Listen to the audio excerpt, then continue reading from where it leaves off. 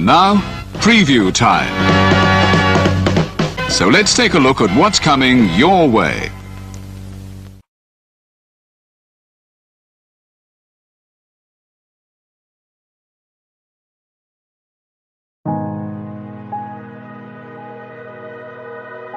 Gary Hebert, the man, the myth, the legend. I was amazed, and I was looking to become a better skater myself, and I wanted to be like Gary. When you look at a guy like this, he's one of the most talented people in his profession. He's been given gifts by God. It can get frustrating at times when you're trying things that, that maybe don't come as quickly to you as other things. And, you never really felt that sense of frustration with Gary. It was always about improvement and positive reinforcement. Was it really the end? Was that head injury really the end? God has called Gary to continue to be a blessing to others and to be a passionate example. My name is Gary Hebert, and this is the World Academy of Hockey, otherwise known as the Inside Edge. I would recommend anybody that have a chance to come to his hockey school. I think it'd be well worth it. It'd be rewarding to all the kids and anyone he coaches, from whether it's an adult, a professional player, to a little kid like a mite or a squirt. Gary, from day one, has been instrumental to my hockey career. I started out as a potential Division III player, and Gary brought me single-handedly through high school and into a top Division I prospect. I owe it all to Gary, the biggest legend on and off ice there's ever been. Listen, watch, learn, be confident, and have faith. Those are the answers I was brought to. Yet, I only now am really learning how truly important those 5 things are. Through preparation, through appropriate thoughtfulness and thinking, we can learn to untie the typical knots between our ears that drive us into underachievement and underperformance. And lo and behold, we can learn, I think, to fulfill our God-given potential. Gary has the innate ability to make people not only better players, but better people. The life lessons they learn from Gary are incredible. I can always remember leaving that rink knowing as a player I got better, or I had something to improve on to get better. And I think that's what you excelled on as a coach, is giving us the knowledge to know what we needed to do to get better. There's coaches who know the game, but can you communicate and create passion in your kids and in your players? And Gary's able to do that. Gary's got great knowledge and the great hands, but more importantly, his ability to connect with people and care for them. His communication skills, to me, really stand out, separate him, and that's why he's one of the best, in the world. Gary's a legend. He's a special, special man.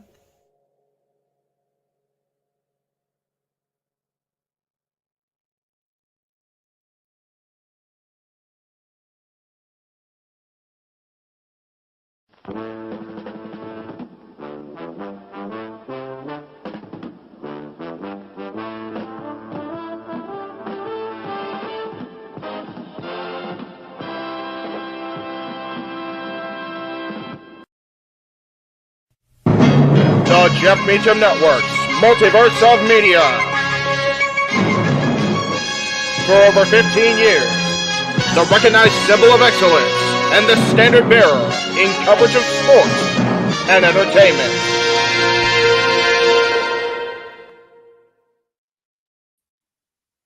After 22 years of existence and nearly 7 years after being declared dead and buried, TNA, Total Nonstop Action Wrestling, once again takes the air tonight and proves to be hard to kill. Good evening, ladies and gentlemen, wherever you are watching around the world, across the Jeff Meacham Network, Multiverse Media. I am, of course, Jeff Meacham. That's what they pay me to say. That's why my name's on the marquee over here and down here. There you go. I'll be joined in just a moment by our play-by-play man, par excellence, for tonight's TNA Spectacular. But let me just say really quick, a great thank you to everybody that is watching out there across the multiverse, and also encourage you at the bottom of the next hour, 7:30 Eastern, 4:30 Pacific, to make sure you also check out our coverage of the AEW broadcast tonight, which will include Collision and Battle of the Belts 9, both going live on TNT. Coming up again, our coverage at 7:30 Eastern, 4:30 Pacific, and I will be joining them at the very top of that show briefly to give you guys the introduction to that night. Now, let me bring in the man who is going to help us, the Jeff Meacham Network, Multiverse of Media. Welcome back, total nonstop action, TNA Wrestling, to the forefront it deserves. He is our simple man with a spectacular voice, much less flu-ridden than me now, thank God. He is Noah Foster. Noah, my friend, it is wonderful to have you with me today, and I have the honor of getting to call TNA Hard to Kill with our TNA expert. How are you, my friend? I am doing extremely well and far better than I watched along during Wrestling 18, but it's still an absolute blast. But health-wise, I'm back to 100%. And I could not be more excited to see the return of these letters, the return of this company in its true form, the alternative to the industry, why it has still been nonstop action with impactful moments. We finally returned back to TNA Wrestling. What was once a very rocky past looks to leave a bright, new, clean slate and build to a who knows unbelievably unpredictable future. It all starts tonight with TNA Hard to Kill from the Palms in Las Vegas. Look at them already reaching out to other venues and bigger venues versus Sam's Club. I'm looking very forward to this show. And again, the brand new championships enough already leads me to believe that we are in for a much brighter future in this new era that starts tonight. So thank you, Impact Wrestling, but welcome back, TNA Wrestling, in its true form, letters included. I cannot wait for this show tonight, and it's great to call this with you. It's awesome. It's funny to think back 7 years and that moment when Bruce Pritchard, ironically of all people, TNA is dead. And of course, at the end of Bound for Glory, just a couple months ago, Scott D'Amore and his, let's see, how far are we into the show? In his infinite coach wisdom, TNA, we're fucking back. And TNA is indeed back. I didn't get the we're effing back show. I actually want to wear this out in public. So. That's fair. You gotta be work to my kids' school, maybe. I don't want to cause shenanigans. That's for later, open mic night, and we'll get to that. The F word versus damn, different context. I get it. I get it. Yes. Good to see everybody in the chat room. Daniel's here, of course, our member of our exclusive section, the Castine Studios. Good to see you, Walter. Good to see you. We will see you on the commentary call.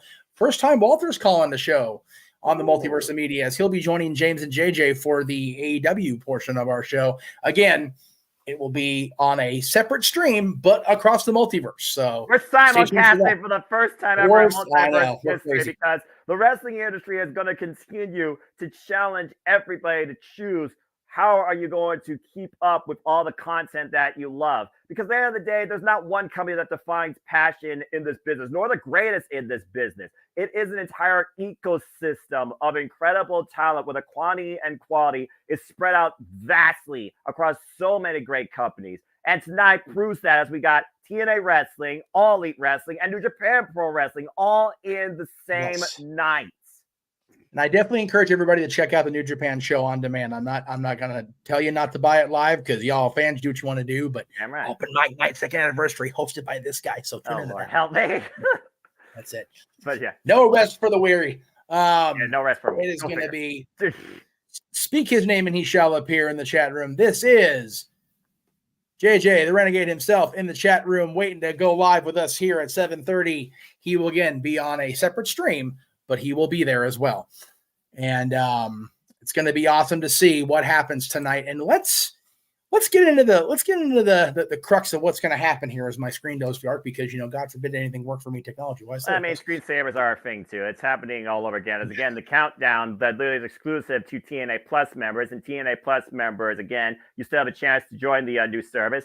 $9.99. The countdown starts in just a little bit over 23 minutes, and we got 3 matches.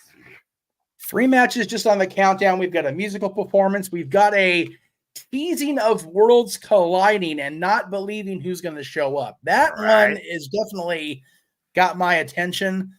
So as Mr. Impact Greg says, they're effing back, man. I'm here for it, Noah. I'm absolutely here without a doubt. Let's go ahead and talk about the matches on the thing. If I can get this thing to load. Good Lord, it's going to be one of those days, folks. And it has to be one of those days. It's got to be one of those days at least once a week. If not, when the stuff ever worked perfectly. There's a reason the word bot exists. But let's talk about this. These are two guys, Rich Swann and Steve Macklin, who think about Steve Macklin. If you watched Thursday night's episode of Impact, Steve Macklin was a guy who was in the world title picture just a couple of months ago. That's right. He was battling with Josh Alexander, battling with Alex Shelley, battling with these guys that were in the world title hunt. And now, again, he has a spot on the return of TNA Wrestling on pay-per-view. He's on the countdown. Rich Swann, of course, a huge component of the, Lord forgive me, the post-Hogan era resurgence of TNA, of Impact Wrestling. And it's been great to see Rich Swann still maintain activity. We'll see his former partner, Willie Mack, coming up on Collision side against the natural Dustin Rhodes, which I know JJ's looking forward to. I'm jealous of him getting to call that. Damn you, JJ. I'm a little bit jealous of that too, because Dustin Rhodes is my all-time favorite wrestlers. Anyway, continue. And we love Willie Mack at the Casa, our brother, man. We love Willie. But Rich Swann and Steve Macklin, for the new folks that are tuning into TNA for the first time or tuning into Multiverse for the first time, what can you tell us about Rich and Steve? So first off, Rich Swann, y'all might remember him from WWE, former Cruiserweight champion, but he's also a former Impact World Champion. In fact, he once held the Impact and TNA World Heavyweight Championships as he was literally trying to lead this company through a pandemic. Of course, he fell to the cleaner, Kenny by God Omega, that became the belt collector at Rebellion that year. And then Steve Macklin, who came in with tag him and bag him mentality, like you said, for the better part of last year, after Rich Swann was basically out of the World Championship picture since last year, February, after challenging Josh Alexander and losing at No Surrender. Steve Macklin, of course, had this 1 year long obsession to pursue the walk, whoever become the TNA, I'm going to call it TNA now, World Champion, even though it's Impact at the time. Again, thank you, Impact Wrestling. He never got the opportunity, though, to face Josh Alexander for the title. Instead, under very unique historic circumstances, both the Knockouts World Championship and the Men's World Championship were vacated. He was able to beat Kushida after surviving the Hunter Block, quite literally, with a ridiculous KIA, and he was the reigning Impact World Champion for a few months until he met Alex Shelley, who, against all odds, in Columbus, Ohio last year, he beat Steve Macklin and finally achieved a 20-year journey to win the big one, who, of course, we're going to talk about another person now who came back to achieve that legacy. The funny thing about these two, despite their track record being former world champions and Steve Macklin maybe having a stronger year last year, now Rich Swann resetting from tag team wrestling focus to singles focus. It was 1 year ago to the day in Impact Wrestling Hard to Kill at Center Stage in Atlanta, Georgia. These two faced each other in a Falls Count Anywhere in Atlanta match, and Steve Macklin planted Rich Swann via KIA on a rampway and beat him. So in a way where both these men are looking for a reset, Rich Swann's also looking for revenge. But this is a traditional one-on-one match. So I don't think it's going to get extreme. But we're going to see once again if Rich Swann can handle Steve Macklin, to say the least. It's going to be a fun match on the countdown. What is the poll saying? What the group you've been putting together for the match predictions? First off, let me go ahead and bring that up because I think that's a good idea to also focus on that. And to those that don't know, I host City Prediction Leagues for all the brands of professional wrestling and sports entertainment, damn it. So figure to those that have put in their predictions so far for TNA Hard to Kill, and you still have about 20 minutes to put them in, finalize them, or change them here. So again, thank you to the, looks like now, 26 of you that have put them in. And according to the poll right now, a majority are going with Steve Macklin, 58% to 42%. So right now, they believe it is man for all in the new era where front forward enemy, tag him and bag him. We'll see if Steve Macklin tags and bags his first target towards getting back the World Championship that Alex Shelley beat him for in the first place. There is a tag match on the countdown featuring TNA originals, but I think there's nobody more original when it comes to a promotion than the ECW original himself, Tommy Dreamer, defending the Digital Media Championship in a no disqualification match after what Crazy Steve and him got into the other night on Impact. or a couple weeks ago, I think it was now. For again, probably a new audience, or at least a lot of new people. What can we say about the Digital Media Championship and what this rivalry has led to? The Digital Media Championship has really been an internet-focused, driven championship defended across digital platforms in and out of Impact Wrestling and TNA. Originally started with, believe it or not, the history maker herself, Jordynne Grace, and has been held by the likes of Brian Myers, Matt Cardona, and the most prolific champion, Joe Hendry. But of course, Joe Hendry lost to Kenny King, damn it, and Tommy Dreamer put everything on the line and beat Kenny King last year at Victory Road for it. And since then, he's defended this title not especially against Diener, but what he thought was a friend now has become an enemy that has driven it back to those hardcore days that Tommy Dreamer tries to leave behind, the dark side within him, Crazy Steve. Crazy Steve and Tommy Dreamer previously faced off for this title November 9th, 2023, and to your point, it ended via disqualification when Tommy Dreamer forked Crazy Steve in the head, and Crazy Steve laughed maniacally. So now these two are going to settle it once and for all under no disqualification. While Crazy Steve no longer rolls with Decay, he now rolls alone. He calls himself the Angel of Death, has come to deliver you, and he looks to be the death of Tommy Dreamer's career and the run as Digital Media Champion too. But Crazy Steve is also an Impact OG. He came back during the days of 2017 six-sided ring, where Decay with Abyss and Rosemary and him run rampant over the years. Yet he's never held gold himself, and many people believe this guy should be an X Division champion. In fact, he previously faced Trey Miguel for the X Division championship in a Monsters Ball match. Another unique thing about Crazy Steve, he's actually blind legally. So it's one of those things where I look at this title, this representation, what it means, an opportunity. And does Tommy Dreamer need to be a champion in 2024 when he's given so much back to the business? And why this is like, I think one last hurrah, I think Crazy Steve is even more hardcore than him. And under these circumstances, I think Crazy Steve can take this championship. And your group poll, which actually is flowing out right now for the records, because I forgot too. That's my bad.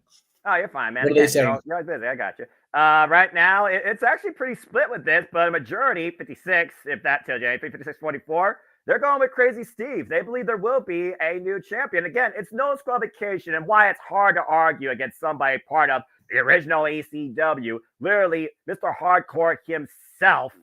I do think that Crazy Steve deserves an opportunity to see what he can do as a champion, especially since right now he's no longer being part of a faction or trying to create, tag team championship glory with the likes of Black Taurus. So I think this is a nice reset point for Crazy Steve. I think Crazy Steve can literally get the better of Tommy Dreamer emotionally and get the better of him in this match tonight. I think Crazy Steve could do it. Yeah, I'm in agreement with that. I really think, that I love Tommy, always have. I'm nothing but respect for him, and I've always respected Tommy. But the fact that they made haha when they were presenting him with the new championship. If you notice in the video that Coach D'Amore was presenting Tommy, joking that, it didn't quite fit around it, maybe take both belts, it'll fit together. And, Tommy's like, double champ. And it's like, ooh, okay, we're making haha, Tommy. Okay.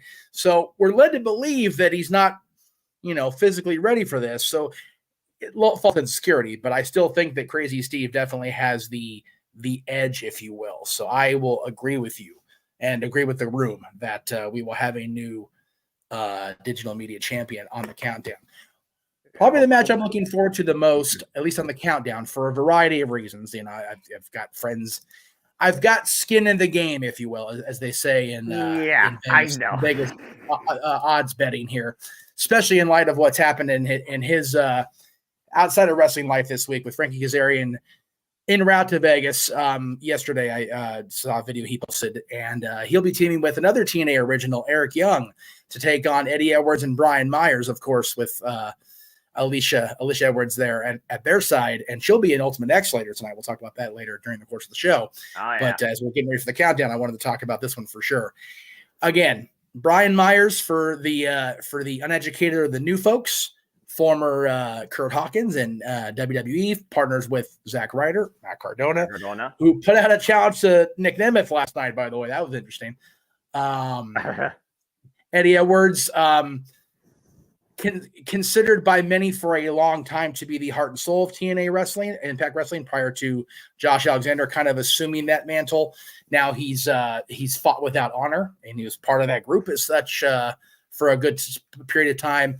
Year and a half, honor no more. Yep, honor no more. Thank you. Eric Young, of course. What has Eric Young not done? Part of Team Canada, former Grand Slam champion, legitimate crazy person. We love Eric Young, but he's got a couple screws loose at that point. And then that's Frankie, fair. And then Frankie, as dubbed by the No DQ Galaxy back in 2004, the coolest wrestler alive. Even now, 20 years later, we love Frankie. What say you about this tag team match, and what got us to these four men and Militia, of course, being on the Countdown show tonight? Well, Eddie Edwards and Brian Myers basically decided to go a different route in pursuit of tag team gold right now, with Moose pursuing the world championship. Most professional wrestling gods right now kind of been put on hiatus. And Eddie Edwards, after losing out in that crazy feud against Frank Kazarian, that killer Impact 2 out of 3 falls match. And right now, Eddie Edwards and Brian Myers, both tag team special, all right. But Brian Myers has only held the Disney Champion for a cup of coffee. Eddie Edwards, though, has previously held the Impact World Championship and Impact Tag Team Championships.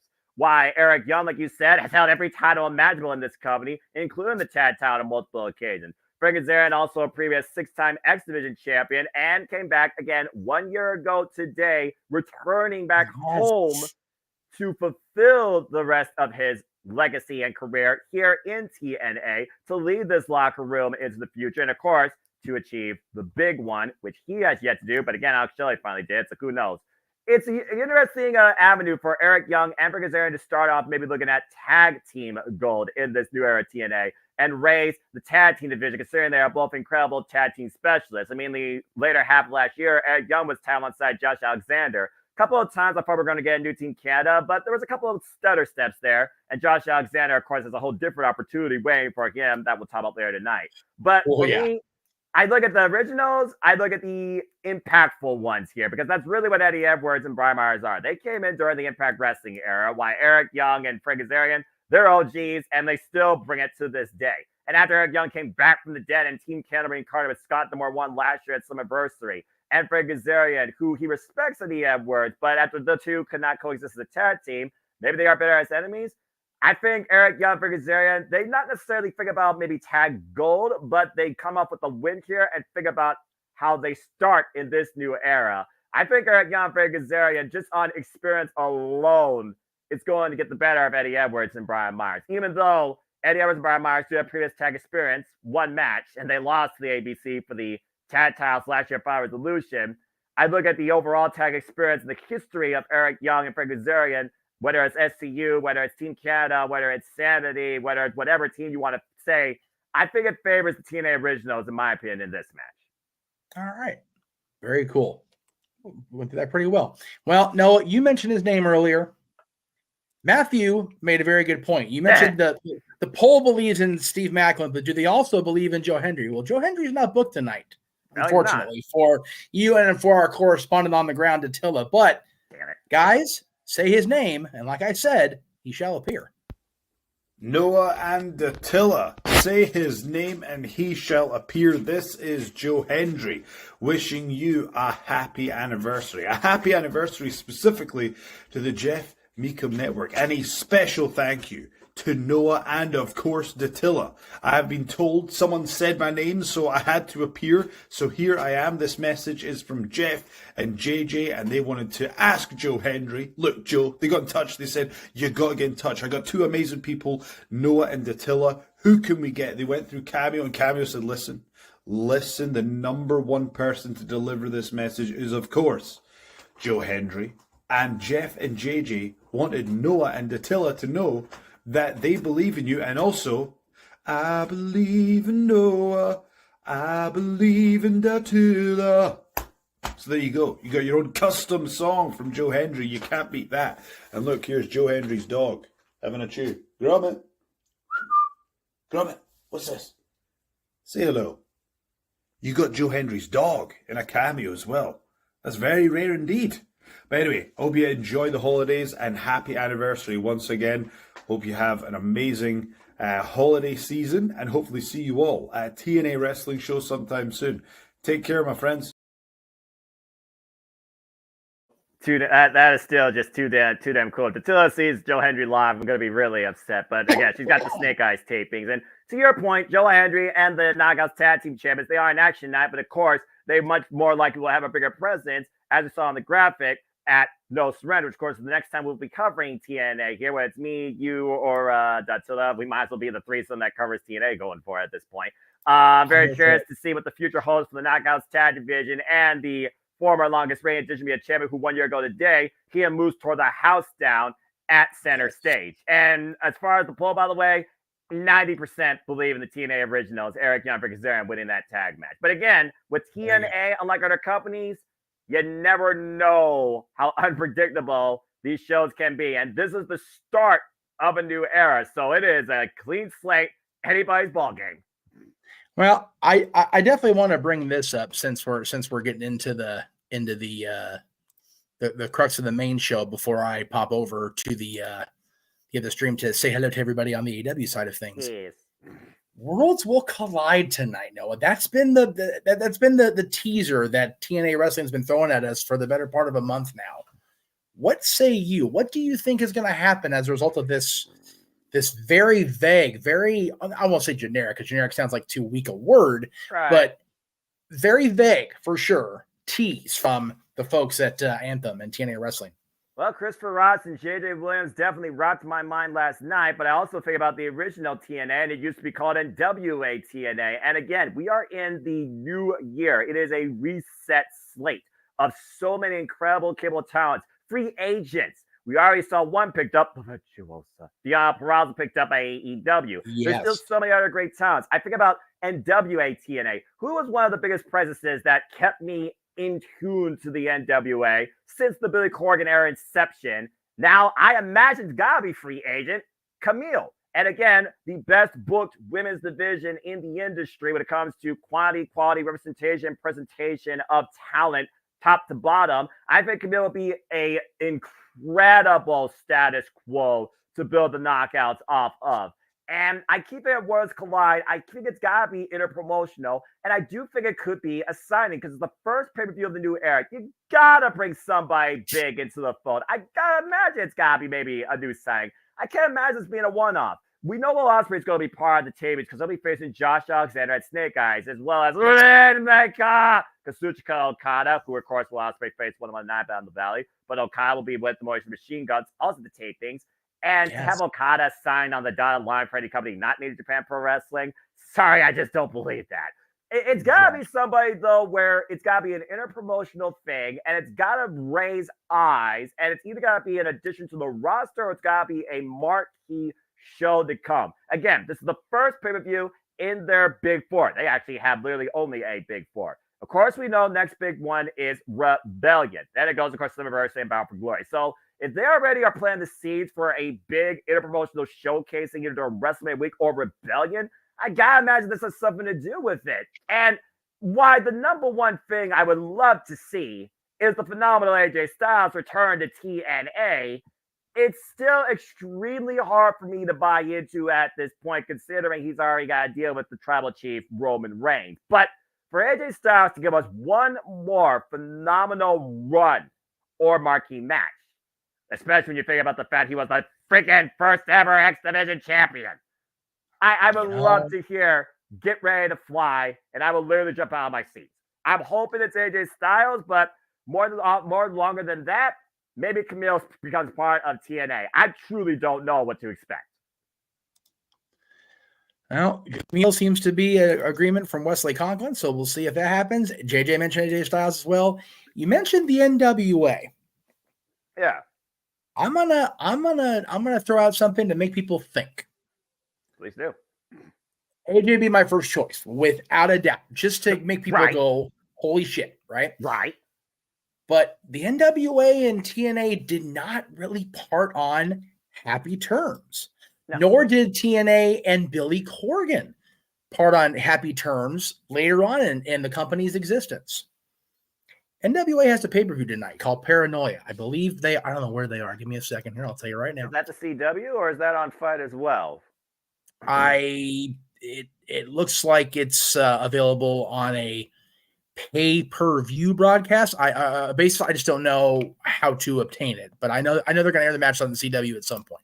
You watch My thought NWA is on the CW network in the U.S. Fans who don't have cable can stream NWA Paranoia and NWA events with Fubo, which is offering a free trial for all new subscribers. Okay, then. There you go. My thought is this: their doors are already open in Fort Lauderdale. They're already letting people in the place right now. Yes.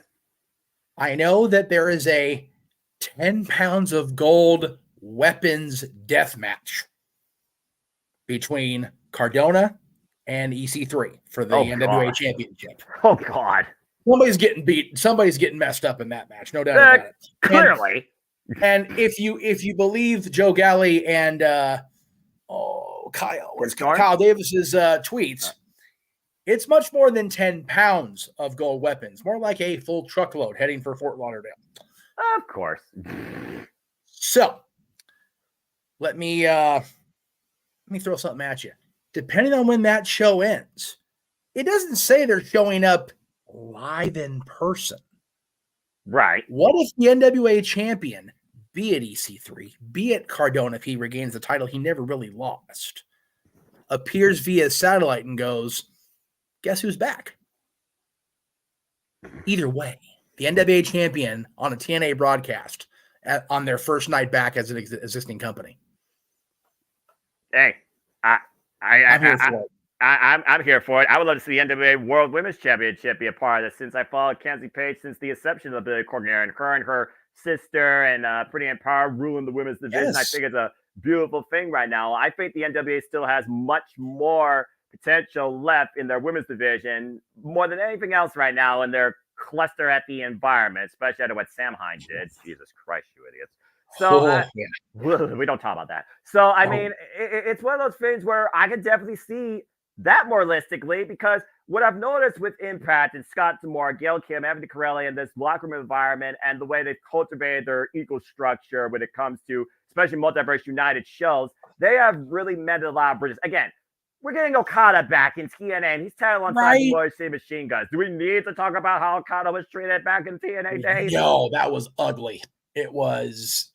I can't believe he even entertained it. But again, it's essentially a new company. It really is compared to when he was there. So, Noah, I believe my clock says 20 seconds. How about yours? Mine says exactly the same thing, which means the countdown to Hard to Kill is literally upon us. And again, we still have so much more to talk about. I'm sure we'll have time to talk about throughout the video things, and we'll see if they have any backstage interviews. Again, Jay Chung now the ring announcer. We still have, of course, Mean Gene Miller, Matthew Waywon, and Tom Hannafin, who seems more comfortable than I've ever seen in his career. Of course, be on the call, but that being said, this is going to be a lot of freaking fun. Let's see I just lost the feed. The feed kicked me off. This stream not started yet. I'm refreshing. There we go. You know, JJ makes a valid point based on their streaming partner. What if it's one of these two guys? Oh my God. If it's one of those two guys, then JJ's the smartest person alive. I'm just going to say it right now. If Triple H and Shawn Michaels shows up, I will watch NXT next week. Whoa. Well, there you go. There it is. Okay, where'd the countdown go on freaking TNA? There it is. I refreshed. I got it right now. They're playing a video package, of course, everybody on this roster. As the countdown to TNA Wrestling Hard to Kill is officially underway. TNA Plus navigation. Y'all got to work on that a little bit better. Well, again, it's a new service. I give them benefit of the doubt. Yes, for now. I'll always benefit. TNA Wrestling is back. Welcome, everybody. The countdown to Hard to Kill. Oh, they got the tunnel. I like the sets. I do too. Oh, look at the Ultimate X hanging up there. Look at that. And Jay Chung stunning as ever. It looks like our campaign's off. Rich Swann and Steve Macklin. As I anticipated. Right on. See, every once in a while I get stuff right. Well, it's one of those things as well. Again, Dattila, who's there live, having an incredible time. Yes. First new TNA show, the new era, live from Las Vegas, Nevada at the Palms, where campaign's off with a former Impact World Champion, former X Division Champion. Tried to go for the tag titles alongside Sami Callihan. We don't know what the future is for that madman. Rich Swann looking to start this new era right, and I have to imagine pursuing the TNA World Heavyweight Championship. And again, the last time he was involved in Las Vegas, he faced Josh Alexander for that title last year at No Surrender. Losing effort, though, but still a great match. I like this setup, man. They did a really nice job here at the Palms here. I like this. Yeah, and I like the single tunnel. It's a single tunnel, and that's just a big screen. It feels like the show is bigger than what it used to be, and people for the longest time been wanting to see just a little bit more added to the presentation. And if this is a sign of things to come, I am all for it. JJ's on one already. He ain't messing around today. Okay, terrible. Damn. Anyway, Steve Macklin, of course, leader of the Front Toward Army, former Impact World Champion last year after winning the vacated title against Kushida at Rebellion, losing it, though, to Alex Shedd against the odds, who will be, of course, involved in our main event. And, of course, 1 year ago, these two took the fight literally to the streets of Atlanta, Georgia, and Steve Macklin beat Rich Swann that night. I like the Yellow Ropes, too. Yes. No love lost with these two 1 year later to the day. I think Rich Swann still remembers that KIA. Yeah. I picked yellow on a whim for the theme tonight. I'm proud of myself. Tell you what. TNA chants rating out loud and proud, and I love it. TNA, baby. Kind of a tag king face off here in the early going with these two men. And again, Jeff, like we said, it's a clean slate. I know AEW likes to reset the wins-loss records every year, but this is a new era. We're 57 minutes and 7 seconds away from the start officially of Hard to Kill. But again, everybody here tonight is here to prove a point. They want to be the people that when you say TNA going forward, they're one of the first names that you have on your mind.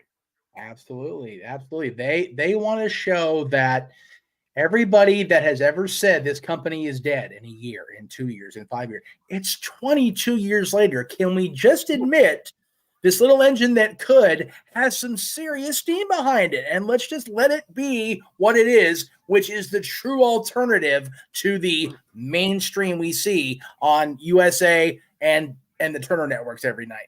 Exactly. Oh, man, cannonball sent off the apron. Goodness gracious. Rich Swann taking a huge chance in the early goal, and of course, Rich Swann, no stranger, taking it to extreme heights. Another sense off the apron right now, and Steve Macklin right now taking off his feet for the moment. We'll definitely need to sync up later. Well, you know, it's always going to be one of those phases that initially happens here. It's Rich Swann right now. Yeah, Rich Swann, I mean, again, he always went with that phrase, can you handle this? Ooh, big shot, Steve Macklin. I like those towels, the yellow background with the red TNA logo. Datilla, if you're listening, grab like 2 or 3 of those. Just throwing that out there. Crossbody gets a 1 count. I don't know how expensive those towels are. It looks like actually those towels are provided at every seat, actually. Well, I'm saying, if they're on the seat, if nobody wants theirs, send them to Jeff Beacham Network, please. We can use some props. So, I mean, I still have my Impact Wrestling towel from my venture at Skyway Studios at Slammiversary 2021. What I wouldn't give for TNA to return back here to the Glass City Center in Toledo, Ohio. Make it happen, damn it! Gosh. Got to get some wrestling back there in Ohio. Any kind, AEW, TNA, WWE. Get them in Toledo, folks. And Rich Swann needs to get feeling back in his jar after hitting that elbow. Right. Again, the funny thing is, Steve Macklin, you would think he would be involved in tonight's main event when you figure about the opponent for Alex Shelley is Moose because of that Feast of Fire briefcase after Rhino gored Macklin in the freaking next week on Impact 1000. So the coming night, DJ Wook and AJ Francis, you might remember as Flop Dollar, they will debut the music video for We Outside. And, of course, also to come on the countdown, Eddie Edwards and Brian Myers taking on TNA Originals, Eric Young and Frankie Kazarian. The history of TNA being rewritten by the Originals. I love it.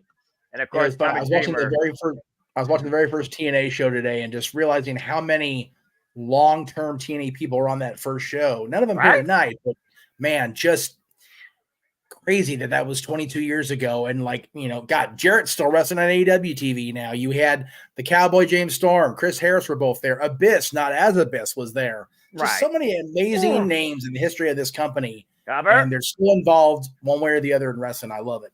And, of course, Scott D'Amore, who's played every role possible in this industry, is now the damn president of TNA Wrestling. I love it. It's funny. You mentioned EY earlier, being a former World Tag Team Champion. The first title change I saw outside of California was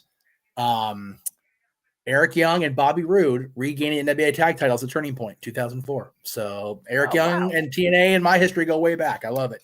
Well, Thank you for again, $5 super chat, Wesley Conklin. Yes, absolutely. Former WWE Cruiserweight champion Rich Swann. We try to overlook Rich Swann's time in WWE because, much like the entire division, he was vastly underused. But yes, good point, sir. Thank you, Wesley. Well, there's a reason why I made the Creo that 205 Live mattered, and I didn't mean that just for the show. I meant that for Cruiserweight Wrestling. Of course, we talk about Cruiserweights, we talk about heavyweights. Of course, we know that TNA always defines the alternative. Their cornerstone, the X Division. We still have Ultimate X tonight, but that's being represented by the Knockouts and the X Division Championships being defended tonight by Chris Sabin. Chris Sabin, 10-time X Division champion. He has to be the only X Division champion that's held every version of that title. He has to be. I mean, at this point, you gotta be right. Well, I mean, the green X, the blue X, yes, the silver and red, the original gold and red. I don't think there's a single version of the X Division title that Chris Sabin hasn't held. No, and this is big for me because I'm a fan. I think he has supplanted AJ Styles as the greatest X Division champion in the company's history. We need AJ Styles versus Chris Sabin in this generation. I'm just saying, considering the journey that both those men have literally gone since the original days of TNA, as Rich Swann flies into Macklin with that clothesline. And again, looking at the Sestak, you remember the original tunnel? It used to be the single tunnel off the right-hand side at one point. It was just that single tunnel. So I like that aesthetic. I would not mind seeing that going forward. Yeah, when TNA first debuted, it was that double Invasion 2001. Actually, the whole 2001 era entrance, and it was like, no. But the tunnels definitely helped. Well, I think that's one of the reasons why I also enjoyed AEW in the early inception, because they brought those tunnels back. And there's just something about the tunnel that I just feel like, adds to more of the presentation. Man, kicks ahead, covered by Rich Swann, gets a 2 count here. Speaking of AEW, who can forget Rich Swann versus Kenny Omega in front of nobody, though, when Rich Swann put this company on his back, defending both the Impact and TNA Heavyweight Championships against Kenny Omega, who, of course, became the belt collector and the TNA AEW combined champion through the better part of 2021. Yeah, I would say, as much as we're lamenting TK for counter programming tonight, I think the AEW Impact partnership definitely got them through. Both companies through, the early part of return to work. So good on them for that. Well, it's one of those fans, like I always say, I always felt that collaboration is better than just internal competition. And if more of the industry did that, then I think this would be a much more better industry with even more opportunity than everybody. Oh, man! God damn with that kick. And now Rich Swann sitting up back to the drop zone. Rich Swann up to the second rope. Might be looking for that big 450 splash. Connects. Got a hook of the leg too. No. Macklin able to kick out of that ridiculous 450 splash off the second rope, and Rich Swann can't believe it. I can't believe it either. He hit every bit of that. I think it was probably the second rope that maybe, not as much impact on it, close proximity. I always think about when you go from the second or from the top, you figure about, the hang time you have and the amount of impact that you have off that movement is enough for you. Clearly off the second, it wasn't. No. Swann responds with a Gamagiri, rocking Macklin, who's perched on the top rope. And of course, with Swann, no stranded Ultimate X. We got the Ultimate X structure standing here before us. And we will witness the 51st Ultimate X match in this company's history. And Macklin up the top rope. Oh, God! Drops the knee, the cover, hook the far leg, and gets a near fall. But Macklin immediately quick to follow up. Might be looking for the double underhook. KIA. Oh, no. What a backbreaker cover. Again by Macklin, gets a 2 count. Macklin's trying everything at this point, Noah. He's trying to get everything in. Yeah, including a Boston Crab. And again, what Steve Macklin has become and what you'll remember him for going forward, if not already, since coming into Impact Wrestling, a force to be reckoned with that was virtually undefeated until he faced Trey Miguel for the X Division Championship. Very few men have actually beaten Steve Macklin one-on-one. Yeah, that's to your point. I'm surprised he's not in the main event tonight as well. But again, Moose calling his shot. Alex is the reigning champion. It is what it is. Again, circumstances, the fact that Karma bit Macklin in the chest, I was going to say ass, but again, Rhino gored him into oblivion after Macklin injured Rhino during his Impact World Championship run. I was going to say that's not Karma, that's a man beast. Yeah, the War Machine. Macklin right now trying to Irish. Oh, God. Preventing the Irish whip, but just eats a forearm for his trouble. And Rich Swann right now slipping out of the back door, pushing Macklin off of the ropes. Macklin, though, a clothesline miss, handstand, springboard. Oh, the cutter! Man, oh man, what a cutter. Oh, the rolling kick! Down goes Macklin, cover, hook of the near leg, no! I thought Sherry had him on that one. Well, we already know the perseverance. Remember, Macklin had a 1-year-long observation, vendetta, mission to become the Impact World Champion. And he wanted to do that at the expense of Josh Alexander. Again, he became the champion, but it wasn't the target in mind. And when he finally faced that target for the first time one-on-one, he lost to him. He did. And Rich Swann right now, off the second rope, the Phoenix may roll through the Phoenix Splash. Macklin able to move. Meanwhile, Rich Swann up the tree of woe. Might be caught in the crosshairs. Oh my goodness. Double under, by Steve Macklin. KIA! He got him with it. Good night, Rich Swann. Macklin wins the first match of TNA. That's a hell of a start for a new era right there for this impactful one. Standing back his first target, Rich Swann planted on his head. Just had the 3 count for me. That's how far ahead of you are. That is no problem. And Macklin, though, fired up. Again, Macklin good for Macklin, though. Forced to be reckoned with in TNA. Absolutely. Former TNA World Champion, as I'm just going to call them TNA Championships now. Again, if you have not seen those pictures of those titles, those are some of the most beautiful titles I've seen in a long time in this business. Those may be the best championships in this company's history. I said what I said. Damn. Outside of the original X Division Championship, which will always have a special place in my heart, the TNA-centric championships, not NWA-based, I think they're the best. And, of course, the cornerstone of this company, the brand new TNA World Heavyweight Championship, will be determined in our main event as TNA original Alex Shelley takes on impactful self-imposed leader Moose. And for me, it feels like Moose is truly trying to find himself. But Moose has been that guy committed to this company for the last 7 years straight. It was Alex Shelley that built this foundation, coming originally in 2002 and was here all the way through 2010. Took a couple of years off, came back in 2012 for a bit, and then, of course, he came back in 2020. They beat the longest reigning tag champs of all time in the North, Josh Alexander and Ethan Page, and it's been Motor Machine Guns ever since, even with those star stats for Alex Shelley. Do me a favor, Noah. When they ring the bell for the second match, go ahead and pause for me so I can catch up for you. Fine. It's a veil package, and we got a moment here to, talk about. Yeah, absolutely. And again, I mean, we talked about before, cornerstones of this company. Alex Shelley is not just a cornerstone of TNA. He's a cornerstone of this industry. He's paved and led the way for so many greats, including those he's beaten since his run with the TNA Heavyweight Championship. You figure about Josh Alexander, Hiroshi Tanahashi, Nick Aldis, Jonathan Gresham. You figure about the other greats that we see now, like Kazuchika Okada. How many countless individuals Alex Shelley has inspired, building off this foundation of TNA for pretty much his whole career. Alex Shelley is a special talent. I knew he was special when we were still going to PWG, and Dylan's mom was coming with us, and she even recognized, and she self-admitted it was not a diehard hardcore fan. It's definitely not now. She saw there was something special in Alex Shelley. Oh, look what we got here. That's a hell of a summit. I would say so.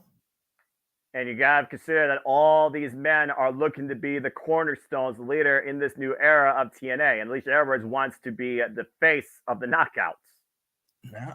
Hey, you want to knock us Ultimate X? You got that chance. Tell you what.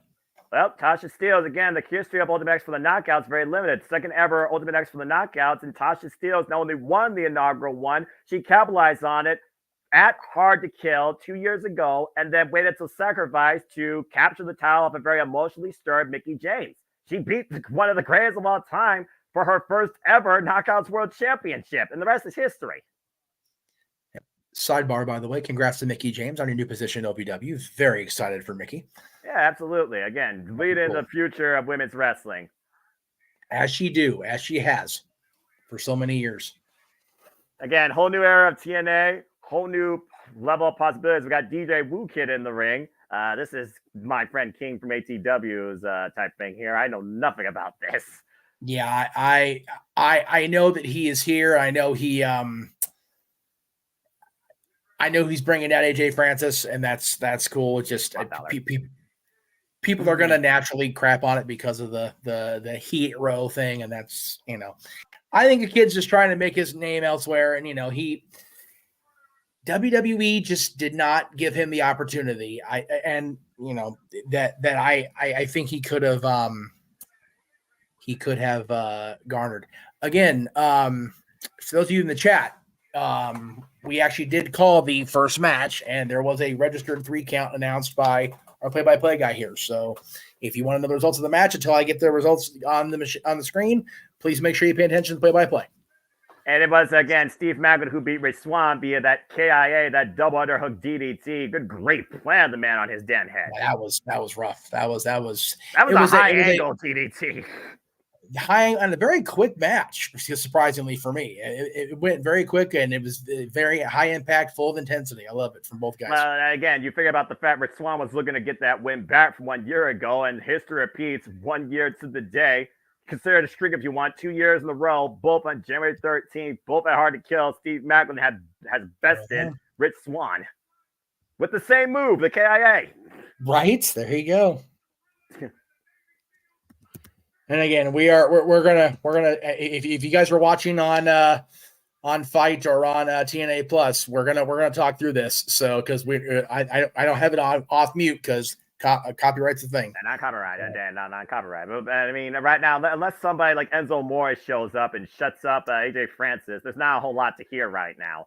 No, at the end of the day, I can't imagine they're having AJ Francis involved here for anything but an angle. He's a wrestler. So. Right. I mean, flop dollar aside, he is a wrestler, and he wrestled a little bit during the N era network Black and Gold NXT, and I guess he had some matches on SmackDown. Of course, I didn't have SmackDown. I still don't have SmackDown, so it's like, I just remember Michael Cole, he's calling him flop dollar because I do remember the infamous clip of, that boy couldn't even get through the ropes. It's like, yeah. It was rough. It was rough. And again, people don't forget stuff like that, so I almost feel bad for him. Well, almost. I enjoyed him on the Hidden Treasure show too. It's just the problem is the WWE universe was not allowed to get to know him as the character, so they saw him as, at the end of the day, the quote unquote mark that was training with WWE that was going along on these Legends trips. They never really gave him a chance. They were setting him up for failure. It was unfortunate. So. Like, and then having Cole having Cole repeatedly go off on the kid, for the flop dollar thing, it was like, that's fair. But Jeff, do you believe? I do believe that somebody with Kimbo musical talent, the former digital media champion, and damn it, I'm telling you, seeing him live. Oh God. Thank Christ someone came out here to interrupt this car wreck. Thank goodness for Joe Hendry. Thank goodness. Maybe he's going to debut a new music video. Maybe now JJ will believe in Joe Hendry since he interrupted the mess that was AJ Francis. And he's motivating the masses that are waving their hands inside the Palms. Capacity crowd to be on hand. Over 1,300 people sold out into the cheap sheets. I love it. 1 year ago, Joe Hendry made his presence known at Impact Wrestling after a great exhibition match against Moose to set to retain the Digital Media Championship. And it looks like Joe Hendry's got a mic. Let's hear it from the man himself. The crowd is with him, brother. I'll let you enjoy this while I go intro the other stream. I'll be back momentarily. All right, I'll pause it on the bell of the next match. You got my work. I'll just Oh, talk.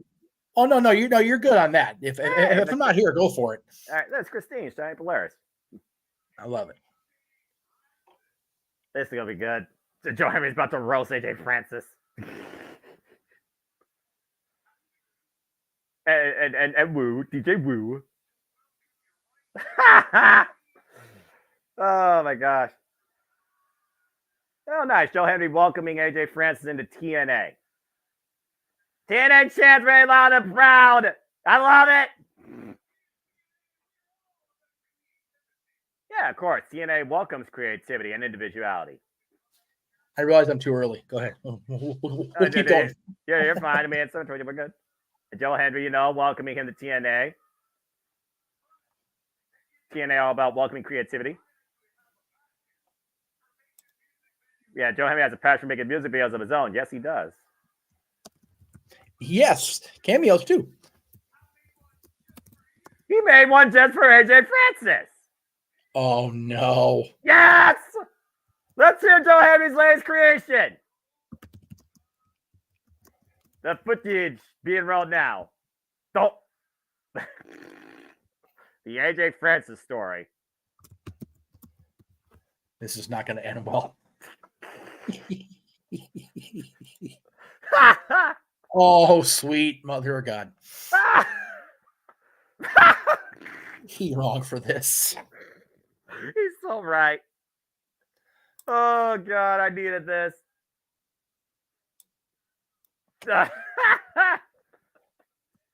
Tatilla, I better get a full report on how awesome this is.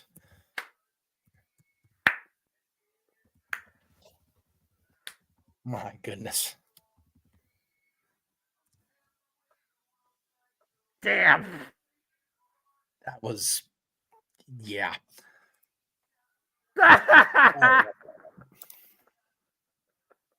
She's a champion. Oh, my goodness. No one loves Cheez-Its more than AJ Francis. That's right. That's fair. That's fair. He'll flip over the rope for that. Yeah, you know. Oh, man. Oh, God. I can't have coughing fits. I'm going to get sick. Well, if AJ Francis is known for nothing else tonight, he'll always be known as the Cheez-It champion. Oh, and we believe that. We do believe. Bravo. I wish I had Cheez-Its right now. Oh, Joe Henry offering Cheez-Its. That's that nice. was. Damn it. Oh, and DJ Wu came with the laptop to the back. Yeah, you knew that was coming. You knew Oh, you knew you wouldn't get. And leave AJ Francis to not take a joke. I mean, again, that's entertainment right there. All right. I thought that was damn funny. AJ Francis hoisted Joe Henry up, and golly, a choke slam to Joe Hendry. Yeah. Well, I have a feeling this is not a one and done for these two sides, my friend. Well, if Joe Henry is going to flop over the top rope, I guess Joe Henry. I mean, again, excuse me. If AJ Francis is going to flop over the top rope tonight, I guess we'll have to wait for later on. AJ Francis embarrassed tonight in the start of the new era at TNA, but he gets the last laugh. Not good.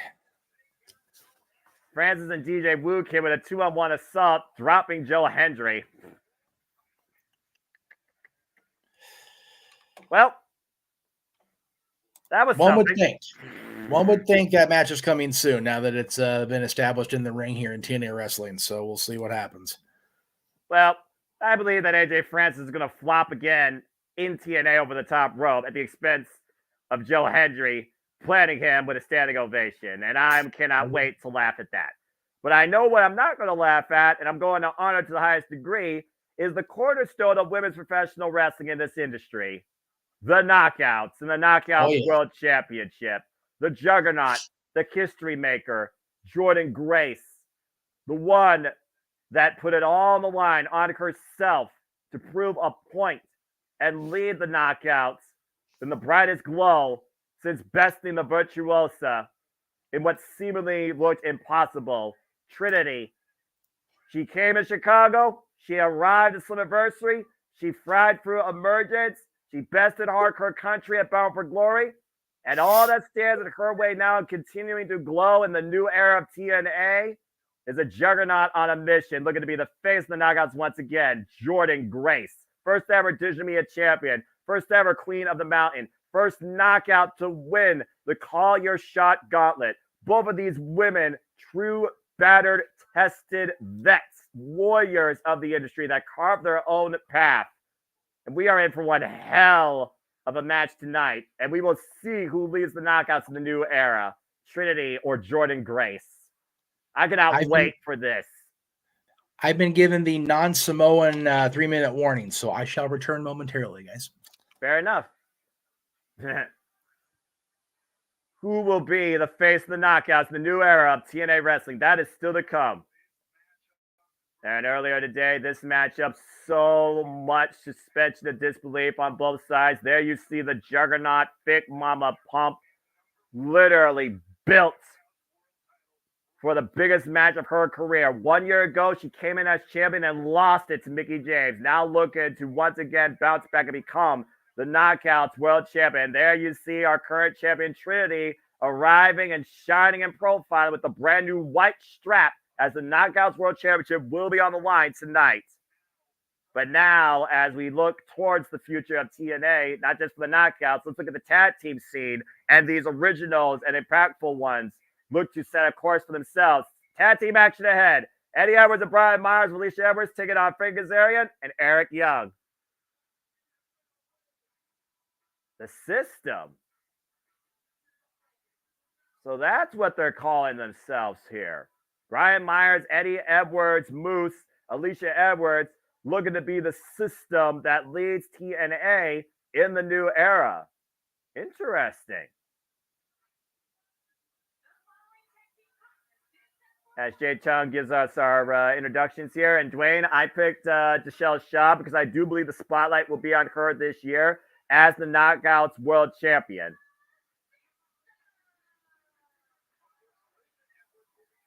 Alicia Edwards, of course, will also be competing in the Ultimate X at, I imagine, what's going to be our opening contest here in the main pay-per-view. In the second ever Knockouts Ultimate X, Alicia Edwards' previous experience in the first one. And it looks like she is not escorting Brian Myers and Edwards to the ring. She is leading them out in the battle. Again, Eddie Edwards, Brian Myers, we are not a part of your system. We are not part of the TNA system. We are the system. And we will be the system to rule this company in the new era. That is the mindset right now of Eddie Edwards and Brian Myers. But I know somebody that definitely is part of the system. And you guessed it, the Full Metal Rebel, Frankie Kazarian. Frankie Kazarian, who came in 1 year ago to the day back home to Impact Wrestling TNA for the longevity of the rest of his career to define a legacy. And speaking of coming back home, talk about coming back from the dead, here comes his tag team partner and fellow TNA original, the man that has held every title possible under every facet of his creative imagination, from World Class Mania to Super Eric to Knockouts Tag Champ to Team Canada, Eric Young.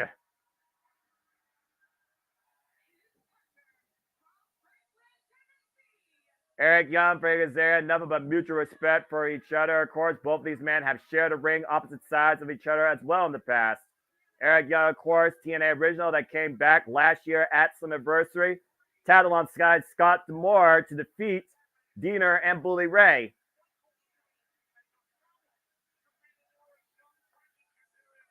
Of course, Eric Young literally has played coach, manager, mentor, every role possible in this business, including world champion, a feat that Frankie Kazarian has yet to achieve in his career.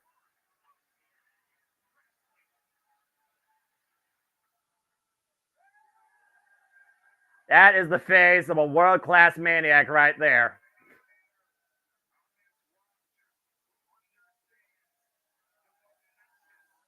you got to consider how big this feels for Eric Young, that also was part of the original TNA. Being back on this canvas with those letters embroiled in that ring. Standing alongside Frank Kazarian, also just to be known just as Kaz or Kazarian for those that remember the early days. Frank Kazarian, of course, former member of Bad Influence with Christopher Daniels. Ever since the announcement was made at Bound for Glory, Frank Kazarian and Eric Young have been grinning ear to ear about the possibilities in this future redefined in this new era of TNA. Bell reigns, we're underway, and we're starting things off with Kazarian and Eddie Edwards. These two that were rivalry for the better part of the last half year in the name of their teacher, Killer Kowalski. As TNA is reborn, will the system reshape it in their image? Tag to Brian Myers. If the system's going to make a statement tonight talking about how we are not a part of this, but we will design this our own way, they got to get the win here. But they're against two of the all-time vets that know this company very well and definitely are what TNA's always been, hard to kill. Speaking of which, TNA Hard to Kill takes the airways here. 27 minutes and 35 seconds, folks. And again, you can join the conversation using hashtag TNA Hard to Kill on the Twitter. Oh my gosh, they're going to bite Brian Myers' fingers. And we all know how nasty, sadistic, twisted, insane Eric Young can be.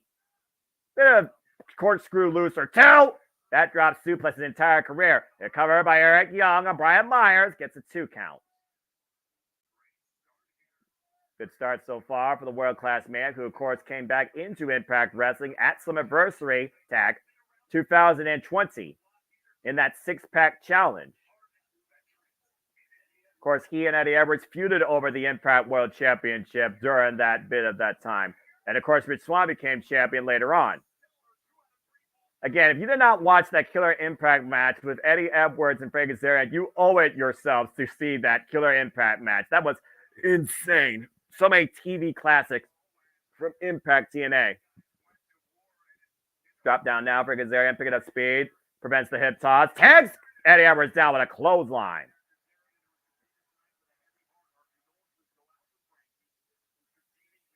Ooh, tag.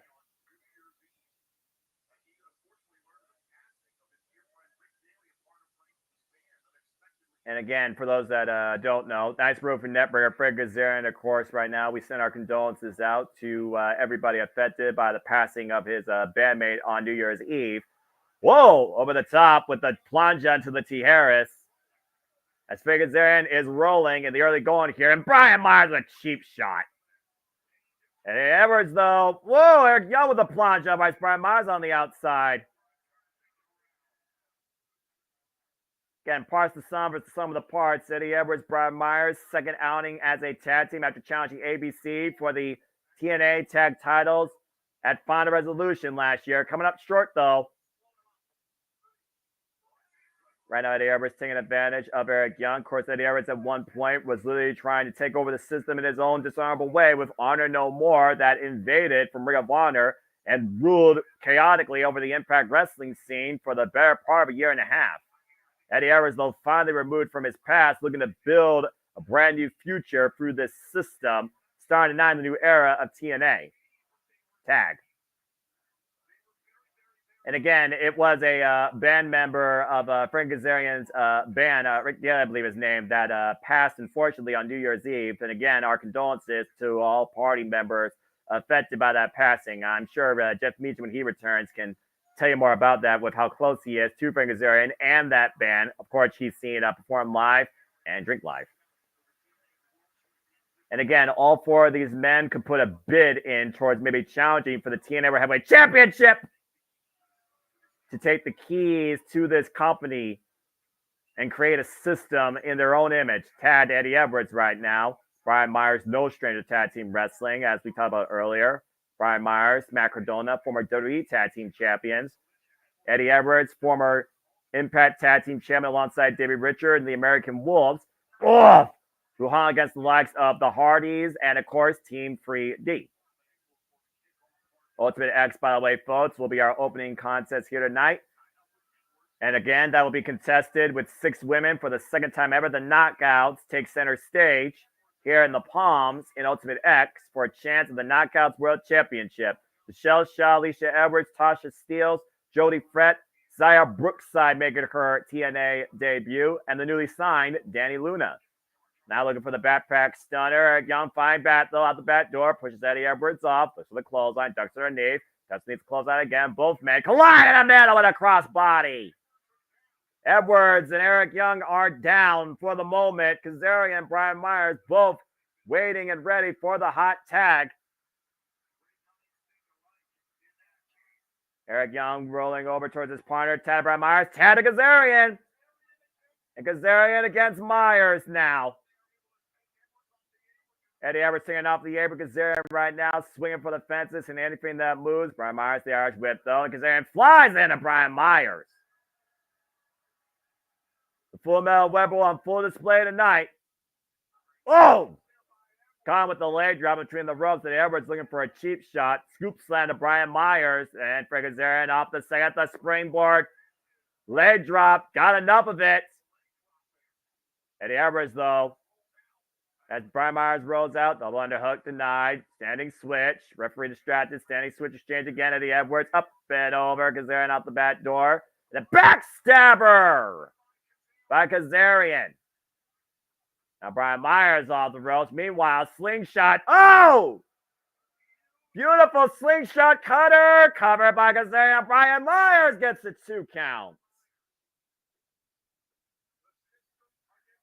The system against the TNA Originals. That is the blueprint for this tag team contest tonight. Shout out to the blueprint, Matt Morgan.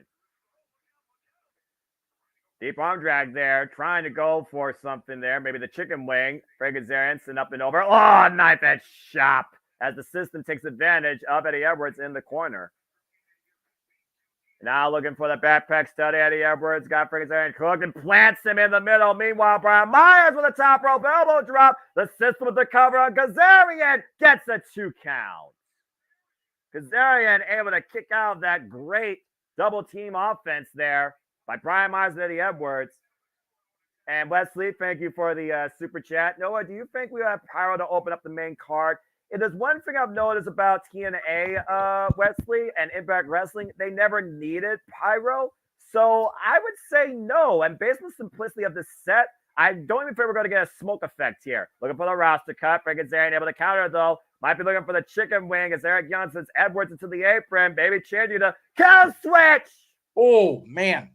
And off the top, Eric Young with the elbow drop for the heart of Brian Myers. Covered by Kazarian. The original almost gets the win on the system. Ooh. Great resilience shown by Brian Myers there as both sides pulling out all the stops here in the first match, tag team match of the new era of TNA. Yeah, TNA and Impact, you can speak on behalf of this, Jeff. I mean, they've used Israelites before a period of time, but they really have not used a lot of pyrotechnics in this company's history when it comes to, you know, added effect on entrances. You get a little bit of fun, you get a little bit of strobing, but as far as like pyro and fire, you don't really see that out of this company. There was a short period of time during the, 2010, oh man, what a clothesline. But besides that, you got none of it. Boston knee party to Kazarian and Brian Myers with the cover. The system has won against the Originals. My goodness. Wow. I'm surprised at that. I'm not going to lie. Well, again, Eddie Edwards, Brian Myers, Moose, Alicia Edwards, all with a stand. They are not part of your system. We are the system, and we will shape this new era TNA in our own image. Talk about a statement win tonight right now by Brian Myers and Eddie Edwards to back up that claim. And again, the challenges for the TNA World Heavyweight Championship. Can the system literally define TNA in the new era by the end of the night? I felt bad not being on that call because I had a great comment started from Matthew from earlier for Eric Young. Yeah, that's fair. Oh, well. Oh, well. The spirit was there, Matthew. I was trying. And there you go. Again, thank you. Yeah, go ahead, Jeff. I was saying thank you to the folks over at our AEW stream for doing the thing because they are getting ready to call that 3-hour block over on TNT. So thank you guys over there. And again, we're getting ready, as you said, for the digital media. I don't know where that match went. It's not in here. I'll get it. Oh, you're fine. Digital Media Championship, as it says, the Angel of Death is coming to Tommy's room after stabbing Tommy Dreamer literally with a fork in his back. That was disturbing. That was disturbing. Literally stuck. It was planted into his back. I was like, what the hell? Yeah, I was watching the recap they were doing on Impact. I have to end you, Tommy. It's like, no, you don't. No, you don't, Steve. No, Steve, that's a bad Steve. Ooh. Well, I mean, Crazy Steve might be legally blind, but clearly he sees dark omen for Tommy Dreamer and looks to fulfill that tonight after bringing out the worst of Tommy Dreamer in their last one-on-one encounter. And Tommy Dreamer got disqualified, and my Crazy Steve got caught with a fork as part of revenge. It was Crazy Steve who was still smiling maniacally in the end. You know, Noah, it's funny. We were talking about, the Worlds Collide teas we've been getting from Impact and now TNA Wrestling for a few weeks on this pay-per-view tonight. I didn't even think about this, but Alex, even though it's not a super chat, I will bring it up. What if the world colliding is my world? I can't rule it out because Jeff Jarrett was literally part of the foundation that was in WATNA. I can't rule it out. Yeah. Wouldn't that be a bitch if we didn't get to call Dustin Rhodes and Willie Mack because it's on the other channel? And we're on TNA, so we don't have to have the Jarretts and Ray W, but we get him instead here. I'm about to say again, the worlds collide, the industry wide open, anything's possible here, and anything's possible in this freaking no disqualification match. Here's a bit of fight bites for you. Crazy Steve won the first match via disqualification, but Dreamer had to use a fork introduced by Crazy Steve. And here, though, whoever scores a pinfall submission in the ring will be the TNA Digital Media Champion. It was their second ever one-on-one encounter. It has to be in the ring. That's the key. It's no disqualification, so they can go all over the place, but it has to be in the ring for the pinfall or the submission. And again, I will request now that we're both here again, when the bell rings to start the match, to please pause and wait for little old me. Of course. Thank you, sir. Much appreciated. This man right here, very disturbed, self-tortured individual. Has been his entire TNA career, if we're being honest. Has been his entire life, apparently, according to what he talked about with Tom Hannafin and his family upbringing. Yes. And by the way, you mentioned earlier, shout out to my friend Jay Chung, long time, met her in PWG years ago when she was managing the Dynasty. So very cool to see her back in wrestling and back doing ring announcing for TNA. Very cool to see her. Attila, if you're listening, tell Jay we say hello. Oh, boy. Again, we don't necessarily know what visions Crazy Steve has in store, but clearly we know one thing's for sure tonight. He wants to end Tommy Dreamer and claim the Digital Media Championship. How many people know have claimed or tried to in the last quarter century to end Tommy Dreamer? To no avail. That's a crazier question than the fact that PCO is still alive. Speaking of which, here comes Mr. Hardcore himself. I'm going to say PCO's on the main card tonight. What is happening? Oh, he's not wearing polka dots either, Jeff. He's wearing barbed wire. Oh, boy. Yeah, this is not the Tommy Dreamer we've been listening to with the polka dots. Nay. No. Well, I see one big polka dot wrapped in barbed wire, but this is not the same humble Tommy Dreamer that he's been wanting to be as of late. Crazy Steve's about to bring out the worst in him, and he's wearing the that shirt. I love it. I love it. Oh, boy. There's that beautiful TNA Digital Media Championship. And you know how serious Tommy Dreamer is taking this match. Again, the first championship match of TNA. I paused for the bell, by the way. First championship match of TNA here. Oh, boy. And we're going hardcore. Of course we're going hardcore. I mean, why wouldn't we go hardcore? There's the bell for me. There you go. Again, these two set the pace for not only the new era, but the championships of the new era. Tommy Dreamer, who literally was going all or nothing last year, claimed the title against Kenny King back at Victory Road. Already has a couple of successful defenses under his belt, but Crazy Steve has brought out the worst of Tommy Dreamer. The part that Tommy Dreamer wanted to not bring back, wanted to leave dormant, wanted to leave behind. You see the wicked smile right now on both of these men here. Well, again, Tommy's settled himself well into the life of, co-hosting Busted Open Radio with Bully and LaGreca, and was content with that life. And Macklin wouldn't let things be. Kenny King wouldn't let things be. And, Kenny King, people, you say that he beat Kenny King. I say he saved the title from Kenny King. But after Kenny King stole it from Joe Hendry, I completely agree with you. Don't get me started on that. Tommy Dreamer I believe it was a robbery. That's what I believe. Well, again, it was a team effort thanks to Sheldon Jean. Yes, quite so. Again, no disqualification. We are just 13 minutes and 13 minutes and 30 seconds away from TNA Hardcore going officially on the airways. Nice rising run for knee strike by Tommy Dreamer, though. Tommy, he's not the set, if you will, man he was in his youth, but he can still move around that ring and still get the job done, like a suplex on the floor, for example, But again, just hear Crazy Steve. He's smiling and laughing maniacally. He is. Crazy Steve is legit that. He's crazy. He's a madman. Rally towel. Here we go. He's got the TNA towel. Oh, he's going to strangle Crazy Steve with it right now on the outside. Why not? Again, no disqualification. Anything goes. Not. Tommy, as Dusty would say, looking for plunder. He's digging through trash. Has to smoke. See Tommy's face.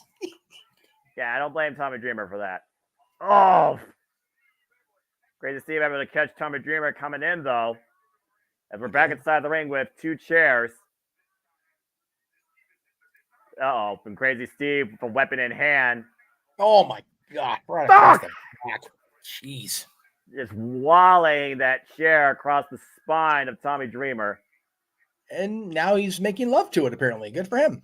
Okay, I understand wrestling can be a cruel mistress, but this is going a little bit far, even in Las Vegas.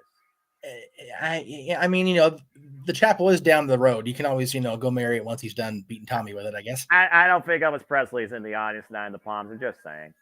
At least I don't see an Elvis. Well, Elvis is always with us in Vegas. That's fair. And again, we saw Crazy Steve earn this opportunity last year at Impact 1000, courtesy of Feast or Fire. Tommy Dreamer falling in, though. Whoa! Cross body runs Crazy Steve over, cover, and a kick out. Innovator of violence, definitely innovating there. He freaking ran over Crazy Steve sitting in the chair. There you go. Yeah, literally ran him over. It's like oncoming traffic, full throttle. In Vegas, that's some scary shit. I'll tell you that right now. I've been through it. I'm about to say the strip's like what, 6 lanes on each side. No, actually, that's golly. Can we not Raven the guy? Tommy's been in those drop toe holes into the chairs in his career. My God. And ironically enough, Raven also part of the original TNA, also now a TNA Hall of Famer inducted by Tommy Dreamer.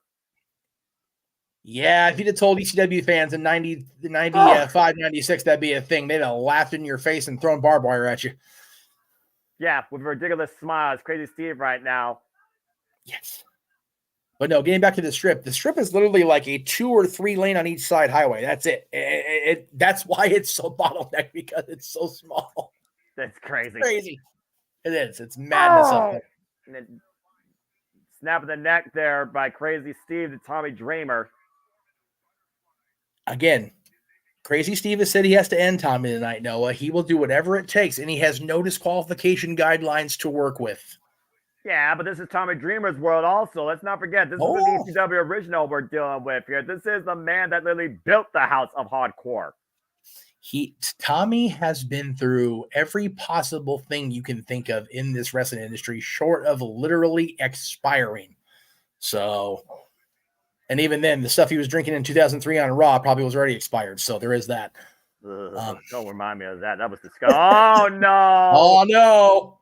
What the fork? The spirit of Abdul the Butcher lives on. Yeah, it's not just John Moxley, apparently. And who knows, he might use that against Shingo Takagi tonight, because they're also facing each other, no disqualification. Oh my God, he's going to take his eye. He's going to take his eye out. He's going after Tommy Dreamer's eye.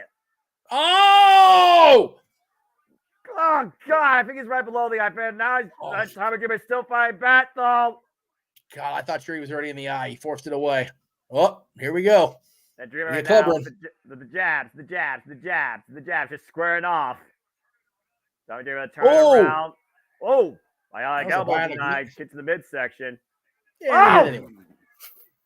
Well, if at first you don't Bionic succeed, elbow. my friend. About to say, yeah, bionic elbow connects. Hey, Dusty would hit it if he was bleeding like a stuck pig. Tommy's not there yet, so what the hell? Look, if Frank Zane can still hit the flux capacitor, then Tommy Dreamer hitting the bionic elbow does not surprise me at his age. Scoop slam at the chair! And Tommy Dreamer off the ropes, big. Oh, no! You know, no, even a bionic elbow has to give way to a steel chair. Yeah, about to say Crazy Steve with a great wherewithal to roll out of the way of that elbow drop. Yeah. How do you end somebody? Study their every hold, all right? Well, again, we also talked about the long-term friendship of these two. Tommy Dreamer pointed hard to Crazy Steve prior to being stabbed later in the back with a fork. And then a Twist cutter of with the hate. chair around Tommy Dreamer's neck. Oh, boy.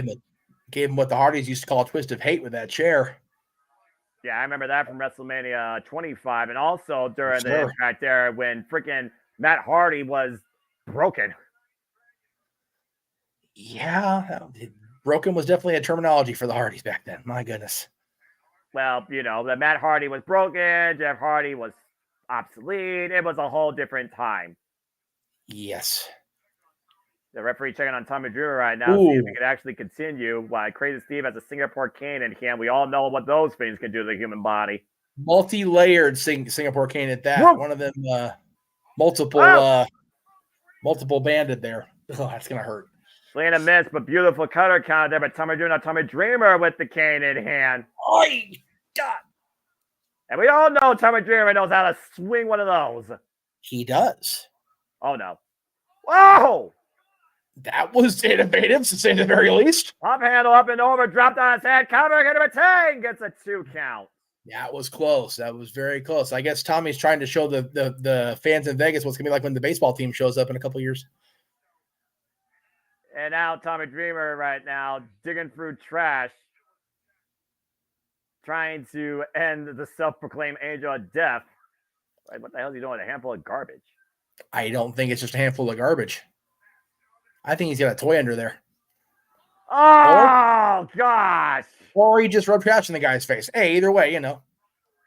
Again, we talk about how brutally personal this rivalry's gotten. And apparently this match has not gotten violent enough. It's Crazy Steve looks to take the eyes out of Tommy Dreamer by force here. Regging him and driving it head first into the trash can. Goodness. Oof. He was looking for Death Valley Driver, but Crazy Steve was able to counter. Now Steve knows the Death Valley Driver is the end now. The end game for Tommy Dreamer has been his whole career. Other than the DT. What else can these two do to each other? What else can these two pull out? Why would you ask that? Because you know they're going to answer. What the hell is that? Is that tape? It's tape around something. Oh, it's a bag. No bags. No bags. Okay. Yeah, no bags. I know a thing or two about bags in the history of TNA. Do you remember the 10,000 tack match at one point, Jeff? I don't want bag. Oh, and the tape is there for. No. Can we not? That Crazy Steve right now literally making a citizen's arrest. He is taping Tommy's hands together with athletic tape. Well, it's all legal though, Jeff. To be fair, it's no one's qualification. As crazy as it sounds.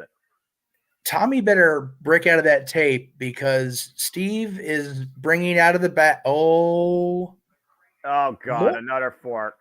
More utensils. Delightful. No, please, God, no, come on, man, no. I know it's qualification, but we're talking about a man's future here. Another fork. The hell? Okay, those belong to the hotel. You have to bring those back. Oh, my God. Oh, God. What the hell? He just planted a bunch of forks inside Tommy Dreamer's shirt against his chest. He can't pull him out, so I mean, I don't like where this is going. What the hell is this Batman thinking? That. Oh! Oh! Oh, no. On the chest. That's a lot of cutlery. He said he had to end Tommy. This is one way to do it, Noah. Oh, my God. This is bad. This is not a fork in the road. This is literally Tommy Dreamer stuck. Move, Tommy. Move, Tommy. Oh, boy. Crazy Steve. Oh, my God. Cannonball in the corner with a fork-driven Tommy Dreamer. Several forks. All those forks driven into the flesh of Tommy Dreamer off the cannonball. Crazy off the second rope. God. Bellatoni's kiss. The angel of death succeeds. Crazy Steve's the new digital media champion. No, Matt, you can say put an entire kitchen of forks into Dreamer. He's done. New champion. And suited with a kiss of death, Bellatoni's kiss, implant DDT, your new digital media champion in the new era TNA, Crazy Steve. First title change of the new era. There you go. At the expense of a longtime friend, Tommy Dreamer. That was ugly. My goodness. If Crazy Steve was willing to do that to somebody he once called friend under extreme circumstances, what is this madman willing to do under normal circumstances now that he holds the digital media championship? I'm scared to find out the answer to that question, though. I'm not going to lie. Well, I guess that's just a question yet to be answered as we look towards the cornerstone of this company in Ultimate X, in the X division. Again, they are about no limits. We have seen incredible risk taken, countless moments, careers shortened, and champions defined by that symbol of the division. And now the Knockouts are looking to carve their way into the new era of TNA for the second time ever. And all they got to do it is grab the X. Think about that for a second, Noah. Two cornerstones of this company, the Knockouts and a match designed for the X division coming together. And there you see the replay of Tasha Steelz from Hard to Kill 2 years ago, you said? Yep.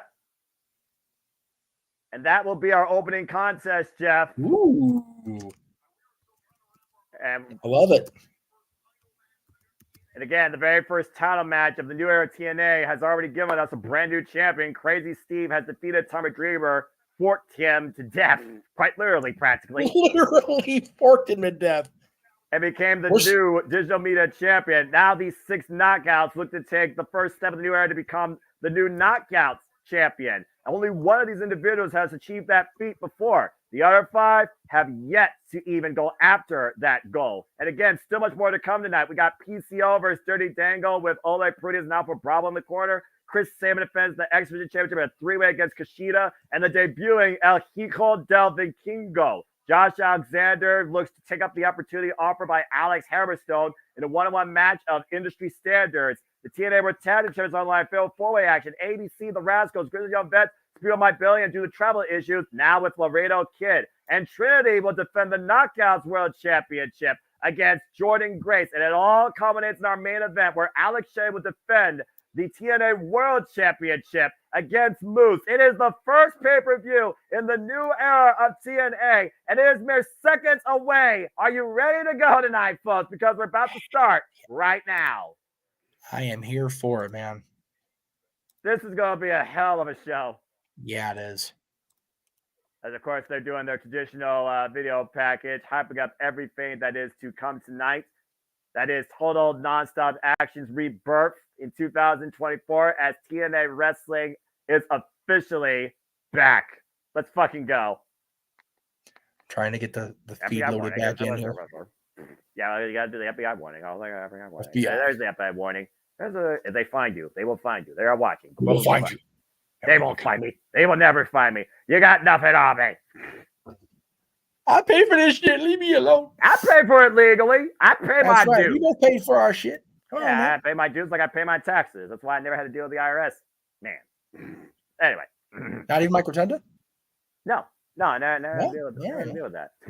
Well, because if you deal with Mike Rotunda, you had to deal with Bray Wyatt eventually. That's It's a whole different animal. And this company is a whole different animal in this industry. Just remember, though, he may not have believed, but he does believe in Joe Hendry. Damn right. and we believe in the company that many thought was dead. Oh, yeah. They were saying this company was dead within a year. When I ordered that first pay-per-view in 2002, they were saying it was dead when Hogan showed up. They damn sure was saying it was dead when he left. When AJ Styles went to New Japan, when the Feinstein scandal removed the people from TNA, removed the TNA folks from Ring of Honor. Everybody has been singing the death knell of this company for its entire existence. And that man, Eric Young, you're seeing on screen right now, walking through the streets of Vegas, has been in and out so many times. And here he is, back tonight, along with our buddy Dattila, along with everybody on this roster. You and I here on the call. I am so freaking excited. TNA, as the chat room's getting into it, man. TNA's back. I'm here for it. Every bit of it. So excited. The energy never left, but those letters you thought you would never see the light of day again. And now we've finally returned to what it once was in a bigger, better, brighter way with more possibility than ever before. This, ladies and gentlemen, is total nonstop wrestling. This is the company's, the industry's alternative for the better part of 22 years, and we are fucking back. This is TNA, and we truly are, have been, and will forever be hard to kill. So welcome everybody to the rebirth of the new era, and welcome to TNA, and welcome to the Jeff Media Network live virtual events here at the Jeff Media Network Multiverse of Media, as we welcome you into the rebirth of TNA Wrestling. This is Hard to Kill. And there it comes, bringing us in.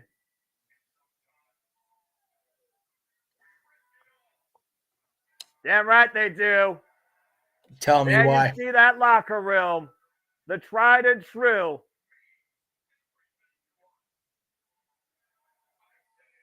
Grizzled Young Nuts.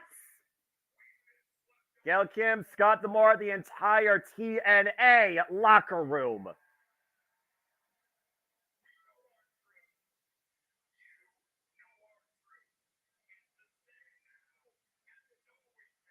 Damn right.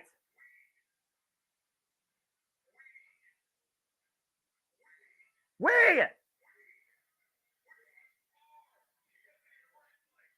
Damn right! Eric Young with the only statement you need to hear tonight. Man, oh man. I couldn't say it any better myself. Absolutely not. Look at that. Look at that sight. The entire arena is waving those rally towels. And as you said, we're starting off with the knockouts. Again, two major cornerstones of this company. The knockouts division competing in the signature division, X division match, Ultimate X, man. Here we friggin' go. The only woman to win an Ultimate X match starting this out here. The Buickle Badass, as we go to Jay Chum with the introductions of the former Knockouts World Champion, to your point, that captured the title because of Ultimate X. And she literally did whatever it took to make it to this point, including besting her greatest story in her rise to this company, Deonna Purrazzo. Tasha Steelz looking to once again ascend the summit of the Knockouts division and claim the X you see hung above the ring across that structure. And again, folks, welcome back to TNA. We are fucking back. And again, I am the simple man of the simple brand, forever great professional wrestling, and TNA for that matter, damn it, and the voice of the JMN. And my name's Noah Foster. With me, it's always the mayor's name of the marquee, Jeff motherfucking Meacham. And Jeff, we have waited for this a long damn time since you and I talked about our fandom, our history, our track record, our passion for any wrestling company. But TNA has always been the standout, the alternative. Why the letters left, the passion, the feeling, and the motivation was always there. And it capitalized tonight with TNA in the spotlight. This company was always at its best when they stayed to their vision, the true alternative to mainstream North American wrestling. And they are going back to those roots right now. You see, we're starting off with not only a Knockouts, a women's match, but an Ultimate X match. And coming out, you had Tasha Steelz come out, Giselle Shaw, the quintessential diva, the woman who has shown that what you come into this world as is not what you have to be in this world. And now we've got people who have already been victorious tonight in the countdown, leading in Alicia Edwards. My goodness.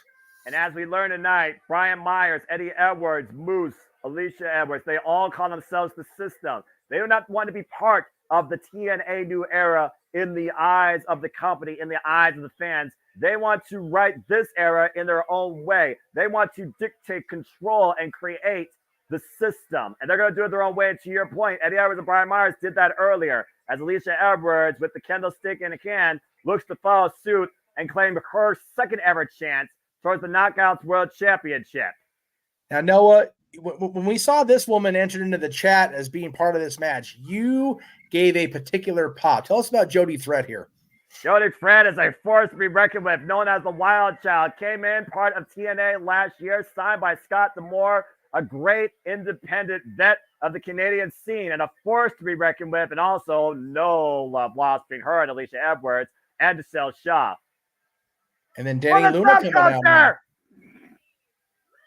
Danny Luna also a newer signing to the Knockouts roster. Danny Luna, the powerhouse of subculture. You want to talk about people that carved their own way, did things their own way. Home with the virtuosa Diana Purrazzo. Of course, her and Flash Morgan Webster and Mark Andrews, they've always rode alongside each other.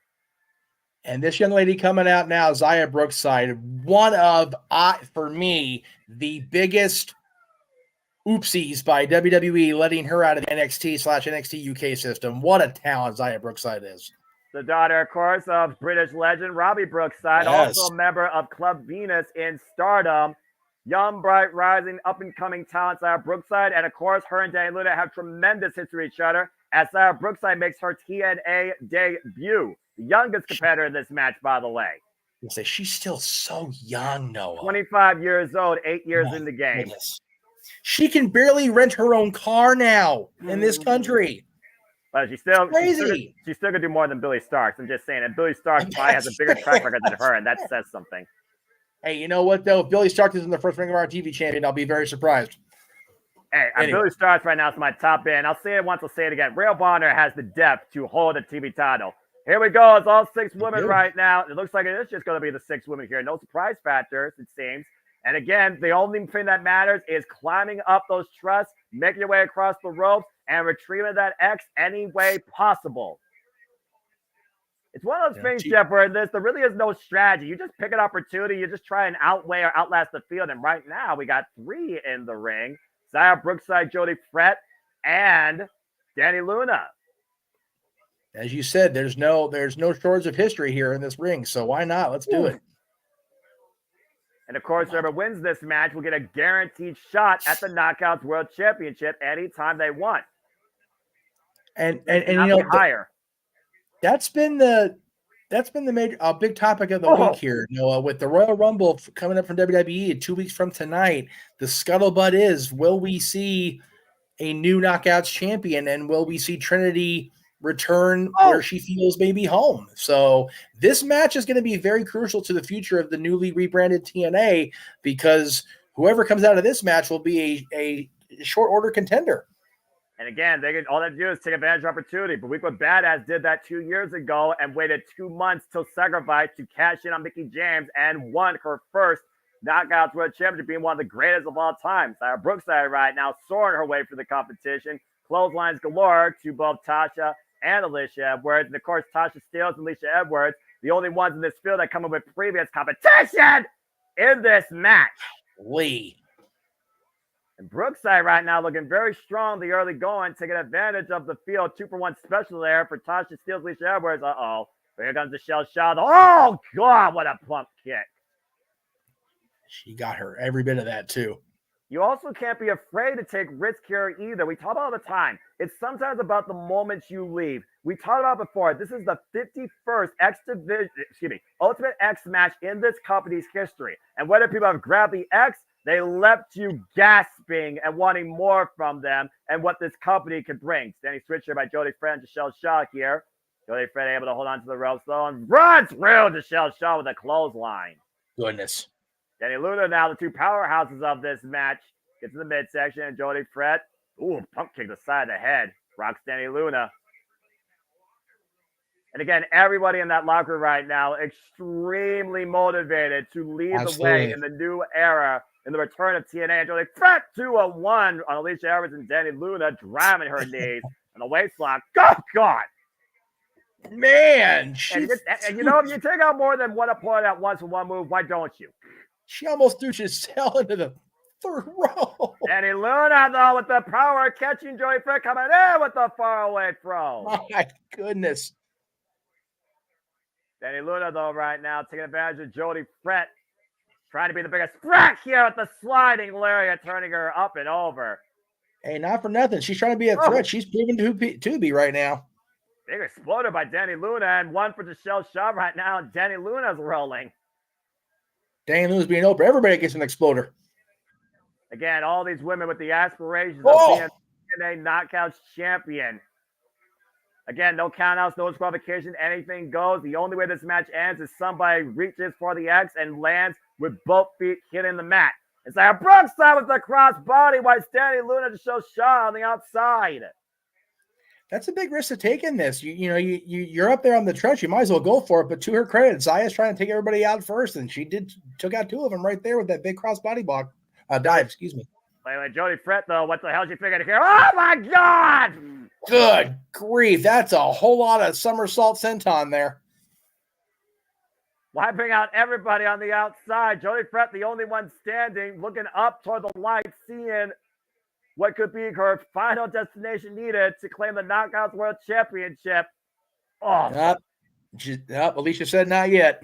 Alicia Edwards is the longest tenured of all 6 of these women here at Impact Wrestling. Of course, been alongside Eddie Edwards here since 2017. And right now, Jody Fred is climbing up. Wow. Alicia Edwards on her back. I mean, you know, it's a risky strategy, but it's a wild strategy. I mean, she's literally getting a free ride up right now. And oh, no. Not so many free rides. Yeah, I'm literally able to hold on. Free falls to the outside. Is Jordan Grace watching this strength right now by Jody Fred? Holy crap.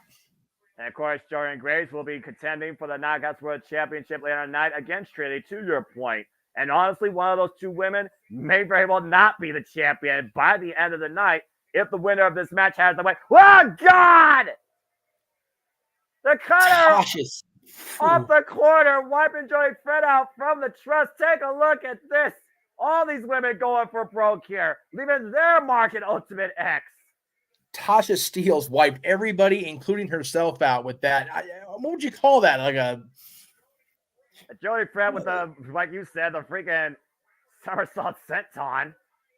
I think they would call that a cutter out of the corner. And meanwhile, Alicia Edwards, the only one left standing, now finally looking to climb up the truss and make her way across the ropes to grab the X.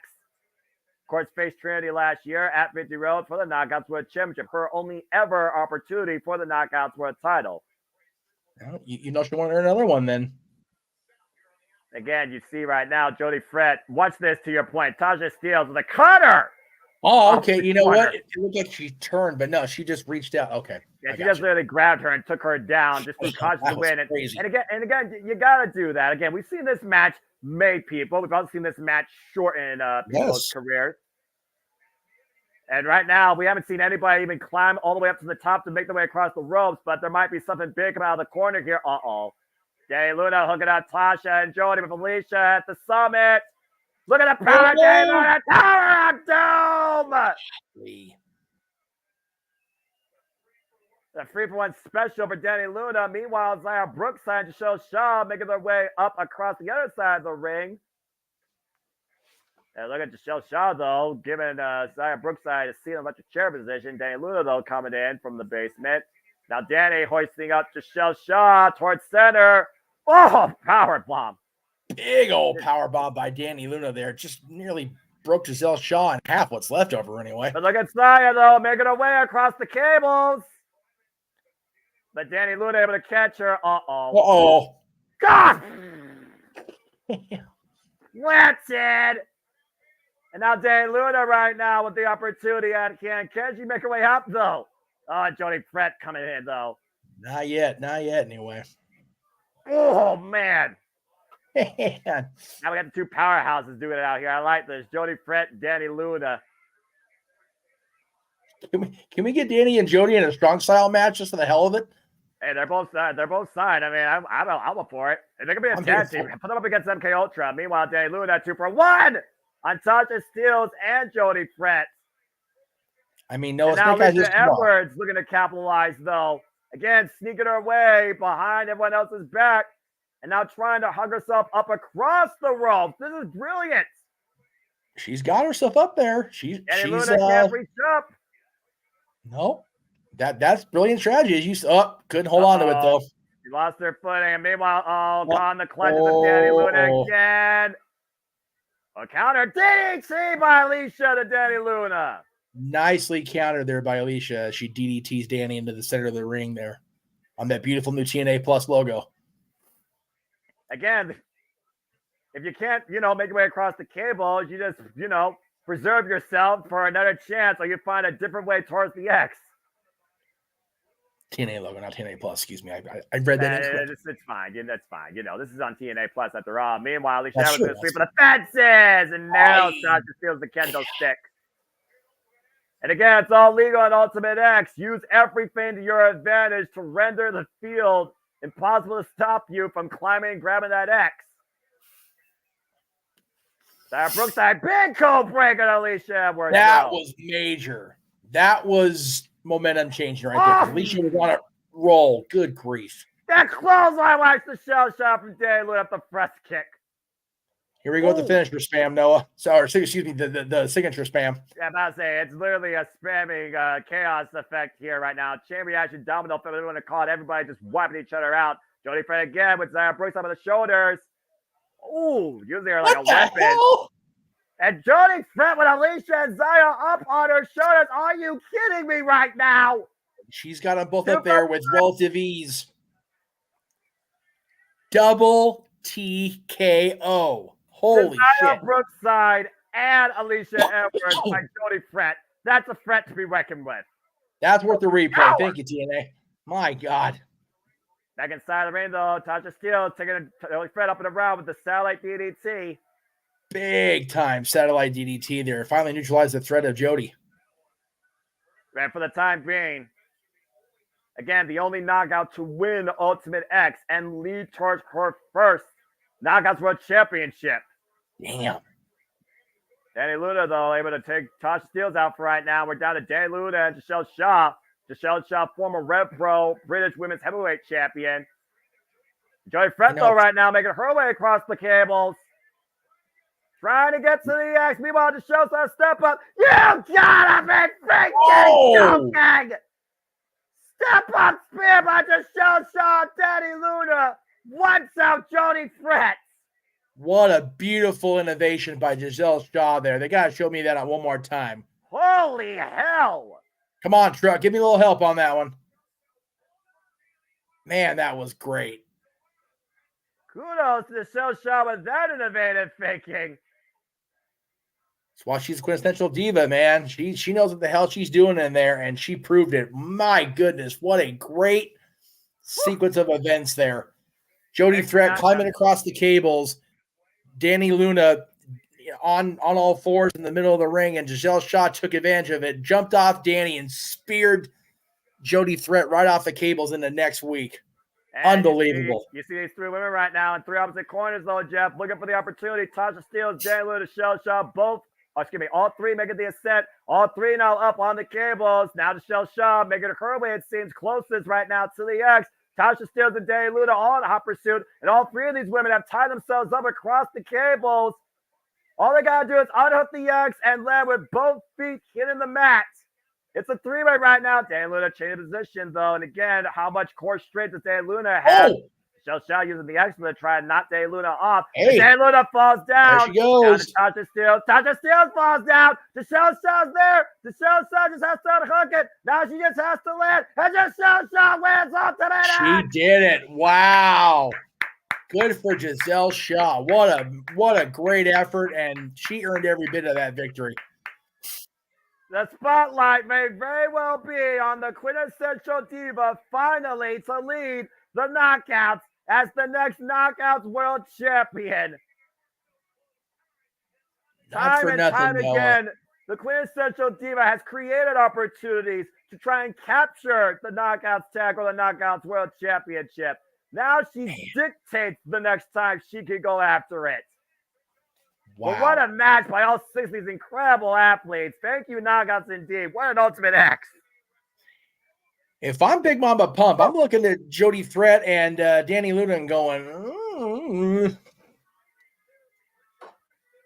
that's a hell of a field there to have to contend with if you're coming out of that Knockouts World Championship match later, and especially Giselle Shaw with that giant X. That's like Money in the Bank at the end of the day, really. Yeah, absolutely, man. Who do you want to be in 2024? That's in yourself. Is the question. Life Med Institute offering exclusive match. Oh, okay. Okay. So it's a nice. It's a real commercial. Got it. Okay. Well, what a way to kick things off, though, here at TNA Hard to Kill with the Knockouts and Ultimate X leading the way into the new era as the quintessential diva took one step closer now to finally claim her first TNA Knockouts World Championship, and all six of those women brought it.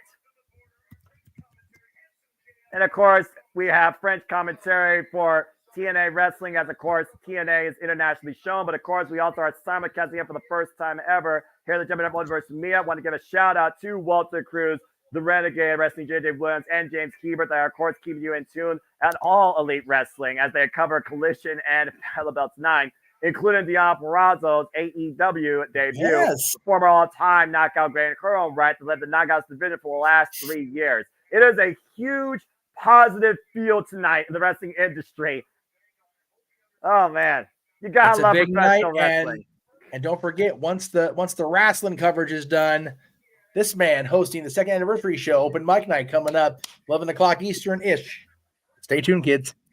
Again, Jeff, we're just getting started. We still have PCO versus 30 Dangle. We have the S Division Championship at 3. We have Josh Alexander taking on Alex Hammerstone, 2 Iron Man of this industry. Oh, yes. For their respective companies. Alex Hammerstone now a free agent. And, of course, the TNA World Tag Team Championships will be defended in 4-way action. ABC Rascals, Grizzly Young Vets, Speedball Mike Billy, and Laredo Kid due to travel issues with Trent Seven. And, of course, we saw Giselle Shaw. She very well could be a future Knockouts World Champion, but still be decided right now between Trinity and Jordan Grace. And, of course, the cornerstone and the keys to this business will be decided in our main event. Alex Shelley versus Moose.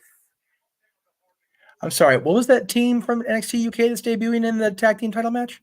That would be, he is James Drake. He is Liverpool's #1, Zach Gibson. And together, they are the grizzled young veterans, soon to be recognized as TNA's #1.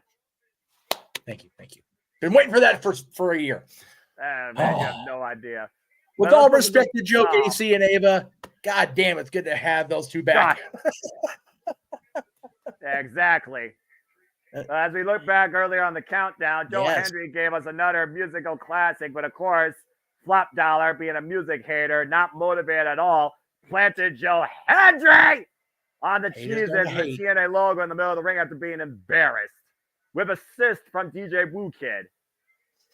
I believe Payback is going to come, and it won't include Cheez-Its. It always includes Cheez-Its. The Cheez-Its are one of the best snacks ever.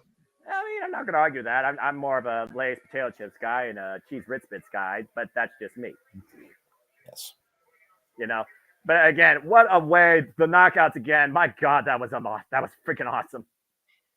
Datilla posted on Twitter some great footage. She's got great seats for Hard to Kill. She got a great shot of Giselle Shaw winning the Ultimate X. Nice.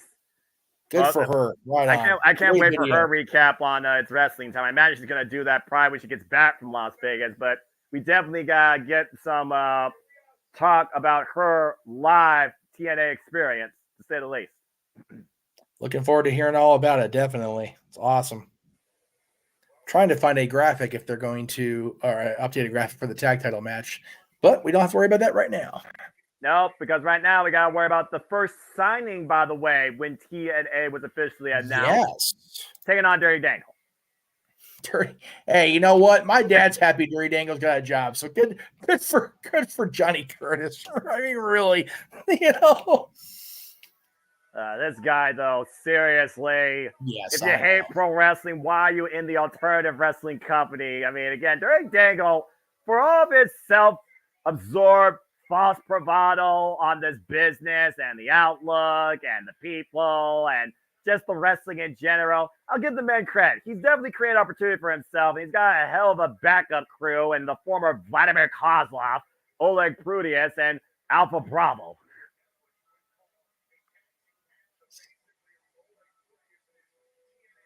And it looks like he's got a microphone, so, oh, Lord, he's got something to say. Oh, boy. Oh, boy. Oh, boy. I am attempting to find an updated graphic, so forgive me on the tag titles fine. while we have Dango and his two yahoos doing their thing. Well, he's going to say the typical sentence. Naturally.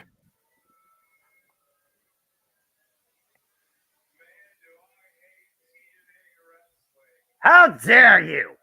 Yeah, go, Johnny, go home. Just go. Go home. Let's put it politely. You're bugging. Oh, boy. Well, just like TNA, you cannot kill what won't die.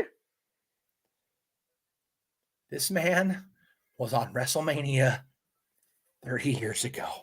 Yes. It's not the same man. Let's be clear. He has definitely been reborn. But goddamn, he crazy. I love Carl. I do. I think he's one of the greatest wrestlers I've seen in my fandom. But he crazy.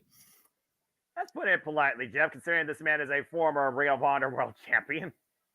Yes. As he's being resuscitated, it looks like right now. Hey, you know what? Whatever you gotta do. It's Vegas, baby. Plenty of lights. Perfect Creation 1, living reincarnated French-Canadian Frankenstein. He's alive! I think it's incredible. The anomaly that will not die in TNA wrestling. It's an incredible testament to the man Pierre Carwell led. He could have very easily had his spirit, his love of wrestling. And I'm not trying to shit on. Everybody has the capability of change. But back in 95, man, the Clique were not nice boys. No. And they ribbed this guy and razzed this guy when he was doing the pirate gimmick. And, man, he stood the test of time, made it through, and he's still wrestling today and is on the return card for TNA Wrestling here in 2024. You got to admire that shit. And, of course, PCO scored a very dominant victory on one of the very last Impact Wrestling shows. Yes, very dominant. Bell reigns are underway for this unique singles exhibition. And I hope Dirty Dangle came up with a plan, and clearly the plan probably will involve Oleg Prudius, who looks like he's always dressed for combat. Yes. And hashtag Hard to Kill right now trending worldwide on the Twitter. And of course, we're following this show on Triller TV or TNA Plus. And you guys are also part of the conversation. We thank all you. Oh my God! He just literally threw the man up and over the top rope to the outside. And now PCO's looking to fly. Whoa! And watch out, Dirty Dangle. Pierre, I understand you're a creation, but the man has a family. My goodness. Does Frankenstein have a freaking brains and no feelings, whether it's pain or somebody else's pain? I'm just saying. That's a fair point, I suppose. I know he's not human, but goodness. Oh, I agree with you on Twitter, by the way. Hell of a match by the Knockouts. Bravo to all 6 girls. That was amazing. That's women's professional wrestling, damn it. Meanwhile, Alpha Bravo's coming in. What the hell is Alpha Bravo doing? Alpha Bravo right now looking for pizza. Oh, God. That was hideous. And with that, we got a disqualification. PCO wins via disqualification after Johnny Bro was trying to play interference. But I think PCO might have just landed on his head and neck. I just freaking updated the results. God damn you, Alpha Bravo. I mean, let's be honest here. Dirty Dango was not going to beat this man clean as a whistle, all right? No. And it was never about beating PCO. It was about making a statement. And now he's bringing it over. Come on. What does this prove? Seriously, what are you proving here? No, wait a minute. Hold on. What? Oh! Uh-oh. The War Machine, the Man Beast, Rhino! Well, I mean, if you're going to even the odds, that's a hell of a person to even the odds with. I'll tell you a thing or two about a thing or two. And Prudius and Rhino, hey, give me this match. I'm okay with this impromptu. Wait, is that okay? Forgive me. Is that the former Vladimir Kozlov? Yes, that is. Holy, I just saw his face. That's why. Sorry. Yeah. And the funny thing is, the last time we were here in Las Vegas, Vladimir Kozlov was backstage with Santino Marella as director of a force. Speaking of which, well, we're going to restore us to law and order, apparently. Here comes the director of 40, Santino Marella. Oh, God. Santino's built for Vegas, man. This guy's crazy. Oh, what's going to happen here? Scary things, Cobras. I said tag team match, player. Oh, you got to love Santino. No.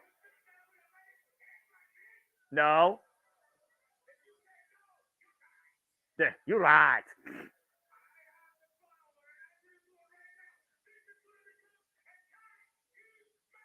I knew it!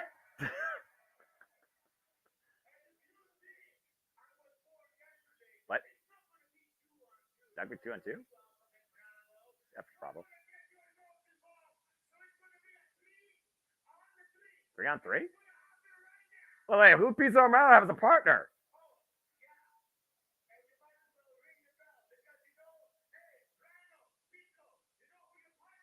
Yeah, who's their partner? Oh, wow! I love this decision! Now this is something! Literally! That's one way to even the odds. Jake Stuffing, Rhino, and PCO versus, whoa! The bell is rung immediately as we got a 6-man tag with Dirty Dango, Oleg Prudius, and Alpha Bravo. Good luck to the referee getting control of these 3 anomalies in TNA. Oleg Prudius right now charged against sent to the outside. Oleg Prudius making his in-ring debut in TNA. Jesus. And this is what TNA's been all about, Jeff. You know that as well as I do. Wild anarchy. Total non-stop action. He's off the top. PCO salts. Well, he wanted to get the moonsault in. He finally did. He was determined to get that moonsault in however he could, by God. Yeah, it wasn't pretty, but it was effective. The massive humanity dropping on Dirty Tango off of Bravo and freaking Oleg Prudius. It's not going to be pretty at this point in his career and his life, man. It's just going to be what it is. But it was we got Rhino, PCO, and Jake something. I'm just saying. This actually sounds normal. You're talking about 3 powerhouses, 3 unique anomalies of TNA wrestling coexisting. Uh-oh. And PCO right now up to the top. Uh-oh. The elevator! Oh, man. The senton. Oh, God. Across the Tango, across the apron. Take a look, Jeff. Oh. You know, he didn't catch much of Dango, but I think Dango got enough of him in the apron sandwich. Oof. Yeah. Dirty Dango, PCO, the 2 legal men in this impromptu 6-man tag. I kid you not. Tag now to Jake Something. Jake Something returned to Impact Wrestling last year at Slammiversary. Held against the likes of Sonata. And Jake Summit still looking for his first piece of gold in TNA Wrestling. Oof. Dattila, to clarify, are you on the side, the hard camera? That's Sandy. Hi, Sandy. Good to see you again. Hey, Sandy. Always appreciate you. What I was saying was, Dattila, are you, so where the hard camera is the hard camera facing you? Because if you're right behind front row, we'll probably see you here momentarily, because we haven't been looking. I wasn't sure where you were sitting, so I didn't know where to look. I don't know Anyway. if she's behind PCO. I think she's behind PCO. Maybe that'll tell us something. If she's behind PCO, then there you go. Uh-oh. Are you seeing that big large creation in front of you? Oh, boy. Ted Rhino. Jake done did something. Right. He tagged Rhino. God help us. It's already calling for it. They're calling for Dirty Dingle's end. Ooh, knife-edge chop. Big chop to the chest. Rhino, former TNA Tag Team Champion. Different stance, of course, with Violent by Design and his longtime running mate Heath. Oh, gosh. May have been the first Bound for Glory event, of course. And uh-oh. And Ole Prudence coming in with a clothesline, takes Rhino off his feet. Dirty Dangle right now with the cover. The one count, the referee was distracted. I don't know how the referee is going to keep control in this House of Madness. And I'm not even talking about Clockwork Orange. It's one of those, you just use your authority as the official to try to maintain the order amongst the chaos. The director of authority expects the referee to hold authority is basically what you're saying. Yeah, well, I mean, he has to at this point. You've got 6 guys who just have no designs on maintaining authority, so you have to do your job. That's fair. I try to be fair. Well, I mean, fair, impartial, unbiased. That's the whole job of a referee in an emotional environment, remaining as emotional as possible. Again, Dirty Dangles, though, literally saying, man, do I hate TNA Wrestling? Get out of here with that shit. Yeah. If you hate TNA Wrestling, just go head down to where the hell are they for AEW tonight? Go ahead and head down there. Norfolk, Virginia. Norfolk, like that's right, Norfolk, because Hangman Page is back in this. That's right, I forgot about that. Yeah, about to say. And Rhino trying to fight back from underneath, and there's Alpha Bravo with a regular eyes. Alpha Bravo and Rhino, of course, have also been feuding in Rhino's home independent promotion he runs up here in Michigan, Insane Wrestling Revolution. Dangle up to the top rope. What's Dirty Dangle thinking here? Oh, drop the knees, but on the mats. And with the knee pad down, too. Blown into the canvas. And a tag now to Jake Something. 260 pounds of force just driving its way for Dirty Dangle. That's the best way to describe Jake. He's just a force. Oh, my God. And that's a force of nature colliding into a brick wall. I think he just forced Dangle's heart into his stomach. Well, that was something. Again, big forearm strike. Oh, the shoulder block in the corner again. Bringing him in. Oh, went for the black hole slam. Tad to PCO. Tad to Alpha Bravo. I did not expect Jake Something to show up here tonight working alongside Rhino and PCO. Might be it's definitely a weird call, but I'm here for it. King Mike, I started your comment. We'll get back to it. I promise you, because that's valid debate. Yeah. We'll get there. Oh, X Factor. Damn. And PCO right now, once again, going up to the high wrist up the second rope. Oh, leg drop to the back of the head. That's a whole lot of creation coming down in the back of your head, brother. Ole Prudence right now with a clubbing shot to the back of the head and neck of PCO, though. Now Rhino coming back in the ring. Uh-oh. Oh, now Rhino wants some of Ole Prudence. Look how jacked Oleg is. Oleg's willing to throw down with Rhino. Why not? Hey, I'm for it. Head Ole Prudence right now, rocking with Rhino. Rhino throws up the ropes. Nice shoulder block there. Takes Oleg off his feet, though. He's calling for it. He's been calling for a whole match. Trying to shut everything down. Meanwhile, Dirty Dangle with a handful of Rhino's hair. The official admonishing him, but again, in the Dirty Dangle right now. Big Bill, the Dirty Dangle. Jesus. Someone's getting gore out of their boots before this night's over. Rhino's determined. right The now, man the beast is ready. corner, Bravo! Man, Dango threw Bravo to the wolf there, or the man beast, I guess, not the wolf. And Dirty Dango right now still might be getting some punishment. Hoisted up. Oh, no. Oh, power Bravo, Bravo. Damn. And now PCO up to the second rope, up to the top rope. Alpha Bravo in the drop zone. PCO salts. Jesus. Here's the cover. 2. That was something. PCO and crew with the win. That was something. That's one way to describe that. Yeah, well, what name do you give Rhino, PCO, and Jake something in the new era of TNA as a trio? Huh? Yeah, that works. That works for me for now. I'm just throwing it out there. Mr. Anderson ran a show called Hello in his stint during TNA, so I'm just that saying. Works. There you go. Hey, what's this? How? Another good one. The how, you say. How did this happen? This is earlier in the day, apparently, as somebody arrived up to the building. Oh, that must be the roll that's going to collide. Or maybe not. No, that's just the driver. Just kidding. Oh. Hello. We told you that worlds are going to collide. Who that is? You never know who's going to show up. What the? Who is she? I want to know this information. What? Huh? So it's How do you say Kozlov's new Oleg's last name? Oleg Prudius. Brudius? Okay. I'm going with that. Matthew Waymon apparently very excited for this new female presence that apparently is going to be part of the festivities tonight. And it might as well wait a minute. That was. Hold on, everything just went right on my screen. Well, they're not booked, but they damn sure are part of TNA. Here come the Knockouts Tag Champions. With their new belts they got this morning, right? Or yesterday? Oh, it's an impromptu Knockouts Tag title match. There we go. Yes! MK Ultra. Red.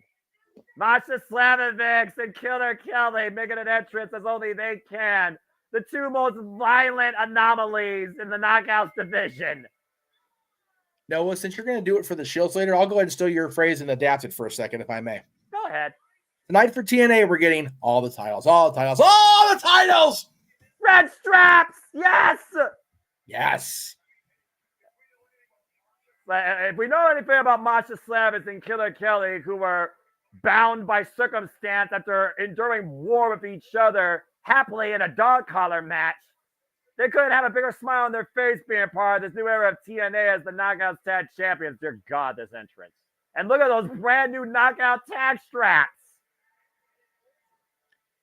Like I said, these TNA belts are just next level. I'm here for every bit of them. But who are they defending them against, though? I don't have anything on my docket about this. Don't know. I mean, they defend them against the Shot Entourage, defend them against the Death Dolls. I mean, is there a new tag team on the scene that I don't know about? And what tag team can you put up against these two forces to be reckoned with? Coach Demore, a little help. Santino, a little help here. I guess we're about to find out. We got the referee tightening the ropes up here, so somebody's definitely coming out. Mine did too. What? Uh-oh. Oh my God, no! Can we see a rut row? Decay is back! That's not the Death Dolls!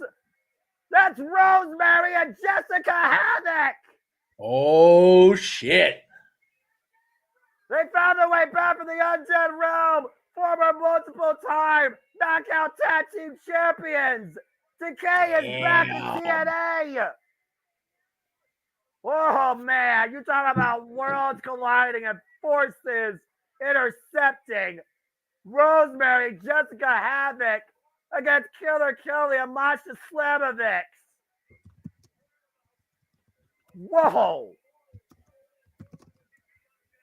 Okay, I did not expect this tonight, but I am all for this. And these four are the definition of hard to kill. Right?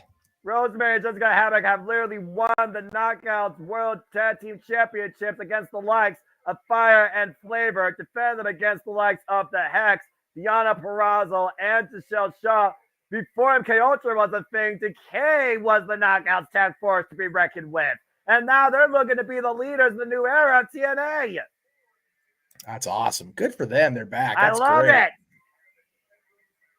This is the first time ever tag team contest, by the way, as MK Ultra has previously defeated the Death Dolls. This is not the Death Dolls.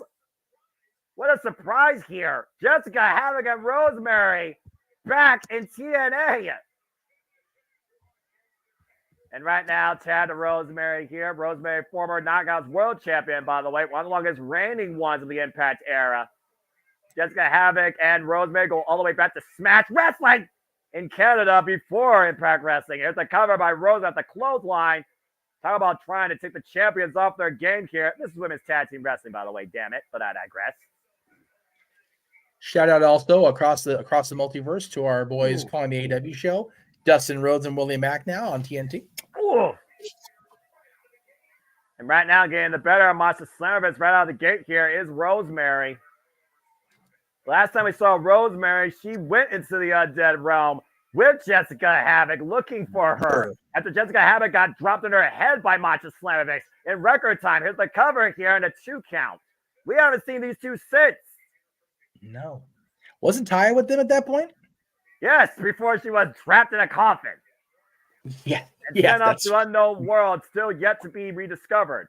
Killer Kelly right now coming to the aid of Masha Slamovitz. Now Masha will take advantage, spring up the top rope. Double stop. Oh, I think she went for a stomp, but it ended up being almost like a shins into their. Oh, I don't know how to describe that except. And Masha with the cover of that ridiculous, effective physical offense here. Tad to Killer Kelly. Hello. And Killer Kelly right now being used by Masha as a weapon with the scoop slam. Only these two sadistic, violent, beautiful beasts of the industry will do this type of stuff to each other and fall suit. There goes Masha, cursing Killer Kelly. Killer Kelly is definitely killing on all fronts, as she always does. The best weapon you can use your own partner. Covered by Masha on Rosemary, gets a 2 count. As crazy as they are, why not? Hey, it works, all right? That's sometimes the best weapon. I love the teams that literally use their partners as weapons. Absolutely. A snapmare there by Masha. Spinal tap, kick to Rosemary. And Masha again with the cover gets a 2 count. Of course, MK Ultra have been the Knockouts Tag Champions for the better part of over 5 months now. Forgive my ignorance if this back at Slammiversary. This has been answered. Did Crazy Steve break his alliance with Decay? I'm not sure at this point. You know? Decay came out his own way, and he literally redefined himself as the Angel of Death after he thought Decay was no more. Cover here by Killer Kelly with a beautiful kick. Because with them back in the fold here, we may, if they become new Knockouts World Tag Team Champions, DK may be a force to be reckoned with in the new TNA here, Noah. Well, I mean, you got 2 forces to be reckoned with in Knockouts Tag Team action here. Big of an exploder by Killer Kelly. Oh. One of the most fearsome strikers, trained by Walter. Damn. First WXW Women's Heavyweight Champion. That's Rosemary bent backwards, but those that know Rosemary knows what happens here. And look at Killer. Oh, my gosh. Whoa, baby, what the fuck? And Rosemary right now mounting Killer Kelly, bending her backwards. There's a whole different level of mind games here of violence. And I love it. Killer Kelly picking the ankle of Rosemary. Just got to have it get involved in this match, by the way. Clubbing shot by Kelly. And Rosemary follows suit. Oh, both women collide. And both women Rosemary nearly punched Kelly's face into the freaking back of the casino. Holy shit. Someone tells me Killer Kelly likes that because Killer Kelly likes violence. I think she did too, but me watching it, like, ow, my jaw. Oh, here we go. This is how it all started. After Jessica Havoc was beaten in record time by Masha Slamovitz during Masha's undefeated run. Oh, God, a headbutt to the heart. Damn it. Jessica Havoc wreaked havoc tonight, the new era of TNA at the expense of MK Ultra. I got both women goozled here. Trying to bring them both up. MK Ultra able to break the hold, though. Gets to the midsection, trying to take Havoc off her feet. Double clothesline. My God. Whoa. Great teamwork and cohesion shown on both sides here, and Havoc being the difference maker right now. One-woman wrecking crew. Oof. It's the midsection, now hooking up Killer Kelly and Macha Slamovich. And then 2-for-1 with the suplex. Damn. You know, at one point, Noah, right before we had to fold Wild, Havoc was on our radar. We were in talks with her to expand into Europe with her.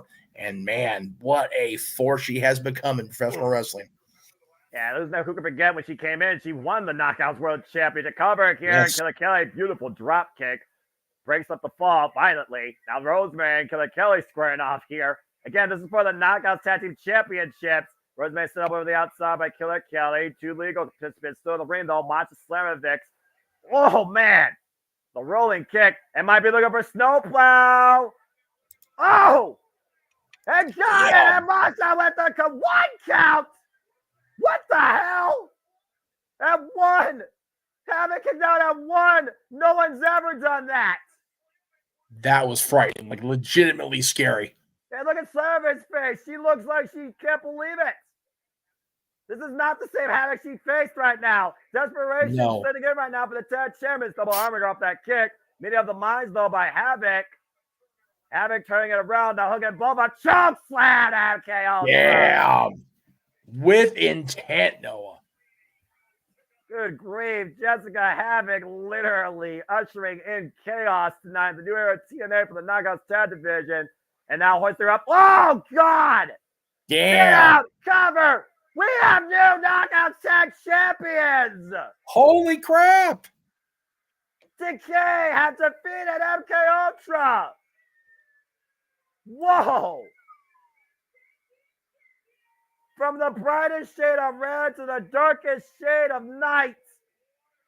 What a way to kick off the new era of TNA, the Knockouts Tag Division tonight. Rosemary and Jessica Haddock return and have dethroned MK Ultra and are now 3-time Knockout Tag Team Champions. I don't believe it. That's 2 championship matches, 2 title changes in the new TNA. And this Jessica Havoc is definitely one that is going to wreak havoc for a long time to come. What a return. All things fall to decay, even in the new era of TNA. As we get another bit of a promotion here for Huddle and Help from the NFL Alumni Association, partners of TNA. What a match! What a great way to see Decay come back, huh? New Knockouts Tag Team Champions. That does make me wonder, though, MK Ultra, how you bounce back from this. Right? Well, I haven't had a moment to breathe. That was freaking awesome. Yes. That's Women's Tag Team Wrestling, damn it! That's right, man. You love to see it. I love it. Man, MK Ultra dethroned as the titles fall to decay. The titles come to decay. That was crazy. That was impromptu, but I'll take every bit of that. Coming together as a community. Partners here, of course, for TNA Wrestling. And TNA Wrestling is a movement in its own right, so there's a QR code right there for the NFL Alumni Association. As we look back earlier on the Count of the Hard to Kill, you talk about making a huge statement. Steve Macklin once again catching with Swan in the crosshairs and planting him with that KIA.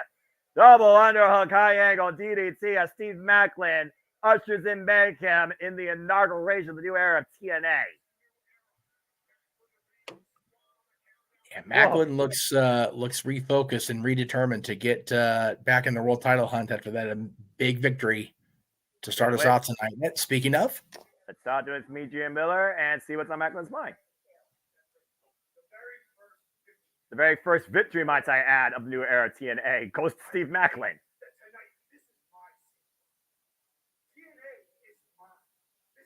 TNA is his. That's a bold claim.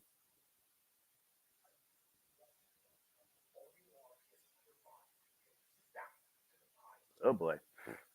Macklin's done screwing around here. You can tell he's over it. Thank you, Daniel. Appreciate that very much. We hope everybody's enjoying both presentations tonight. And again, 11 o'clock, man. Open mic night, second anniversary, hosted by somebody. Well, Eric Young ushered in the new era of TNA with one hell of a mission statement. Here's the guy that brought it back in the first place with the announcement. The president of TNA Wrestling, Scott D'Amore. So funny watching Scott D'Amore now compared to Scott D'Amore in 04. Scott D'Amore in 04 and 05 with the coach and the obnoxiousness of Team Canada. The Canadian flag, the leader of Team Canada. I know exactly what you're talking about. I love Scott. I think the world of Scott. I even did back then. But my goodness, what a change.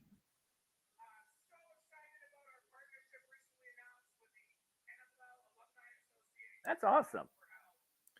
It's very cool they got this with the NFL and the new medical partnership. That's very cool. I like that. So important to keep everybody healthy and happy. Dorian Rawlin Penna, Lucha Libre Worldwide CEO.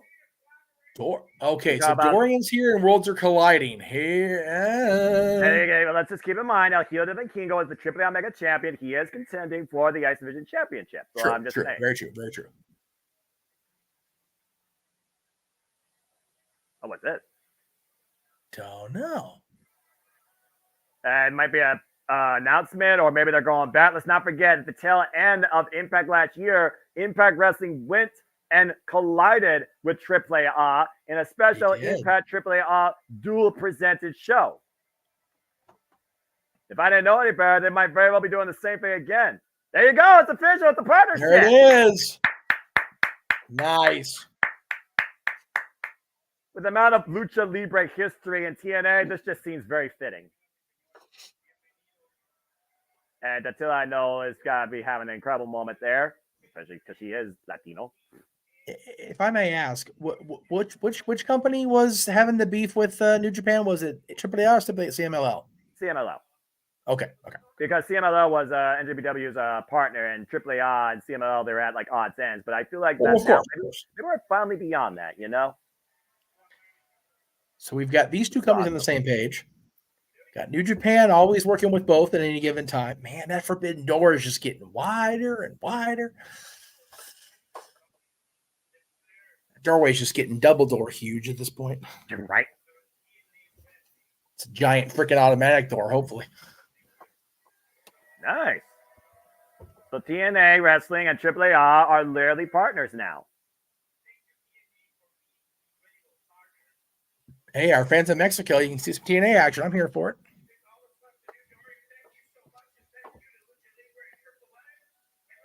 Let's make it official. Put pen to paper.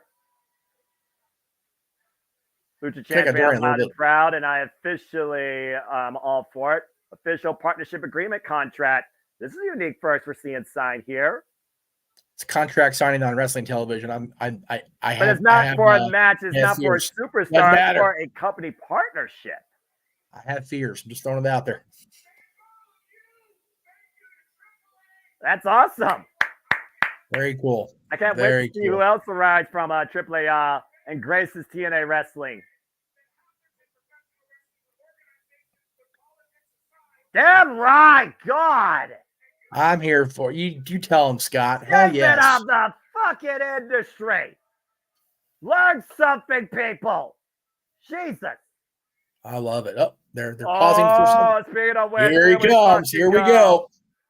We talked about the partnership officially with TNA and AAA. Here goes one of AAA's biggest stars ever. The still reigning AAA Mega Champion, El Hijo del Vikingo. And that means, Jeff, it is time for our X Division Triple Threat Championship match. We talked about, Noah, the things that defined the letters TNA Wrestling. This division, arguably the greatest Ultimate X match was between this champion, Chris Sabin, AJ Styles, P.D. Williams. A triple threat match. And here we go. X Factors is on the screen here. Sabin's 10th reign has lasted for 121 days. Kushida challenged for the X Division title back to Victory Road, and this is Vikingo's first title shot in TNA. So these guys are they've all proven hard to kill in their respective wrestling careers, and now they are going in to battle for the X Division Championship as we welcome the Cleaver Colin into the chat room. Good to see you, Colin. Good to see you.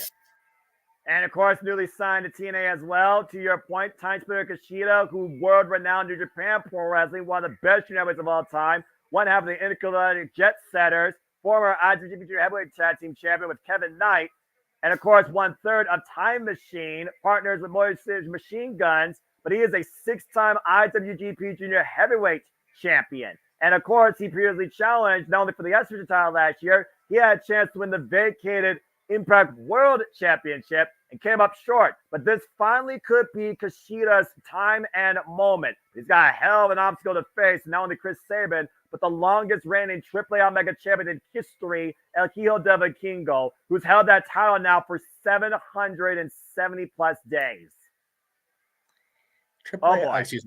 Time Machine is no shame one of my favorite logos and gear, especially on Kushida, because Back to the Future is what it is. I say, you know that he's heavily inspired by Marty McFly. This man, though, that title.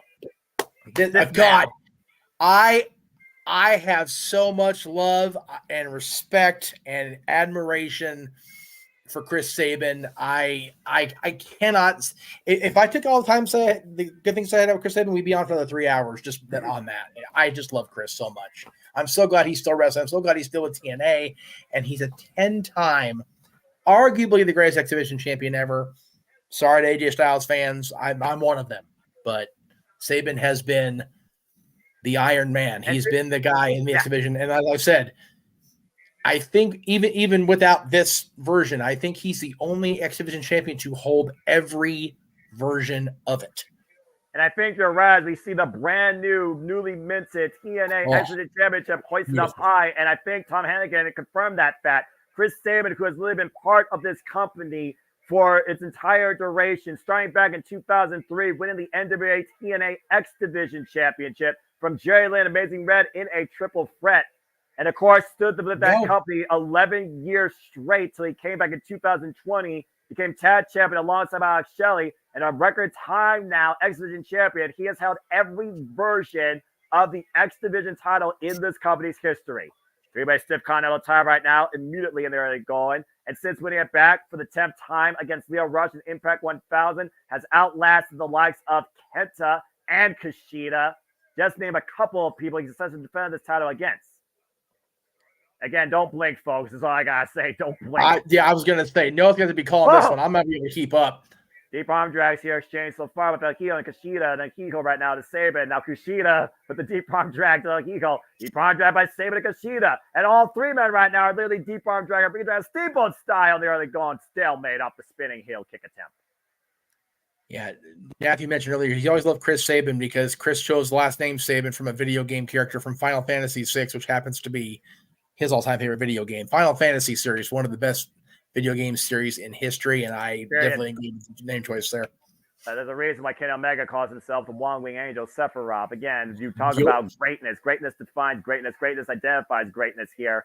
And we're going to see who will lead the greatest division that defines absolutely everything possible in this industry's history, the X Division, after this triple threat. All three of them right now just looking for a spot here. El Hijo up and over, lands on the apron. Kushida sends Sabin up and over. Both men on the apron now, opposite corners.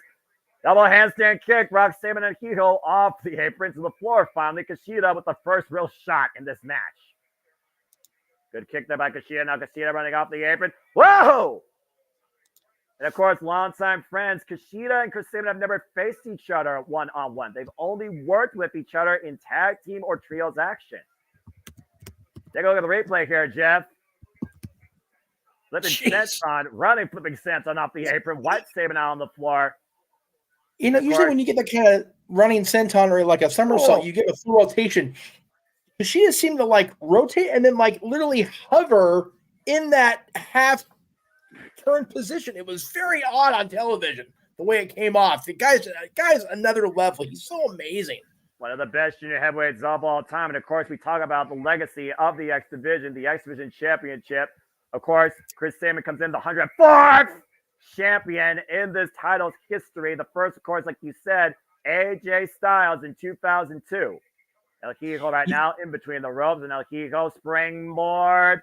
Takes Sabin up and over with Dante Harris. You think about those champions, Noah. AJ Styles, Jerry Lynn, Sean Waltman, Christopher Daniels, Samoa Joe, Chris Sabin, Alex Shelley. So many over the 22-year. Bobby Lashley, just again, some Kurt Angle. So many different. Frank Kazarian, Speedball, Mike Bailey, heavyweights, junior heavyweights, flyers, brawlers, bruisers. Anybody could be X division. Period. So many. Wow! Exactly. With ease, the Imploder 360 to Kushida out of the corner. El Hijo de Vikingo, the living cheat code of aerial offense. Looks like Hangman Page's match is on AEW right now because James is with us. Hi, James. And meanwhile, David. Oh, clubbing shot to the Vikingo. The weight slot, big German suplex release. Now Sabin hoists the Kushida up, snap Germans all around. Sabin again, literally, like you said, has established himself against all the all-time greats across all eras, across TNA and Impact Wrestling. Yeah.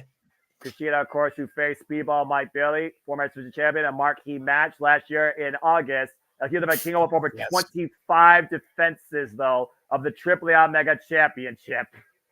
And that's a surprising thing for me that Speedball's in the tag title match, is he not? Yes, he is. Oh. Not competing for this championship. I was very surprised by that. Look at the seamless float over to the submission by Sabin. Kushida, though, and then Carlo drop kick breaks the hold immediately. Keeps the match alive for himself and El Hijo de Vikingo. Again, triple threat rules. Pinfall submission inside the ring. There is no disqualification. And of course, we talk about great triple threats. AJ Styles, Samoa Joe, Daniel still set the bar for the X Division. Unbreakable. For the company, for wrestling. Damn it. Hey, look at this right now. They were talking about that last week on Impact, that match is still the greatest match in TNA history. As it should be. Yeah. Potentially. Those three guys just... Damn. And look at the way that chop not only dropped Kushida, but wrenched the legs of El Hijo de Vikingo, who's still tied up. That's why Chris Sabin's a 10-time champion right there. Oh, and again. Paying for Bob and Sabin in firm control. Chris Sabin showing why he's been able to come back time and time again and regain this championship because he knows how to dictate the pace. Kushida, though, still in this, though. Oh, open bomb strike. Side of the head of Sabin. Now Kushida with the tie-up here. To the Higo might be looking for the hoverboard lock, but catching Sabin coming in. Both arms trapped. What is this? Whoa! Whoa! The suplex and the damage done to both the arms of El Hijo de Vikingo. Again, that's what the X Division is all about. You have, to your point, innovative offense with no limits of possibilities towards who could hold this title and what you could do to gain it. The Shote, the palm strike, of course, famous by Kushida, famous by Jushin Thunder Liger. Now looking for maybe the hoverboard lock, trapping the arm, isolating the left arm of Sabin. Sabin able to capitalize, though. Able to scout it. That would have been incredible Irish whip. Meanwhile, Akiko catches Kushida. Akiko with the monkey flip. Caught by Sabin. Takes Sabin with the Dante Harris. And somehow Akiko came out on top of that exchange. How the hell did he do that? I don't know. How did he do that? Jesus. Twisting head scissors with 450 rotation. And Akiko now up to the top rope. What the hell he's looking for here? The moonsault to the outside by Sabin. Kushida out. And sticks the landing. Perfect 10. Take a look. Man, oh man. I would say he's in the stratosphere, but the hotel might sue me in Vegas.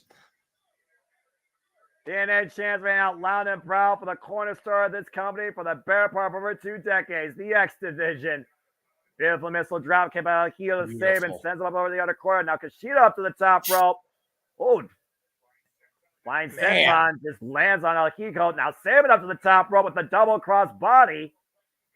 Able to flat both Keyhole and Kushida. All three men collide. All three men down. Right. No kidding. This is professional wrestling, damn it. Yeah, damn sure is, man. Holy hell. I finally could breathe for a moment. Right. I can't breathe through this damn cough, so God bless you. Again, at this point, who do you choose? Who's got the advantage at the point of this match? He just sit back and pray. At this point, probably it's not even easy to say who's put out more stops here so far. Kushida coming in, though. Saban lets the boot up. A heel comes in, catches the back elbow strike. Saban with the spinning soul bot. Hooking up Kushida, using heel for leverage. Takes him down with the DDT. And again, center of the emblem. That emblem being used tonight to prove a point. Uh-oh. Pump handle. Up on the shoulder. A heel. Whoa! Covered. And Kushida saves the title. Last minute, man. He almost didn't make it over there. After a heel was taken up and over and planted on his head on the TNA logo. I love that TNA logo, by the way. So dude, I am so happy to have this logo back across my chest. Right? Oh, I'm so happy. It's one thing to have it on the apron on town. It's another thing to have it on your ring. Oh, wow. El Hijo rebound off the ropes. Caught Saban with the spinning kick. Well, I do have stuff loaded in my cart for a new baseball cap for each promotion. So that will be coming soon, hopefully. Well, look at the strength of El Hijo, though. Got Saban up on the shoulders. Oh, God. Whoa. Knee to the face. That was just, ooh, man. And El Hijo right now, uh-oh. Saban laid out on the ramp. Wait, what is this crazy man figured here? El Hijo with the step up. Oh, God. Jesus. The 450. He literally ran from the other side of the ring, jumped up, air sabooed into a 450, and got two in like 99. Look at this. Wow, watch this again. Up 450, by the way, Jeff. Step up, run up 450. Yeah, it wasn't quite an air saboo. I take that back. Crushing the ribs of Saban on the entranceway on that solid graded ramp. He's going for the kill here, Noah. He's looking for that big 630 splash. He hits this. We have a new X-Men champion. Oh! Kushida with a kick to the hamstring, though. Takes the base up from Akio de Vikingo. And now Kushida right now looking to hook the hoverboard lob out of the corner here. This is where it gets dangerous, Noah. Whoa! Tuck down takeover! And the hold on! The hoverboard lock applied! But Saban with that super kick. And every bit of it right across the jaw. Oh, the crucifix by Kushida gets a near fall.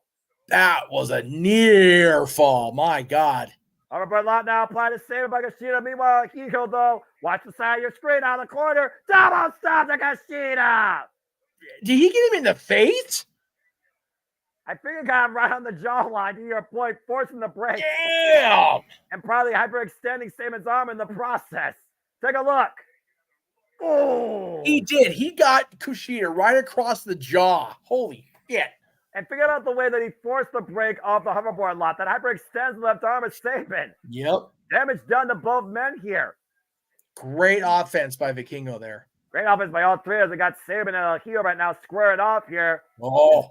Saban and Fuego, though. Uh-oh. Oh, man. That's your will. Oh, here we go. Spirit. Now El Hijo right now lining up the X Division champion. Oh, God. God damn. They felt that in Detroit. El Hijo off the ropes. El Hijo sent up and over. Lands on his feet, though. Catches Saban coming in. Saban, though, with the counter. Now Saban El Hijo up the rampway. Catches him with a press kick. Saban off the second. Oh, God. Careful, Saban Chris. now. And El Hijo. Oh, my God! For fuck's sake! Canadian Destroyer! On the fucking ramp! I don't know where WWE is for live events tonight, but somebody tell PD that happened. Holy shit! Holy shit, indeed. Shout out to the all-time great, to your point, Petey Williams. Man, oh man, that was an old favorite of TNA coming back out of seemingly nowhere. Kushida, though, up on top, though, with Saban as they go back to in-ring action here. Both men on the corner. Saban able to skip out the back door, though. Creating distance. Saban trying to scout Kushida. Now Saban. Oh, look out, look out, look out. Oh! Up and over with the suplex. Down goes Kushida. And Saban right now might be one cradle shock away from retaining the title. Is it time? Kushida though with the arm. Look at the cradle shot. Counter with the hoverboard lock. Saban with a counter. Cradle shot. Cradle shot. The counter. No. Saban retains the title. My God, what a match. Hail Saban in the new era of TNA. Right. Still the X Division fucking champion. Wow. First retention of the night. But a phenomenal showing by all three. And again, Saban proves why he very well has, is, and still will be the X Division. Good Lord Almighty, that was the clinic. Oh, man. As we begin a new era here, we, of course, look at the partnerships. We look at the reach out to the community. We look at what TNA stands for, where if you haven't seen anything, you haven't seen everything yet. We go now to this little partnership here at the world's most paradoxical experience in Las Vegas, and they took in the sights and sounds with Joe Hendry and Tommy Dreamer into this unique alternate reality museum. And we get a moment to breathe. It is definitely an experience. I'll tell you that right now. It's a trip up there. Hammer. Okay. If you guys have not seen Alex Hammerstone, this dude is a bad motherfucker. That's putting it lightly, Jeff. This guy, 10 years in the game, a force to be reckoned with, the standard, the Iron Man of Major League Wrestling for the better fucking part of freaking 5 years.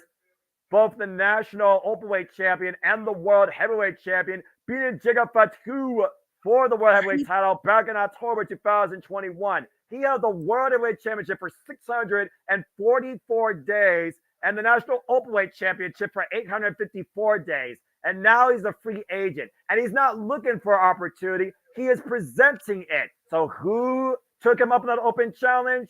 None other than the Iron Man, the standard, the walking weapon of TNA, Josh Alexander. We're about to look at a match with two of the biggest heavyweight standards of the industry in the game. Yeah, these two guys, really special. You know, the whole ha-ha is, you know, big meaty men, you know, slapping meat. These are just two solid walls of granite that happen to be in human form that are just going to lay into each other here shortly. And again, if he wants to be the standard, the champion, the face of TNA, it has to start tonight. Absolutely. Josh Alexander, tried, trusted, true veteran of the game, has faced so many challenges physically and mentally his entire life. And this is just the first, he believes, in this new era. It's Josh Alexander and Alex Hammerstone. First time ever one-on-one encounter. And it is now. Oh, boy. Just to give you guys a little peek ski on what's going on across the multiverse here real quick. Let me do that real quick. Can I? There we go. That's what I wanted to do. Oh, man. Jade Chung, I'm sure she's going to be completely impartial introducing her husband into this match, I'm sure. Right. Just saying. I'm just saying. Oh, boy. Again, nice you look at the resume of both of these men. Through the ropes and then just kind of like dropped her arm. That was Red Velvet. Is Red Velvet wearing a knee brace? You guys know that his trying to give everybody a little look, see what's going on the other side of things right now. He recently came back from a knee injury. Let me load the screen. There we go. He's being fooey. He's okay. Of course, over also on the Multiverse media right now, you can check. Come on, load you turd. Forget that the latency. It is. It's just it's so bad. Okay, well here I'll wait till it actually does the loading. Go back. Anyway, over on another one of our feeds, you can check out the Red Velvet call the debut of Deonna Purrazzo on AEW television. So there you go. All-time great of the night, guys. We're looking at two of the all-time greats here. All-time great from Major League Wrestling. All-time great for TNA Impact Wrestling. Again, Josh Alexander came back from a torn left tricep last year to remind us exactly who he is. Representative Allison Lee rings the bell, and this heavyweight exhibition is underway in TNA. Josh Alexander, of course, came back and defeated Steve Macklin at Victory Road. This man, Josh Alexander, part of the longest reigning TNA Impact Tag Champions of all time, the North of Ethan Page, former X Division champion, 145 days, hung with TJP in an Iron Man match, former world champion, longest world champion in this company's history, 336 days. Nice handshake, bit of respect there. And outlasted Speedball Mike Bailey in a 60 Minutes Classic. Both of these men are true tested valor candidates of their craft, but this is Josh Alexander's home. And again, thank you to everybody that's watching across the JMN Multiverse Media on all channels. We appreciate all you. Please subscribe, comment, tell a friend. If you love what you're seeing, know that we do this for all the shows, all the brands, and all fame sports entertainment and professional wrestling. Damn it. Wait, doing our best. Right?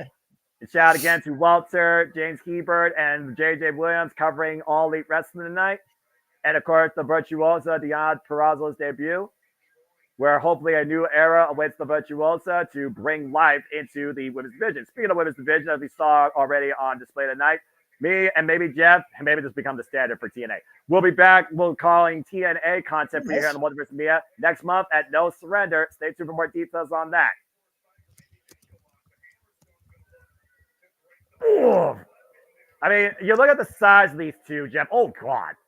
And we compared Josh Alexander to so many all-time greats. Samoa Joe, Kurt Angle, that amateur collegiate wrestling background.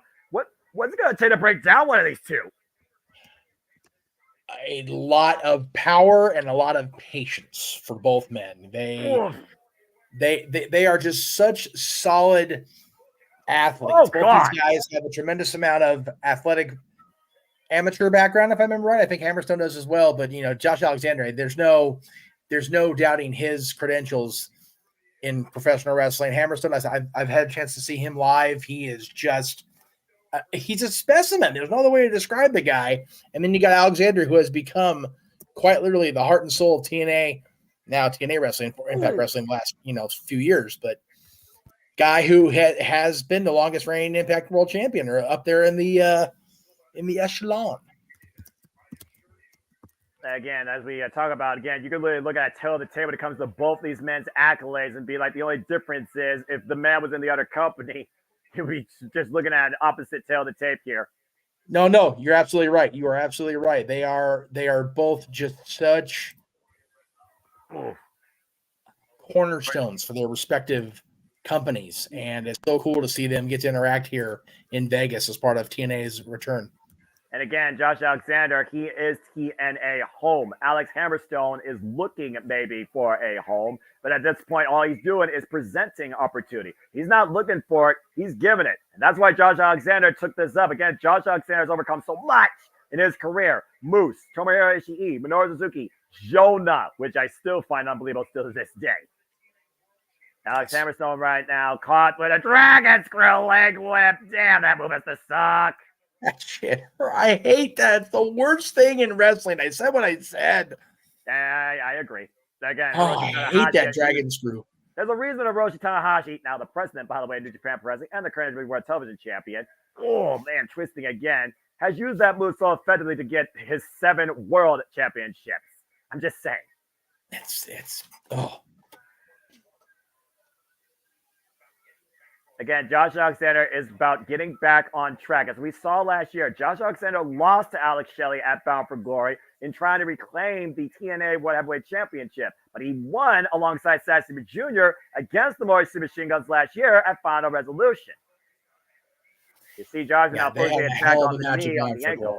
Yeah, that was the match of the night. That was so damn good, my God. I need Sassy Jr. more in TNA. I'm just saying.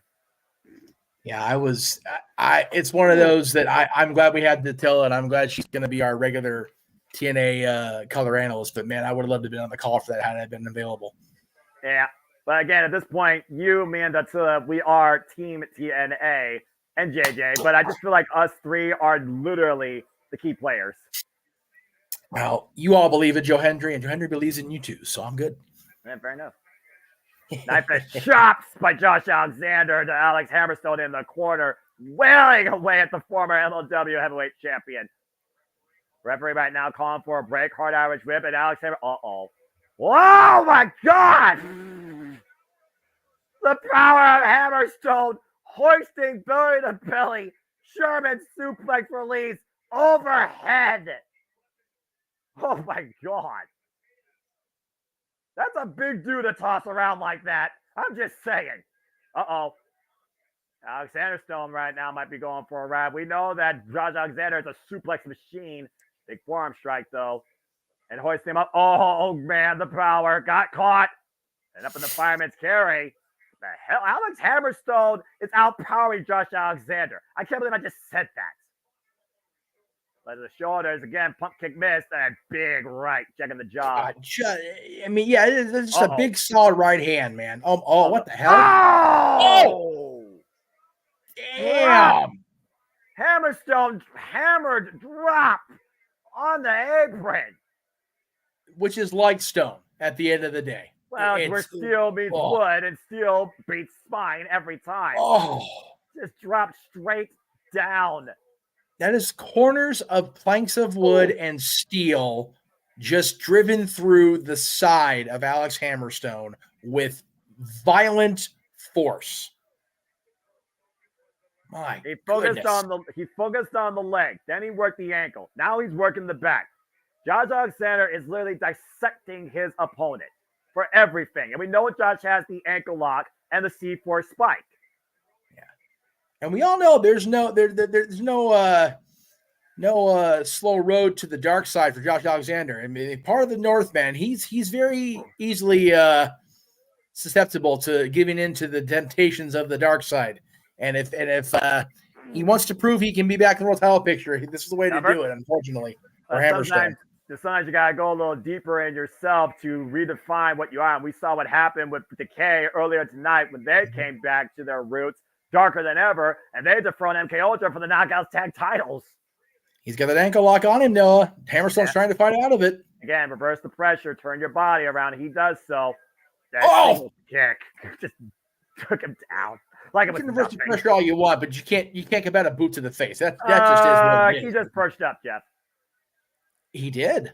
You were saying? I'm not saying you can't sped up from it, but when you're trying to fight the pressure off, that's how you do it. You show intimidation, you're lost. He's not. Look at Hammerstone. He's asking for more. He wants more.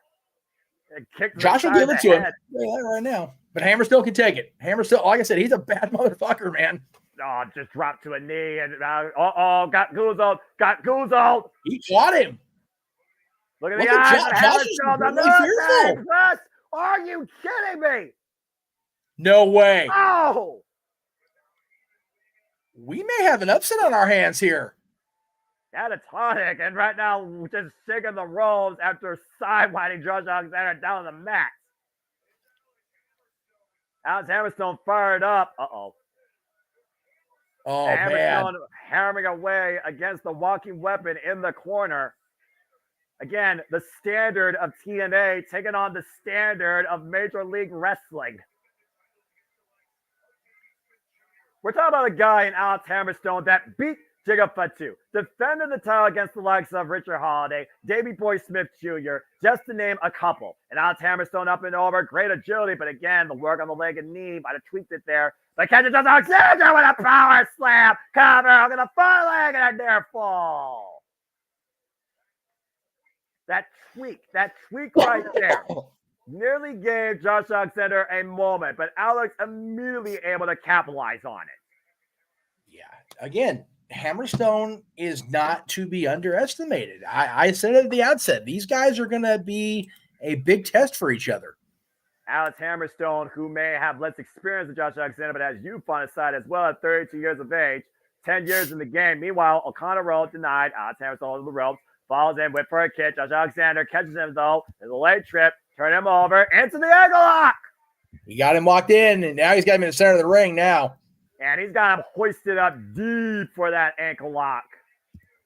The ring IQ of Josh Alexander is the X factor here in this heavyweight exhibition, bar none. Is he going to submit? It's going to tap. Bringing him back towards center. Oh, and a stop to the ankle. And now grapevining. That's it. He's got him. There's no way. Again, you think about grip. You think about the grip that Josh Alexander has right now on the Achilles. But again, look at the reach that Alex Hammerstone has. He doesn't have to clear as much way to get to those ropes. And you see him right now crawl for everything he's worth, trying to not tap the fucking weapon, and finally makes his way for the rope. There. Wow. I stand corrected again. My goodness. Oof. Again, you figure about how much pressure, how much effort, how much power Josh Alexander was putting into that ankle lock. And for Alex Hammerstone to will his way through that. And right now the crowd, once again, being reeled back in this match. Josh Alexander looking to regroup the waist lock. Try for the German suplex earlier. Alex Hammerstone with a firm grip on that top rope, though, preventing the execution. Breaks it, back elbow strike. Creating distance. Oh, and again, the leg, the damage to the leg. The leg gives out. And John up on the water, looking for the double Alex super spike. Alex Hammerstone with a counter, though. Now hooking up Josh Alexander. Oh, he's got hooked. There it is. He got down. The Nightmare Pendulum Bomb. But he can't go for the cover. Josh Alexander, great wherewithal, rolling his way to the ropes. Damage done, but unable to capitalize. Brilliant. Take a Great look, Jeff. instincts. Nightmare Pendulum. Good night. Damn. Had Josh not had the wherewithal, the knowledge of where he was, this match may be over. He has put away many of foes during his MLW World Heavyweight run with that very move. I said Richard Holiday. I said Jacob Fatu. We talked about Davey Boy Smith Jr. We also talk about Lance Anon, Yamato. Countless individuals fell to Hammerstone because of that move. But the damage done to the leg and the awareness of Josh Alexander prevented the cover. But Alex Hammerstone needs to capitalize here. He needs to stay on the attack. Hoisting him up again. Fireman's carry. Boltman on the apron. Dangerous spot here, though. And Josh right now clubbing away. Back of the head and neck. Wheeling down Hammerstone to a knee. Bad intentions again. Hammerstone got set up. Death Valley Driver! On the apron. Again, that apron, that just unrelenting, hardest part of the ring. We talk about all the time on these watch-alongs, Noah. My God. Spine first, head first, goes Josh Alexander. Alex Hammerstone now going to the high-risk district here. Missile drop kick sends Josh up and over to the other corner. And once again, up on the shoulders. A TKO, Shin Scorpio Sky drapes the arm to cover. Kick out. Man, the referee was just out of position enough to not register a timely 3 count. That may have made the difference right there, Noah. Yeah, he nearly beat the Iron Man of Impact Wrestling. Doesn't get close to their 3 without the bell ringing the net. Yeah, definitely not. Man, what an unfortunate circumstance for Hammerstone. The referee was that out of position. I mean, I don't think it was anything she could have done about it, to be honest with you. Yeah, divine intervention, call what you will. This match continues as Allison checks on the well-being of Josh Alexander, see if he's confident enough to continue to respond. Alexander goes down, might be dead weight at this point. You see Hammerstone still favoring that left leg, though. That left leg's been the story of this match. Uh-oh. Alexander trying to grab for it. Hammerstone, though, trying to break the grip. Again, can he get Hammerstone off his feet? Can he bring him down for the ankle lock? Both these men right now just squaring off in the middle of the ring. Test of wills. Oh, God, you hear that. Rolling forearm and the straight right. Rolling forearm, though. No effect. The eyes of Hammerstone exploded Alexander. Bump kick. And the waistlock, German suplex release. Alex Hammerstone unleashing fury on the wonky weapon. Now holds him up. Sit out, powerbomb cover. 2, no. How the hell is Alexander still in this? It's a cradle. The Nightmare Pendulum counter gets a near fall. Ooh. Combination by Alexander now, though, rocking Hammerstone. Hammerstone coming in, though. Hooking him up. Oh, a clubbing shot back of the head. Rebound off the ropes. Big German suplex released by Josh Alexander. And might be finally looking for the double under. Can he hoist them up? C4 spine! The cover, the son of it. 1, 2, Josh Alexander wins.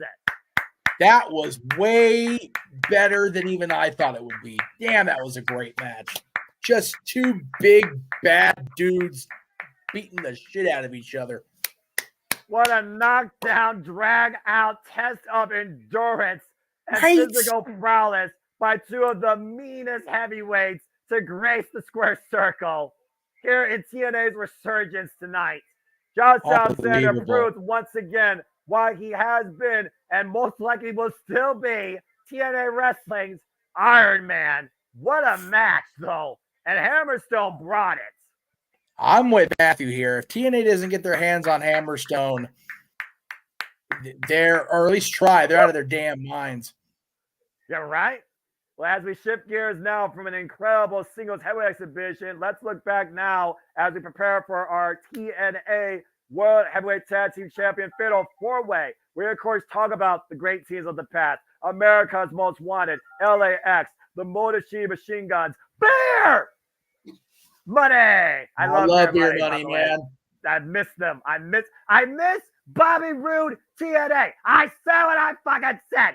Anyway, Team 3D, and of course, in recent memory, the Rascals, the ABC. And of course, the Wolves, Eddie Edwards, Davey Richards. We talk about the Hardys, countless teams that have paved the way for themselves and for TNA. And this new generation of tag teams now look to once again take center stage as we usher in a new era. After what happened with the Rascals at Final Resolution, the Rascals, who lost the titles to ABC, that got Bound for Glory, got on the bad side of the Director of Authority and ended up in a tag team exhibition match against Speedball Mike Bailey and Trent Seven. Trent Seven and Speedball Mike Bailey have never been a tag team before, and in their tag team debut, they beat the former TNA Tag Team Champions.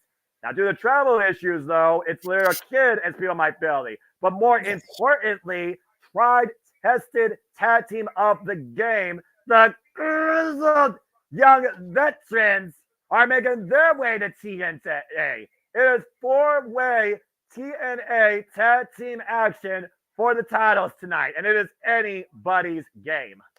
And then we're going to do a quick live look in over on our other stream real quick here. If they don't know we're doing this. So no, you're fine. As we look at, speaking of tag team wrestling, that's what's going on over on the other side right now on Collision. We've got FTR and Daniel Garcia against the House of Black, man. That's hell of a night of wrestling. So if you're not watching us, if you're not watching them, that's what's going on over there over on the Jeff Beacham Network, Multiverse Media, AEW All Night on one stream, TNA Hard to Kill on this stream. Stay tuned, guys. Open mic night, anniversary, second anniversary, hosted by Noah. Well, Lord help me. Again, the Grizzled Young Veterans making their TNA debut, 4-time tag champions. Bailey and Seven defeated the Rascals at Final Resolution that earned the shot tonight. And the Rascals are getting their contractually obligated rematch tonight. But not in traditional tag fashion. It is a fatal 4-way. Champions do not be involved in the decision. They do not, Noah. It's going to be an interesting way, but I don't care what else happens. I am here for the Grizzled Young Vets making their TNA debut. I'm so fucking stoked these guys are here. So damn happy. So damn fucking happy. I don't care if I'm wrong tonight in my prediction. I'm just so damn happy to see the Grizzled Young Veterans back in tag team wrestling in true Grizzled form. Damn it. Yes. Yes. Again, I said earlier, with all respect to Ava and to Joe Gacy, the Grizzled Young Veterans are back where they belong, damn it, and as themselves in professional wrestling. Again, Zachary Wentz came back to TNA last year and helped Trey Miguel steal the TNA Tag Team Championships from Subculture. I stand by that, by the way. No, I'm laughing because they did what we just did on the other stream. They did a live looking at us. Hello. Hi, everybody. Anyway. Hi, everybody. Welcome to Professional Wrestling on a Saturday night, where it's truly all right. Oh, shit. That was funnier That was hilarious. Oh I wouldn't say he was having more fun, but I don't think it's a question that needs to be answered. We're all having the fun, man. Damn right. Because this is professional wrestling, damn it, top to bottom. That was great. I cracked myself up. Oh, shit. Oh, boy. Here we go. Talk about professional wrestlers. How about one of the Right. hardest workers in the game today? Former X Division champion, rivaling the booking schedule, Masha Slamovic, now two-time recognized X Division Star of the Year by the fans 2 years in a row. Speedball Mike Bailey looking to take his first ever opportunity at Tag Team Gold. We saw what happened in that win with Trent Seven, so Speedball Mike Bailey can definitely get it done. But I'm very curious to see this first-time duo of the Real Kid and Speedball Mike Bailey and how they work together as a tag team. Grit your teeth. Yes! Oh, this makes me so fucking happy. The Grizzled Young Veterans, former NXT UK Tag Team Champions, former Progress Tag Team Champions. Those are the words of Liverpool's #1 and his partner, James Drake. We're going to go straight to the heart of TNA's Tag Team Division. Good luck to everybody trying to outwork this duo. Hey, look, it's James' favorite auto-tune theme. Happy Saturday. Too sweet. Here come the Tag Champs. I still say this theme is better than what Bullet Club uses nowadays. And this is the original Bullet Club theme. Bite me if you think otherwise. Ace Austin, Chris Bay, our current TNA Tag Team Champions with those beautiful red straps. The first time a red strap actually looked like something. Oh, sorry, did I say that out loud?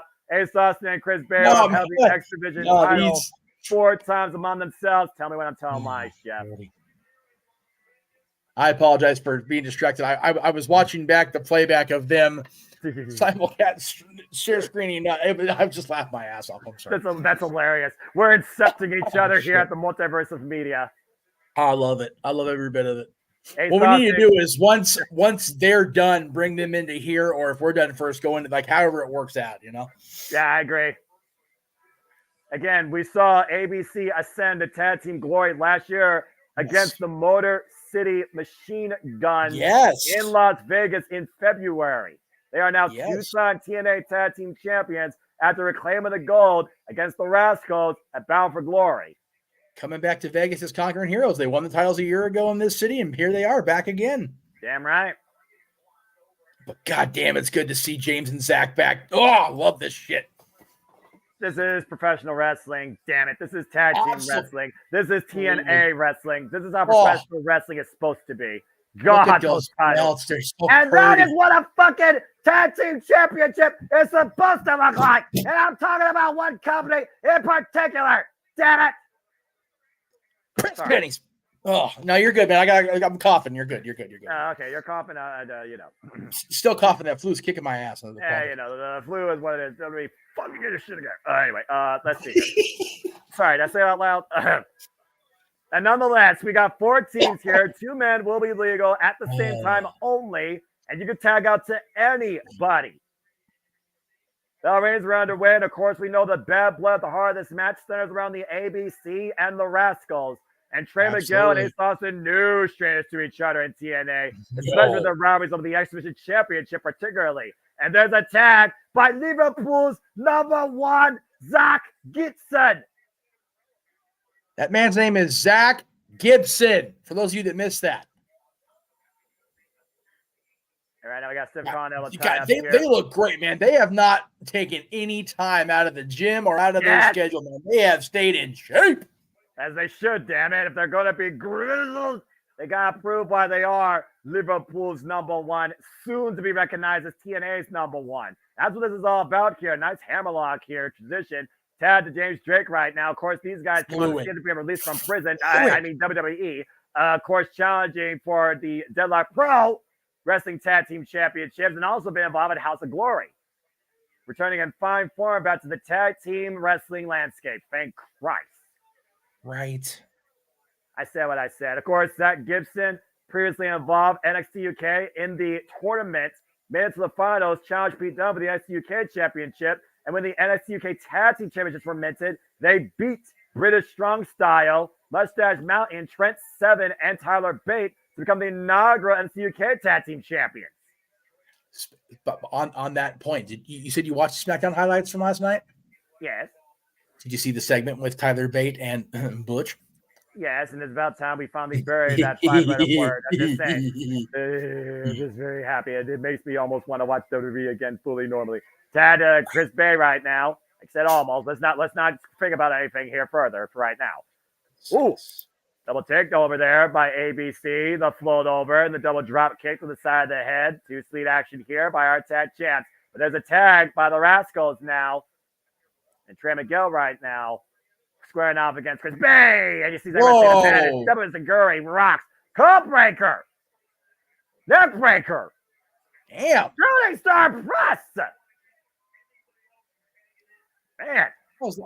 That was a lot to happen in 10 seconds. And quick fluid motion by the Rascals. You don't agree with their tactics, but they are extremely effective as a duo. Yeah, when you look at it as far as the style, this is very much X Division style tag team wrestling. This is great. Well, you consider you got former X Division champions involved here, and at least 4 of the competitors. Speedball Mike Billy with the PK follow up off that double team by the Laredo Kid Speedball. Ooh, nice synergy there. Covered by Billy. Gets a 1 count on Trey. Again, what's crazy about this match, you got to have eyes in the back of your head because anybody can get attacked you at any time. Anytime. There is no, it's very much a Lucha Libre. God damn. I'm a Lucha Libre. That was just an exchange of shots, blows, whatever you want to call it. My God. And everybody breaks it up there. Speedball almost got the win up the attempted Rana. Uh-oh. 4-corner standoff here. Referee might lose all control here. Every team for themselves, but who's going to blink first?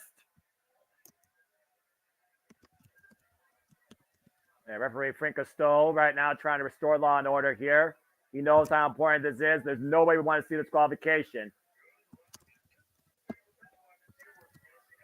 Yeah, this is the same referee that had to deal with PCO, Jake something, and freaking Rhino earlier. I'm just saying. The man's clearly a glutton for tag team chaos. Yeah, well, from Trios Chaos to 4-way tag team chaos. There you go. Maybe it's going to become the premier tag team official. Who knows? Irish whip by Speedball Mike Billy. Meanwhile, handstand springboard. Whoop. Nice guy by Zach Gibson, though. And again, you can't do nothing here. You just got to take these shots and take the shot to the side of the head. The fury and the speed of Speedball Mike Bailey. We talk about PCO not being human. He's a creation. We talk about Will Ospreay being from another planet. I swear to God, Mike Bailey's from another world, too. Golly. I mean, you saw what he did with Will Ospreay at Bound for Glory. Speedball Mike Bailey, one of the most tested individuals of the Impact TNA Wrestling roster since arriving on the scene. And up the ropes to drop down by Zach. Meanwhile, taking out the leg and a side kick to the head. Grizzly Young Vets taking control now. Whoa, poetry in motion of sorts. Takes a kill off the apron. That shit's crazy. And that's what makes the grizzled young veteran so fucking effective. My God. And right now, James Drake taking advantage of Speedball Mike Bailey. Again, folks, TNA presents Impact Total Nonstop Action Wrestling from Orlando, Florida, next week, Friday and Saturday. And you can tune in weekly to TNA Impact Wrestling, courtesy of YouTube or Access TV, Thursday nights, where they still, even in TNA era, own the night.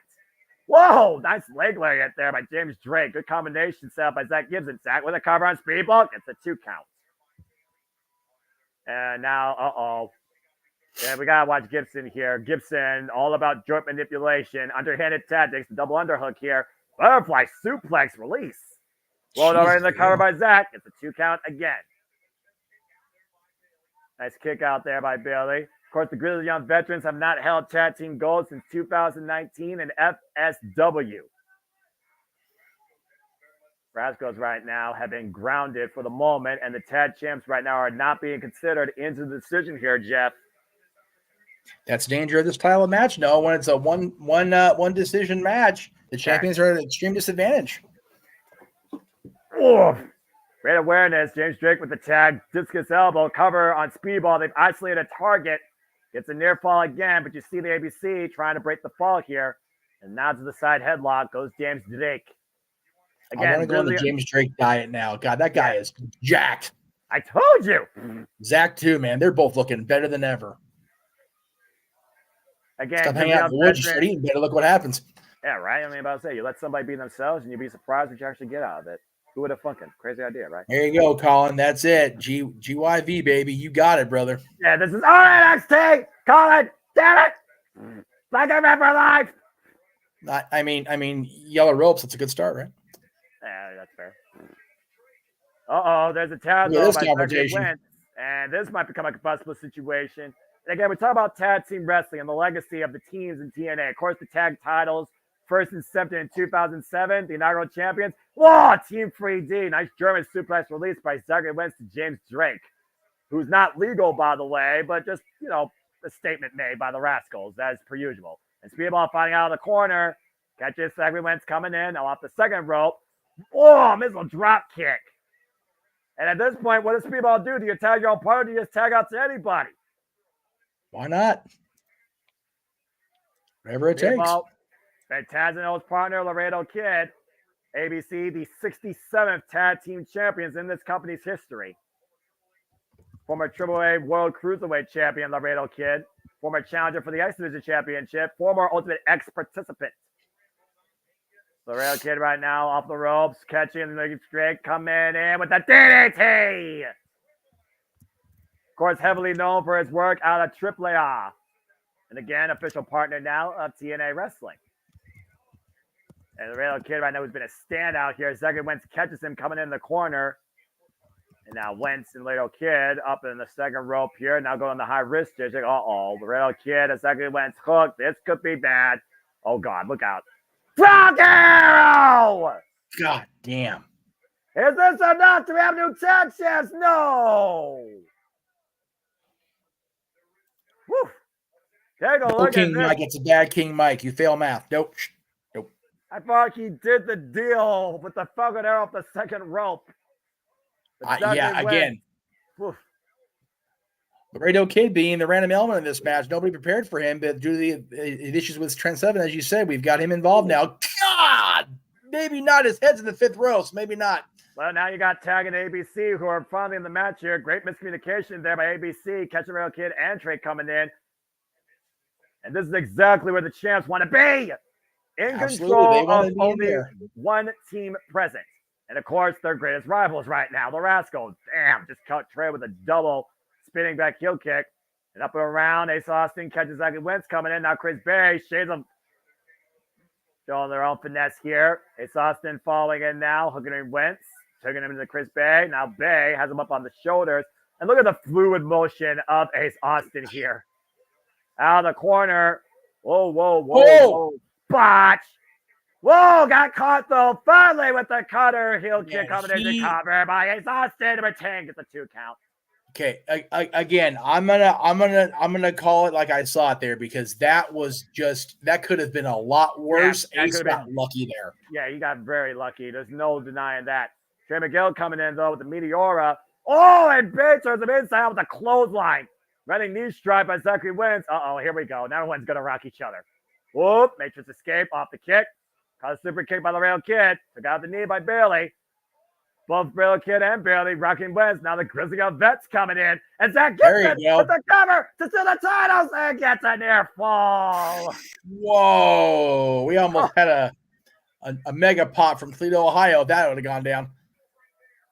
Nearly captured the TNA tag titles right there on Zachary Wentz off the chaos that ensued. The savvy back to that moment. Here you go. Never mind. Oh, man. Now, God. TNA Wrestling is back in full effect, and you're seeing the tag team division on full display right now. Yeah, they are. Look over here. James Drake with Zachary Wentz hoisted up. Doomsday Device! Every bit of it. Cover 2! No! Speedball with the save. It would have had to have been Speedball. Nobody else would have been fast enough. Yeah, take a look to your point, Jeff. Wow! God. Not only did he hit the Doomsday Device, he impacted against him as he hit him, just almost like stopping a wall. Kid comes in though, breaks the Vets down though with the double missile drop kick. And Speedball Laredo Kid right now trying to take control. There's a tag legal now made by Speedball like Bailey. Now Wentz is taken out. James Drake right now. The Grizzled Young Vets, the Laredo Kid, and Speedball squaring off. Again, Tad Chance right now not being factored into the action, nor the decision for the moment. And Zach Gibson set up and over by the Laredo Kid. Lands on the apron, though. Speedball comes in, though. Crackle Moonsault to the outside. Wipes out the champs. That was smart by Gibson to duck and get out of the way. Yeah. And right now, Laredo Kid with the step up and loses his base thanks to James Drake. And James Drake right now, I see the Laredo Kid after the crash and burn. Oh boy, what the hell is happening here out of the corner? It's Speedball up on the top rope. And oh God, Frankensteiner! Poison Rana. I was going to say, Poison Rana there. Yeah, he went backwards. Yeah, he hit him on the top of his head. Spinning kick, catches James Drake in the corner. Oh, Laredo Kid right now. What the hell is this? 450 to the floor. To Zach Gibson. And Speedball up on the corner. Ultimate weapon. Oh, my God. And Speedball with the cover. And the Rascals save the titles. Man, the Rascals hadn't got there, we'd have had new tag champions right there. Oh, bar none. Double press kick, though, by the Rascals. Saving their chances right now. Laredo Kid's got something on his mind. Oh, Lord! Oh, Jesus. God, they're taking so many risks. Twisting corkscrew, takeover, a head screw. Wins with the UFO out of the corner, though, on Speedball. And Poison Ron out of the corner. Great call there, Jeff. Laredo Kid with a 450 on the outside. Is that Gibson? Action all over the place here. Spinebuster by Trey Miguel. Isolating James Drake. The Rascals right now have picked the target. Oh my goodness. Zachary Wentz up the second rope. Double stop. Backstabber combination. That may be it. With the cover. 2. And Ace Austin saves the titles. Again, these guys are having to get in there the last millisecond to save this match. Oh, here we go now. ABC and the Rascals once again eye to eye. It's where it all began. This is the showdown we've been waiting for. They are 1-1 with each other. The Rascals and the ABC squaring off in the center of the ring. Chris Bay, Ace Austin, Zachary Wentz, Trey Miguel. All for the TNA Tag Team titles. Double handstand. Oh, got caught. Oh, my God. ABC might be looking for the 1, 2, 3 here. Ace Austin setting up the art of finesse to Trey. And the phone. And Bay with the cover on Trey. 1, 2. ABC retains. Wow. And that is just too sweet. Whoa.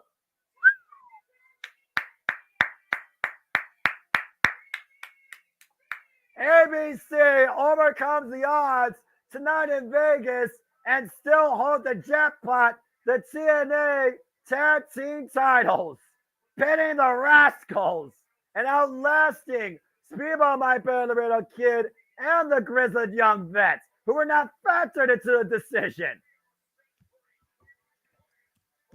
Oh, man. That was an incredible four-way dance for the tag titles. As we set ourselves up for still so much more to come tonight, it is time to look towards who will be the cornerstone of the premier women's division in the industry as we prepare for a gigantic, era-defining Knockouts World Championship match. It is Trinity versus Jordan Grace. Oh, boy. Again, we look at the journey of these two in their careers respectfully.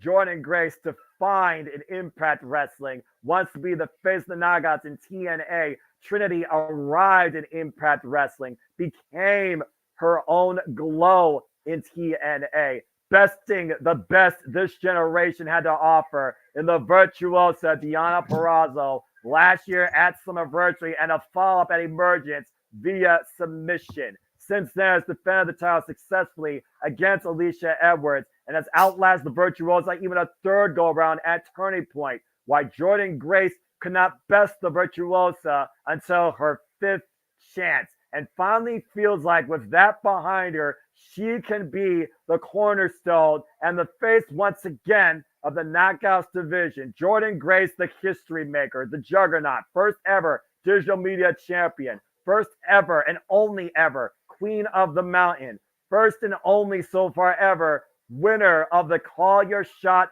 Gauntlet that allowed her to get up to in the first place at Bound for Glory. But Trinity is undefeated, unpinned, and unsubmitted in singles action. And one of these two looks to be the cornerstone of the Knockouts. It is time for the TNA Knockouts World Championship match. Oh boy. Noah, hang on one second. Go ahead. Tony's saying, hold on. What the? We got a brawl going on the side right now between Sammy Guevara and Chris Jericho. They just cut it off. Oh, there we go. Oh man. The belts is live and it looks like it's This is gonna be a hell of a match. And Looks like they're starting What? right out the street fight. oh, by Elegance. Wait a minute, that's Dana Brooke. So, as you guys talk about the belts, Dana Brooke, Ash, they're calling her Ash, just debuted on Hard to Kill. By the way, I'm on both channels right now. Let me see if I can get my camera to work here. Let's do this. There we go. What Hi, the guys. hell? Yeah. They're calling her Ash. Yeah, Ash by Elegance. Is that what they said, Noah? Yeah, it's by Elegance. This is so weird. I'm seeing myself twice. This is bizarre. Anyway. Yeah, Inception. Oh boy. That happens. Jericho's picking up the trash can now. Street fight on the Battle of the Belt side here as we get ready for a Yes. knockouts, knockdown for the ages. This is going to be so damn good. Yeah. This is the match I've been waiting for all night. If you guys get a chance to go back and watch this TNA pay-per-view, cannot recommend enough. It has been a solid, how long have we been on the air? 3 hours? Yes. Yeah. I completely say the same thing as far as Collision goes. Hey, yeah, I was going to say that too. Wash match that only went about 3 minutes, but every match has been a fucking banger. Yeah, and we got a street Gianna fight. versus Red Velvet was amazing. I'm just that. Versus Willie Mack brought a tear to my eye. As she do, as they all do. I love it. I love it, man. It's Long great. may she reign. That's only the virtuos that can deliver. But tonight, Trinity and Jordynne Grace, you have to top that shit for the cornerstone. You guys got about an hour. You guys have a tag title match. We got the Knockouts World Title. Have fun, y'all. Oh boy. Oh, there you go. Again, Trinity came from the land of the giants, the so-called showcase of the immortals, the biggest stage in the industry, the must go to at the end. Fuck that nonsense. To find herself in wrestling and has never shined brighter since coming into Impact TNA and is undefeated and took a chance on herself and has been the cornerstone of the Knockouts division. Now wants to lead the new era, still the face of the Knockouts, holding that brand new white strap. Knockouts World Championship. Very much a throwback to the original Knockouts Championship presented to Gail Kim. All right. I love it, man. Let's go down to introductions. Jay Chung, do it right. This is your biggest moment so far in your ring announcing career. Oh boy. There is the one fall.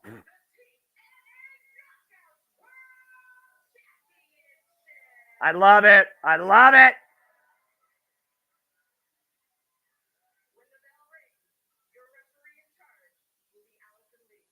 Yeah, Allison Lee.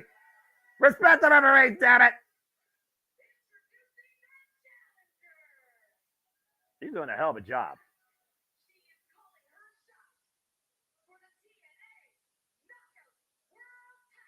Oh boy.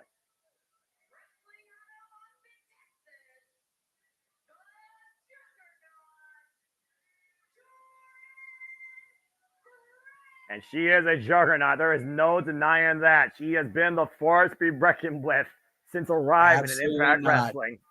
You can agree or disagree with her viewpoints on the tweeter, but she is a bad mother. Oh boy. And then you got another amazing athlete here. This is the showcase for women's professional wrestling.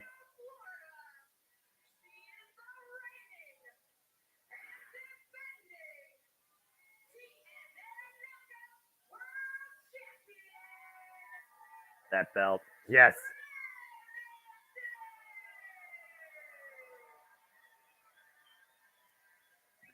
You know, it's funny, you mentioned earlier that the Knockouts World Tag titles were red strapped. So were the originals, if you recall. Yeah. So definitely a throwback to the original Knockouts championships. One already changed hands. New Knockouts World Tag Team champions. Are the rumors true? Is this Trinity's last bout with TNA? Will she be in Fort Lauderdale in 2 weeks? Well, not Fort Lauderdale, excuse me. They're in Fort Lauderdale for NWA tonight. I apologize. Yeah. What the hell's Tropicana? What the hell's Tropicana Field? By God. Tropicana, Florida nonsense. Right. The handshake. I know it's Florida. I was just trying to be specific. That's what I get for being a smart ass. I know, it's all right. Oh man.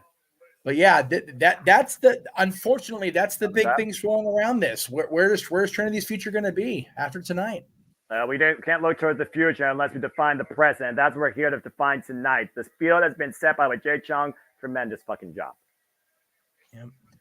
And somewhere where WWE's having their live events right now around the world, I'm sure Jimmy Uso is very much looking forward to seeing his wife do her thing here. Again, we saw the tail of the tape earlier. Very small height differential here as one Trinity is 5'6", Jordan Grace 5'3". Signature moves, of course, is the Starstruck and the Rear View for Trinity, while Jordan Grace has the Juggernaut Driver and the Muscle Buster. And the accolades are as far as what you can remember seeing in Impact Wrestling TNA for Jordan Grace. But you need to know Trinity from WWE to know her limited accolades. And she does have some. Again, she is a former SmackDown Women's Champion, and she's the reigning Knockouts World Champion, undefeated in singles action since her debut. But Jordan Grace has done everything. She is a two-time Knockouts World Champion, first-ever Digital Media Champion, former Knockouts Tag Team Champion, and of course, the first female to call her shot. But will she be the first that successfully also fulfills on it? And that's what we're here tonight right now in this stiff test of strength. Greco-Roman knuckle lock here right now. And Jordan Grace right now, the strength, having her way with Trinity, driving her down to a knee. Saw the ticker down there, Noah. TNA going back to the Impact Zone next weekend. Very cool for them to be back in Orlando. They're going back into Canada next in a couple of months. They're going to be at the the 2300 Arena for WrestleMania. TNA is back and then some, man. They are going on all cylinders, as are these two women. Nice mule kick there with the slide through escape by Trinity, following in with the forearm shiver. Again, we talk about the knockouts, the cornerstone of women's wrestling, the cornerstone of this company since the inception. Led now by Gail Kim, who was the first ever Knockouts World Champion in 2007. Trinity, the 63rd Knockouts World Champion, following a leniency held by the likes of Angela Love, Brooke Tessmarker, Tara, the Bunny, Allie. And of course, lately, Lamar Logan Taya Valkyrie, who still holds the longest reign ever with the title. And nice job by Jordan Grace catching Trinity off the ropes, planting her down hard. Taya Valkyrie, who's held the title for 377 days. Cover by Jordan Grace, gets a 2 count. Deanna Browser, the second longest reigning ever Knockouts World Champion in this company's history, held it in one reign for 343 days. While Gail Kim has held it the most record number of times at 7, for 711 days in her career. Ooh. Big shot there. This is Trinity's 5th defense of the Knockouts World Championship. 182 days reigning. Don't forget, Noah, still to come. The World Championship. And Can again, Alex Shelley fight off the big bad moose? And let's also keep this in mind, Jeff. Earlier, we saw Giselle Schaub, who has no love lost with either of these two incredible women, absolutely win not. Ultimate X. She has a guaranteed shot at the Knockouts World Championship anytime she wants. And as we saw earlier, apparently also arriving is the now free Dana Brooke. Uh-oh. Oh, the waiting arms again. The power! What a power slam cover! Yeah, it's a 1 count only, though. Yeah, Matthew, to your credit, to your point in the chat room, just because we've seen Ash of Elegance show up doesn't mean she's the only surprise. Long way to go tonight. Back elbow strike. If nothing else, Jordan Grace right now is in the advantage, I would say, because of her power. But Trinity, great awareness, knowing that Grace driver, Juggernaut driver, what's coming. Now you figure you've got the experience on Trinity's side. You've got the familial. I'm not going to say the B word on TNA, but you know where she be. Yeah, right. And but you got just the raw, unmatched power. Jordan Grace, but you know, you talk about that power. DDT cover by Trinity gets a 2 count. God, you can be as powerful as you want. You get spiked in your head like that. I don't mean a damn thing. Yeah, with the driving force of Trinity's legs trapping the head of Jordan Grace for further impact on the TNA logo, might I add. Trinity, those athletic legs she's used in her dancing career and in her professional wrestling career, put to good use there. Just as you said, spiking the head of Jordan Grace right in that center of that TNA logo. Powerbomb, high stack. All right, I guess there's more spiking than in Las Vegas drinks tonight. Nice rising knee strike off the kickoff. Oh my! Wow! Up and over, face first, like a wheelbarrow suplex. Cover by Jordan Grace with a lateral press, getting a 2 count. If I'm Alice and I'm getting in there and checking on Trin, she hit hard there. Yeah, you wonder how much more of this physical onslaught can Trinity take. We saw what happened at one point in her match with Mickie James at Bound for Glory. Let's not forget that. No, with the recent stoppages in WWE, there might be an across-the-board thing in wrestling, I think, as it should be. Safety first, man. My goodness. Oh, man. Again, you got to put it all out tonight, though, for the richest prize in women's wrestling, the cornerstone of TNA, the Knockouts division, follows up with a clothesline. Barely put any force into it, just took Trinity down. And let's not forget, speaking of Mickie James and Jordan Grace, it was last year, and looking back at this, look at this, up and over. Just taken. Chucked her into the corner, man. It was like a wheelbarrow or a water wheel. I'm not sure what you call that. I know you call that tope suicida. Driving That's her a big girl doing tope suicida. That's a whole lot of mama pump there. Damn. Juggernaut jackhammer on the floor on the outside of the ring by Jordan Grace. And Jordan Grace is here to win by any means necessary. Last year, she came in as champion. Remember, this is hard to kill. 1 year to the day that Jordan Grace last held the title. And who she lost it to? Mickie James. She hasn't had it since. And you know that's got to eat at Jordan Grace's craw. It's got to just bug her shit to no end. Oh, I'm sure she hasn't forgotten about it. I mean, it's one thing to not be able to overcome Mickie James. It's another thing when you thought she was never going to overcome Deonna Purrazzo. And she had 2 chances to beat her last year. And it was 3rd time the charm, 5th time overall that she finally bested the Virtuosa. But does Jordan Grace finally have enough within her to once again be the Knockouts World Champion? As you see Ash right now, watching on from ringside. The Elegance. Ash by Elegance. Hello, Attila. There she was. Yep. And Attila, we have seen you on multiple occasions. I will say that. Yes. Oh. We're looking forward to welcoming you up on Mike Night when you get here, girl. Again, I gotta wonder, Ash by Elegance, what's her motivation? What's her intention for being here? And who is she maybe scouting or targeting? I would just say, obviously, the championship, but it's unique. Uh-oh. She wants more. Jordan Grace asking for more. And, paintbrushing Trinity.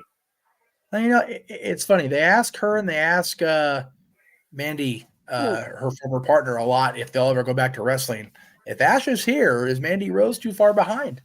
I mean, again, nothing's impossible at this point, especially in the day and age of this industry. Oh, step up as a Gurry rocks. Jordan Grace finally takes her down to her knees. Man, that tree went falling slowly. My goodness. Timber. Again, how do you take down a juggernaut at the base? That's it. Or, smashing their face in the turnbuckle. That works too. Bulldog in the second corner. Split leg moonsault cover. Hook of the far leg. Gets a 2 count only. Beautiful split-legged moonsault by Trinity there. You know, if Rob Van Dam is anywhere near that casino, he's going. Nice. And right now, Trinity in the driver's seat. Again, champion's advantage. Tyler can only change hands via pinfall or submission. in the Call Your Shot Gauntlet history. Last year, Bully Ray called his shot against the world champion. He failed. Jordynne Grace is the first knockout, though, to call her shot. And will she succeed and set a standard for the knockouts going forward in Call Your Shot Gauntlet history? And there's one more shot to be called tonight, Noah. Don't forget. Grace, though, able to counter the full Nelson bomb attempt. Now with a full Nelson of her own. And with Jordynne Grace, it's a full Nelson, brother. Yeah, that's a master lock if I've seen one. Good grief. The fingers are locked. She's just draining the energy out of Trinity here. The only thing she's not doing is ragdolling her at this point. And Trinity right now needs to find her way to the ropes and prevent falling incapacity to this. And finally falls to the ropes and force the break. I mean, again, in that move, you can't do anything else. You really can't. No, Trinity used her height to advantage here and not allowing herself to be ragdolled and got over there to the ropes in enough time where it wasn't debilitating. You know, Deon Purrazzo's got to be watching this on, though, considering how much Jordynne Grace is not only one of her greatest rivals, but one of her best friends from the Knockouts division. Again, the Knockouts locker room is a sisterhood because they're there for the betterment of each other and women's wrestling. When this industry didn't think you were good enough, when you didn't know who you could be, the Knockouts truly hold up testament towards their name's sake. It is where you define yourself. It's where you literally create a legacy. Oh! And of course, Jordynne Grace is looking to create more history off that back elbow strike. Oh, no. Got Trinity hot. Possibly for the Muscle Buster! She got her too, man. Oh, no! Oh, man. And you see the frustration now sitting in the challenger's face. She is so verklempt at that. I mean, she hit every bit of this Muscle Buster, Noah, and still, man, she gets just... Oh, man. Yeah, on the center of the TNA logo, Jeff, not enough. You don't get any closer than that without the bell ringing, as you like to say, my friend. Shout out to Samoa Joe with that, our current AEW World Champion. There you go. Nope, she not. Nope. Wait a minute, Grace. Trinity able to hold on, though. Turns her over, cover. Jordynne Grace able to reverse. And Starstruck! This is how he's got her, man. What a genius way to set the submission hold. But again, the power, Jordynne Grace reverse the pressure. Force the break. She had she got her with it too, man. Right in the center of the ring. No. Wow. That was a big series of damn near falls on that last few minutes here. My gosh.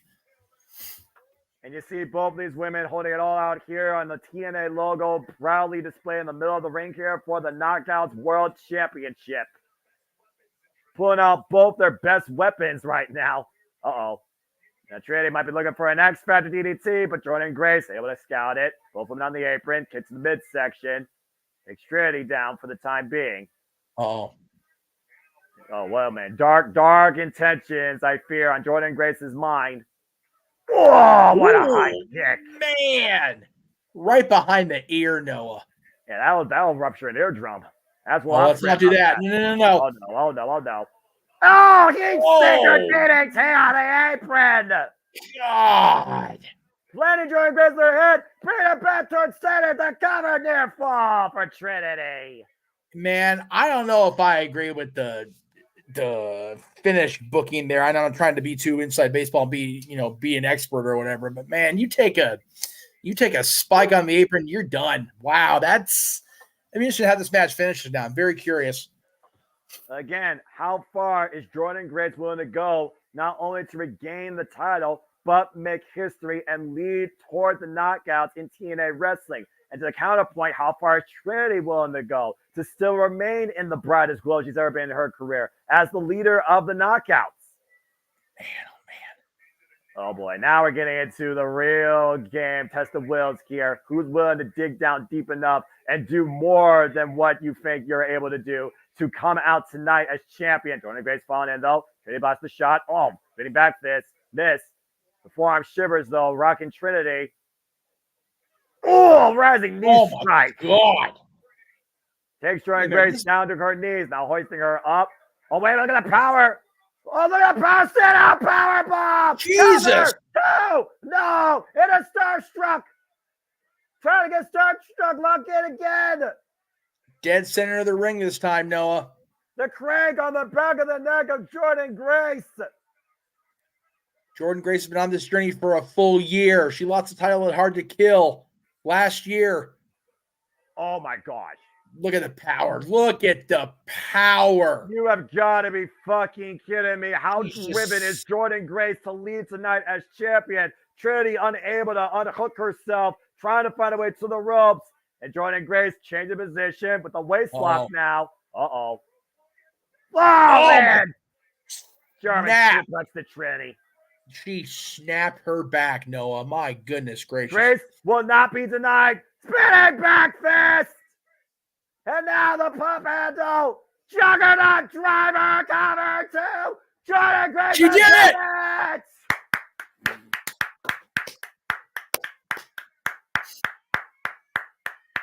Let the rumor mill swirl, but for now, Jordynne Grace has proven this year-long journey was not without merit. She is once again, and the first of this new era of TNA, she is again the Knockouts World Champion. And as my audience is impressed.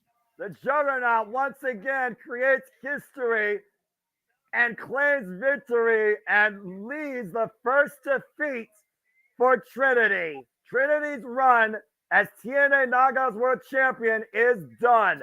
Jordynne Grace back in the driver's seat. And once again, the face of the Knockouts in TNA Wrestling. Phenomenal match by both women. As Ash by Elegance apparently applauds on. And now we have to see what awaits Jordynne Grace, knowing that Giselle Shaw looms with the Ultimate X. Giselle Shaw is definitely in the wings, in the shadows. The quintessential diva. The spotlight not on her at the end of this show, but definitely in discussion for sure now. And here we go, man. Main event time. They're not wasting any time getting to this build. Well, again, you figure about we've paved the way. We've created a new landscape in the rebirth of TNA that's hit all cylinders, proven why this company has stood the testament of time, why they are the alternative, the presentation, the representation for professional wrestling greatness to be defined. And now we're about to define the richest prize of this company tonight with an original and with someone truly at this point I feel is self-proclaimed hopeful, representing what's now called the system. Moose wants to dictate TNA in his own way. While Alex Shea believes we are back here because of me. And we're going to find out once and for all if Moose has what is in him that's needed to call himself truly in his career recognized TNA World Champion. It was last year at Impact 1000 under circumstances that Moose was able to claim at that briefcase in Feast or Fired for the world title opportunity. And Alex Shelley wasn't really thinking about it, as Alex Shelley, again, is leader of his generation, defending this title all over the world, overcoming the likes of Nick Aldis, Hiroshi Tanahashi, Josh Alexander, Jonathan Gresham, after beating Steve Macklin last year at Against All Odds. A 20-year journey culminating in becoming the face of TNA and looking to uphold that stature in the new era. But Moose has been a constant in impact here for the last straight 7 years when he believed this company needed somebody to lead it. And he respects Alex Shelley, but he wants the keys to the kingdom. It is time to decide who leads the new era of TNA as the face of this company. Alex Shelley, Moose, TNA World Championship. This is it, Jeff. This is what we've been waiting for all night. This is the cornerstone. Look at the tail of the tape. You see Moose with the highest strength advantage. Of course, there's the spear by Alex Shea, a self-struck and Boris City stretch. Alex Shea, the third longest reigning TNA World Champion, 3-time TNA Tag Team Champion, 1-time X-Division Champion. Moose, 1-time TNA World Champion, 2-time Grand Champion, 2-time Feast or Fire winner, and of course, a former Call Your Gauntlet winner, and called his shot at Bound for Glory 2 years ago at the expense of Josh Alexander. Oh, hang on. Oh boy. Eddie, good to see you. Good to see you. Yeah. This show is entirely flown by. I'm so happy. This is what TNA is all about. This is what Impact Wrestling was all about since Impact was the inception of what became the rebirth of TNA. And it all comes down to this. Now, Dan, you're going to have to wait about another half hour at least, my friend. We're getting there. We're getting there. Well, if you know actually a Moose, they're going to give us our time's worth because this is the main event of TNA Hard to Kill. As you were chanting there, Moose, here he comes. And again, Noah, we talked about it over the course of the last few weeks. Moose reintroduced the terminology TNA, bringing back the TNA Heavyweight Championship just a few short years ago. Oh, here comes the Goon Squad. As they call it now, the system. Alicia Edwards, Eddie Edwards, Brian Myers, all looking to rule the new era for themselves, not for TNA. As we learned, the system was announced earlier during the Hard to Kill Countdown show, and it was announced by Moose. Moose even said himself, he is not the wrestling god. He is not the 5'2" athlete. He is just the guy. He is the system, and he wants to be the TNA World Champion for him and nothing else. There's nothing else you can say about Moose. He's more focused than he's ever been. But arguably, Alex Shelley has never been more better than he has been. Noah, do you intend? Never mind, it's a spoiler. I'll ask everybody out there. All righty. Never mind. Has to do with what Sandy is saying in the chat room, and Sandy, I'll like I said, I'll definitely bring it up between our shows and open mic night tonight. Alex Shelley right now coming out alongside Time Machine, Kushida, and Chris Sabin. Chris Sabin success to defend the X Division Championship. As you see, Time Machine supporting each other as Alex Shelley makes his way to the ring, adorned in the new TNA World Championship. Alex Shelley, get this, 58th champion in this company's history. The third longest reigning behind Bobby Roode, who held the title for 256 days, and the leader, the Iron Man, the standard, Josh Alexander at 336 days. Alex Shelley has held this title now for 218 days. Looks like we're getting the new Knockouts champion here in Southern California at the end of February. She'll be taking on Sandra Moon at Prestige Wrestling. Cool. Oh, nice. I like that. This historic title reign that we have been able to see unfold since last year at Against All Odds may very well end tonight. Let's go to Jay Chung for our introductions for our main event.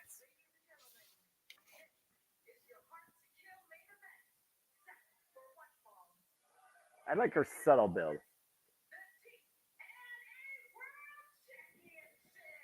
Oh boy. I like calling it World Championship in the vein of Ring of Honor and AEW because it's not always a heavyweight that holds that title. So I like exactly. And it also goes to show that it's not just blueprint to heavyweight wrestling.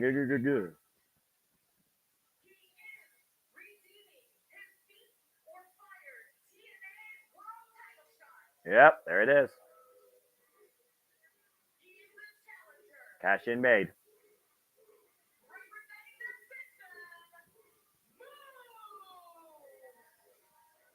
Imagine this system ruling TNA. Good grief. Yeah, it's landscape changing possibilities here. Well, that's what this whole night's been all about, right? Redefining the landscape that was TNA under a new era. The past honored, but the future to be written tonight in the present. And it all culminates with the TNA World Championship. God, look at that title. That's a wrestling championship, damn it. Damn it! They all been. They've all been. They've all been tonight. Every championship on the line tonight. No, you love to see it first one out of the gate, man. And it doesn't get bigger than the cornerstone of this company, the beautifully newly minted TNA World Championship. But this is more than a championship. This is who leads the era of the return of TNA. The original or the Impact faithful. Bell rings are underway. Oh boy! Faithful in here, so I'm doing it real quick. I don't blame you. Someone had to. Yeah. Probably only one good Yellman to get out of me tonight. Hey, you know what? That's good enough. Matthew, that is big praise, and I'm not going to disagree with you right now. You know what? IWGP Version 4 Championship, Fair. TNA Championship, Wing Eagle Championship. Hard for me to rank those 3 belts, but I think he is on point there. Man, the Wing Whoa! Eagle. Well, that wasn't very well ranked, was it? Well, I mean, moves with the false sportsmanlike conduct. Alex Shelley beating him to the punch with a spit take. Hey, you got to do against this big bastard. Well, I mean, again, we know Moose is a short temper, but also if you poke and prod Alex Shelley, he can be a bit of a hothead himself. He's been that his whole career. It's been his MO. Yeah. He's been his own carving. You know that. Knife edge chop and Moose on. Oh, I know. The thing is, though, if you poke and prod Moose, he eats you. Again, Moose like with a height and strength advantage. My God. Again, there's no effect right now. But Alex Shelley with the speed of it. Again, Moose is that unique blend of athlete with the speed and the strength, and is able to basically use both in a very balanced aspect. Very few athletes have been able to hone in on both of those things, especially athletes of his size. Again, Moose left football to become a professional wrestler. He literally gave it up. He only did not matter to him as professional wrestling. And this company, no matter how he feels about the corporate structure, politics aside, he still calls it the best, hardest working locker room he's ever been part of, and he wants to retire here. He wants to be the face of TNA, but he wants to do it for his own system. Yeah, you made a great point. He wasn't forced to leave football like some of these guys like Goldberg or whoever. He voluntarily left professional football to come be a professional wrestler and to work for TNA Impact Wrestling. That is the statement that this man Moose comes and brings every time he steps into the ring. Again, Alex Shelley came in first into TNA in 2004 and ran through this company through 2012, took a bit of a hiatus, then returned to 2020 alongside Chris Sabin, beating the North for the TNA Tag Team Championships. Took a bit more of a hiatus, though, after that short run, and didn't come back until 2022, where, of course, last year in 2023, he finally became the TNA World Champion. Alex Shelley right now picking the left arm of Moose to work over by Moose. Drop kick! Whoa! Reminder to the chat room, since I don't have room in the ticker, you guys can't spoil stuff from other shows. We've said that time and time again on our chats. Well, we also did put that disclaimer in there. Maybe you need to put like an FBI one if you're not at the start of these things. I will going forward. Sandy had the courtesy is what I'm trying to get at here. I appreciate Sandy. Yep, no, she's good. We love Sandy here in this chat. Yes, we do. Yep. What a big palm strike, knife edge chop. God, if you've not yet experienced Moose in person, I can't recommend enough. He is just a complete and utter spectacle. Driving Alex Shelley face first into the apron right now. And Moose taking advantage of the champion on the outside, breaking the ref's count, looking for further damage. Again, Tyler can only change hands via pinfall or submission. Moose, who has endured Monsters Ball, Barbed Wire Massacre, every match imaginable against everybody in and out of this locker room, even when he called himself the TNA heavyweight champion, when that title was defunct. He believed the company needed a leader. He stepped up to the plate. And while he was never recognized as the champion, he defended that title and that self-proclaimed moniker against all comers. And they finally did recognize him. And to his credit, man, he fought and had a unbelievable match with Rich Swann. Of course, that was a unification match where both those titles were unified as one, defined as one, before he lost it to Kenny Omega, as Moose was looking to be the guy to represent, lead Impact Wrestling TNA, but it wasn't meant to be at that time. And to Alex Shelley's point, he believed Moose had no stock in that claim. Why Moose came into Impact Wrestling in 2017, first won the grand title that was in existence against the Miracle Mike Bennett, held that for a period of time. And big scoop for Alex Shelley on the outside of the floor. They are right there in front of where the Tilla's sitting, man. She's got to be feeling every bit of this. I imagine. Hello again, Dattila. I hope you're having a great time again. You see right now, Moose rolling back again. to the outside, breaking the count. Of course, title cannot change hands via pinfall or submission. Only can change hands that way inside the ring. Cannot change hands via count disqualification. Jamie finally back in the ring. Moose looking almost ready where Attila is sitting. I don't know if Moose wants to jaw jack Attila and vice versa. I'm just saying. I don't think either one of them want to jaw jack the other right now. We need Attila on our shows, and I don't want to piss off Moose anyway. That's a fair point. Moose again, previously the TNA World Champion, Impact World Champion, of course, at the time of this name, for 182 days before losing it to Josh Alexander at Rebellion the later year. Oh, and a stomp right to the point of the elbow. God. On the left arm of Moose.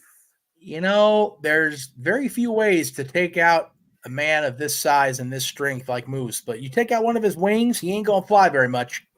And we all know Moose loves there to you go. play that spear. Oh. Got the tree down at that with the legs, man. Big kick to the side of the head. Moose taken down. Cover only a 1 count, though. Immediately, Shelley gets the arm, looking for the cross arm breaker. And Moose able to lock those wrists, though, to prevent the extension. As Moose desperately is blocking the submission hold. Great awareness. Take a man's legs out. Take a man's legs out. Everybody's the same height when they're horizontal. And if you take a man of that strength, take out one of his arms, you take out a huge, and I mean a large amount of his repertoire. Again, we talk about the history of the TNA World Championship, held by the all-time greats. We talk about Bobby Roode and Josh Alexander, the leaders that held it for the longest time. As the arm goes pop, you think about other names, though, like Sting, like Samoa Joe, like Jeff Hardy, and, of course, Chris Sabin. Yeah, I was going to say, Chris Sabin is probably my favorite option C ever. Alex Shea right now picking his target, as Alex Shea has always been methodical in his approach his entire career, always done things his own way. The hammerlock right now. You have to wonder, if option C is still a thing, when, if ever, are we going to see Sabin and Shelley? I still feel like it very well could be a possibility, because I do think before Alex Shea's career is done, he might want to prove himself against Chris Sabin before it's all said and done. I do think there is that proverbial chip on Alex Shelley's shoulder where he believes he always has been the guy, but Chris Sabin has outshined him for a duration of that career. Good grief. Face first, top turnbuckle right there. Across the bridge of the nose. Desperation move there by Moose. Creates separation for now. Would that be the first time Alex Shelley had his nose blown wide open? Yep, right. Wow, man.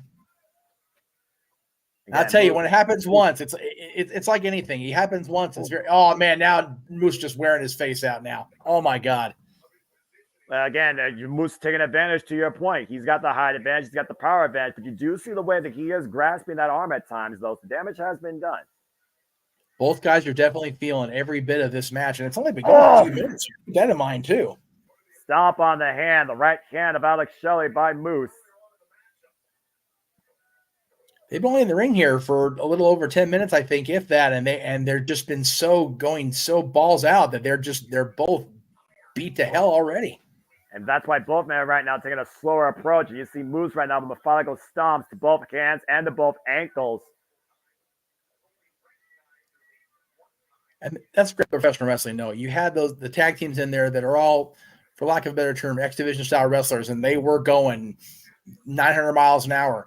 You got Alex Shelley, who made himself known as an X Division star, and you got Moose, who is a power athlete, and they're both wrestling a completely different style than they were even 10 minutes ago.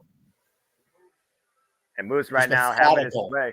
Yeah, again, Moose having his way with Alex Shelley, to the side of the head, side of the jaw. You see that mouth guard there, though, that Alex Shelley sports, of course, to prevent a knockout. Again, you got to wonder which one of these two will be recognized as the leader of TNA's locker room. And Alex Shelley right now lining up Moose. Palm strikes the side of the head, left and right. Big forearm shiver, rocks the big man. Got hooked. Wow, God, planted. Moose with the cover, single arm. Again, a kick out by Shelley. And again, to my point, he was unable to hook a leg. He's grasping that left arm to the inside of his body. And you have to remember, Noah, even Alex Shelley, when he was the X Division star, one of the X Division highlights, He's still under the tutelage of arguably the smartest business big man in wrestling history, Kevin Nash. Alex Shelley is not a one-trick pony by any means, man. He is so well schooled and has the ability to school well, more than probably anybody that's been this long tenure with TNA. Again, actually, talked about the people that he paved the way for, including the likes of Josh Alexander, Kazuchika Okada, his partner Chris Sabin, AJ Styles. Alex Shelley has literally been one of those mentors of sorts, looked upon by so many in and out of TNA's history. Oh, caught the arm. Stops the chop from Moose, blocks the arm. Again, there's one big farm shooter. Step him into Gray, rocks Moose towards the ropes again. What pump kick though by Moose. Hooking him up. Might be looking for a power bomb. Alex Shelley counter on the DDT. Fucking Moose on his head.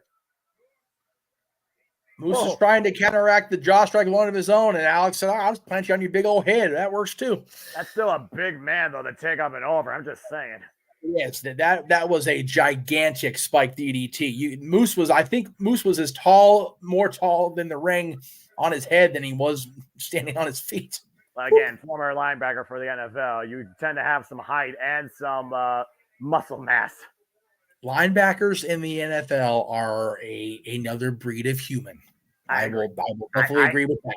I may not watch sports, but even I recognize sports for what they are, even if I don't give a yin-yang about them. But this is the sport of professional wrestling, and this argument might be the only sport I truly do care about for life. By the way, at the Chiefs game, there's in the sports bar chat, it was -7 at kickoff. Pardon my vulgarity, but fuck that all the way off. Oh no, -7 at kickoff. Fuck that. I understand enduring the elements, but I think even some things aren't worth going through for that type of stuff. They canceled the game in Buffalo for a reason. Y'all get the hell out of the stadium. Yeah, some things are better off than just getting paid. The raw power moves blocked, though, with the knee strike by Alex Shelley. Moves sent out to the outside by his own momentum. Alex Shelley looking to fall out. Baseball slide, drives Moose into the barricade. Watch your fingers, Attila. Right. Well, I think she's in the row behind the front row, but I see your point there. Oh, yeah, that's fair. Might get a good shot if they didn't pan up enough. Alex Shelley right now trying to get back in the match here, grabbing the small of his back. You see the scars of Bowery showing here. Ooh, whoa, careful. And dropped off first on the apron. Again, across the nose, Noah. That's been the story with Alex here, at least in part, is that nose. Again, waiting about to see if that nose actually gets busted up in this match. Meanwhile, catching Moose coming in. Slice thread denied. Moose hoisting Alex Shelley. And Moose set. Shoulder first into the ring post. And look at that. Shell shock on the floor. Yeah, both men are down now, though. Good grief. I think Moose is out. He got dropped on his head on the floor. This is what happened to Josh Alexander at Bound for Glory. Let's not forget that. This allowed Alex Shelley to sum up the show shot in the middle of the ring. That's a big man trying to regain his consciousness and get in the ring in a 10 count. He's cold, man. And right now, Alex, look at that. Look at that. See, again, the intelligent thinking wrestler. Grab a little bit of water. Get a little bit of hydration there. Yeah, and clear out the cobwebs. There's both men on the outside now. Referee starting his 10 count. Neither man able to take advantage. And to your point, Moose barely moving. That was great movement there by Alex Shelley, recognizing the water was there. Like, you know what? And look, Alex telling him, count him out. I'm done with this bullshit for the night. I'm going home. Champion's perseverance, right? Champion's prerogative. I don't blame him. No, I don't either, able to break the count. They covered the Alex Shelley being left in the leg. He gets a 2 count. If I'm Shelley, the sooner this match is over and I'm back on the plane in Detroit, the better. Well, I mean, he's wrestling tomorrow night, to be fair. I'm about to say, let's not forget, after Hard to Kill, if you guys want to continue to follow the new era TNA outside, me and Jeff and Attila calling stuff here at the Multiverse Media, follow TNA Impact Wrestling every week, Thursday nights on YouTube for Ultimate Insiders or on Access TV on your local provider. Oh! Face first, the second turnbuckle goes Moose. The Snake Eyes event will probably have a lot of the matches they're going to tape tomorrow, so. Including Kazuchika Okada alongside the Boys City Machine Guns returning to TNA, as well as Will Ospreay versus Josh Alexander, too. Here's the roll-up by Alex Shelley in the middle of the ring on a TNA logo. Oh, and a forearm smash. Far cover up heel press. Kick out again by Moose. And now the crucifix, the cover by Shelley again, and Moose able to power out. Transition now to the attempted Border City stretch. Can he let the fingers in, though? Well, Moose no. Moose just able to threw break him off free, there. and He again, said, nope. trip up the backslide, the rover, though, by Moose. Hooking up Alex Shelley. Uh-oh. Power bomb! Cover, hooking a leg. No! Whoa, I thought sure that was it, man. He planted him right in the dead center of that logo of that ring. And Alex Shelley just, and I mean just, got out of that 299 hundredths count. My God. That was close to one yet. Sudden offense by both men here. Great counter exchanges here, ending with a power move by Moose. But again, the damaged left arm still being felt by the challenger, and Alex Shelley still alive in this, preserving his TNA World Championship. Oof. And again, folks, remember when these both shows are over at the top of the hour or close to it, we'll be back with our open mic night second anniversary. So stay tuned here across the multiverse on this channel. Looking for the spirit again. The injured left arm going into the turnbuckle, Jeff. Alex Shelley right now looking to follow in. Oh, a clubbing shot to Moose, but Moose still on his feet. I think Alex heard it. Oh, man, the back of the head. So that's one way to do it. Trust and believe. Moose still on his feet, though. And again, Moose catching Alex Shelley this time. Went to the Uranagi again, but able to counter. Alex Shelley was. Meanwhile, Moose hooking Alex Shelley up. Alex Shelley once again looking for a slice spread out of the corner. Gets it! Got it! Slice spread! Cover! Hook up both legs! 2 count only! Another very close near fall this time for the champion. Frustration, though, has got to be sitting in, though, especially on Alex Shelley. Uh-oh. Uh-oh. The system coming out here to ringside right now. That's about as far as y'all need to go. Thank you. Oh, wait a minute. Chris Sabin and Kushida right now. Time Machine ain't putting up with this bullshit. Absolutely not. Neutralizing Brian Myers and Eddie Edwards. Yeah, but there's still the one Yahoo there in the middle of the ramp. Again, we don't need distractions here to define the TNA title in the new era. No. The back of Alex Shelley. Damn it. Don't let it end because of a distraction. Wouldn't that be this shit? Well, that would be right out Moose's playbook. And we've seen how much he's exploited emotions. Oh, man. Emotions is one thing, but cheap distraction's a whole other animal. Yeah, well, let's not forget how low this man was willing to go to win his only I know. in the first place. Shelley looking to beat the challenger. Oh, no. Both men now on the entranceway. That's still rampway. Alex Shelley hooking Moose, front headlock. Oh, boy. Careful, Shelley. No. Oh, no. It's the midsection. Oh, God, this is going to end badly. And Moose hoisting Alex Shelley up. Oh, God, not from there. Oh, Shelley on the counter. Oh, God. That's one way to neutralize the big boy. Dragging that arm with him off the side of the rampway. The damaged left arm, might I add. Eesh. I mean, at this point, Moose might have a busted shoulder. The Fisher right now resetting his 10 count. I don't blame him one bit. Gotta see if Moose can actually continue. Man, what a devastating blow laid on Moose by Alex Shelley there. As you said, dropping that arm with all of Alex's weight across the corner of that ramp and just leaving Moose in a flat heap as Alex tries to gain his own bearings there on the ringside area. Moose had the benefit, of course, being right matched up with the ring, able to just roll in. Yep. Alex had to exert more energy to get into the ring than Moose did. Big kick to the left arm. Big old punt. That big kick. Probably the warmest football kick this weekend. Yeah, they continued assault to Moose's left arm right now. The MO of Alex Shelley this match. Arm wringer. Moose trying to fight back, though. Open palm strikes, but Alex Shelley to Moose just rocking the big man. That's a chop with the right. Alex Shelley rebounds, though. Palm strikes again, just trying to wear down Moose. And Moose still fighting back, literally with one arm. Again these two are not letting up. Moose knows he's in trouble here. He's got to keep fighting back with that one good arm. Oh, man. And he's doing it. Oh, man, to the back. Again, you think about just the wear and tear of the wind being knocked out of you right now, gasping for air. Big clubbing blows from a big man like that on both sides of your chest and your back, your torso. There we go. That's what we're looking for. And neither of these men, though, giving an inch, Jeff. Again, this is to define yourself in the new era of TNA. This is for the TNA World Championship. 3 straight groin elbows, man. Oof. Oh, God. Kawada kicks right now to the side ahead of Moose. Oh, and Moose catches the leg. Oh, God, what a headbutt. Fly clothesline! Inside out, upside down goes Moose. Alex Shelley can't believe it.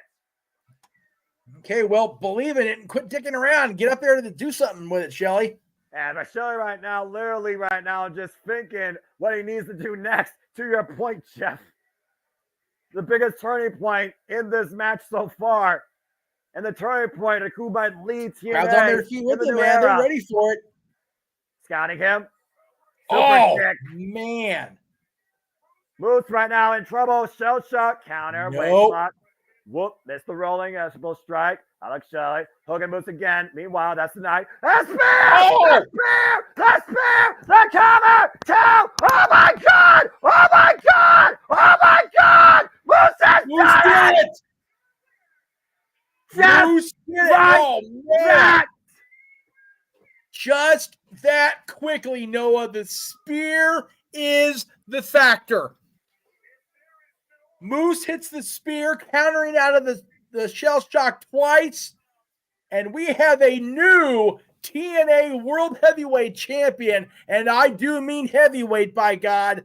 Moose is back on top of the mountain in TNA Wrestling. With one arm, he did it, might I add. With one arm, Moose officially recognized TNA Heavyweight Champion. The system rules TNA in the new era. And at the front of that new era is a TNA World Champion named Moose. And he did it on his own. Busted up inside. Whoa. Bleeding from the mouth. Out comes the system. We have a new. Hold on. What was that? What? What's happening? What? Oh! What the fuck?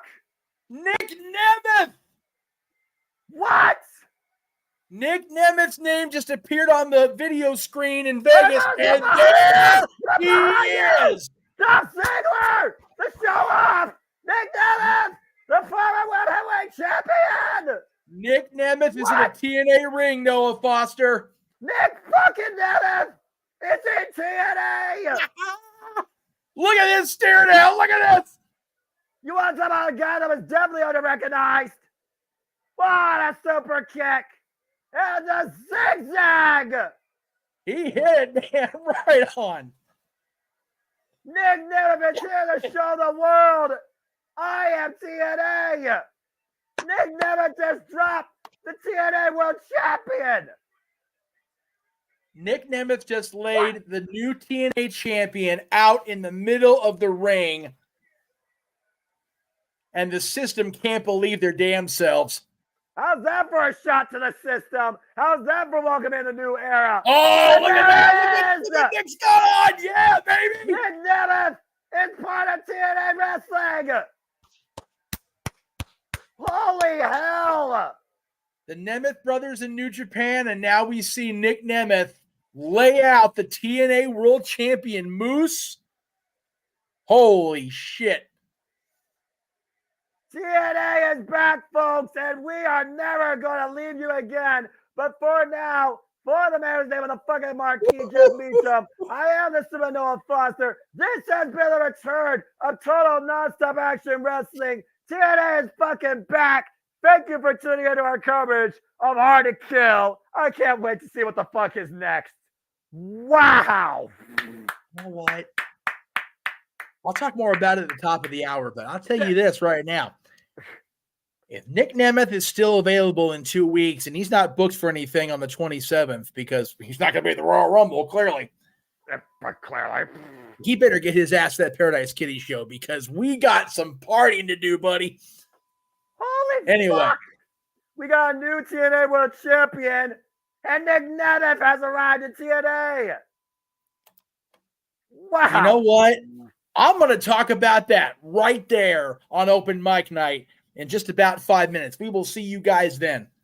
Yeah, we'll see you all then. Thank you for tuning in. See you shortly here for continued coverage of fun here on the JMN Multiverse Media. If you can, tune in to the last 5 minutes of Battle of the Belts 9 with our AEW correspondents. We'll see you on the other side. I'm probably over there right now. We'll see you guys Open Mic Night at the top of the hour. Don't fucking sleep on TNA Wrestling ever again.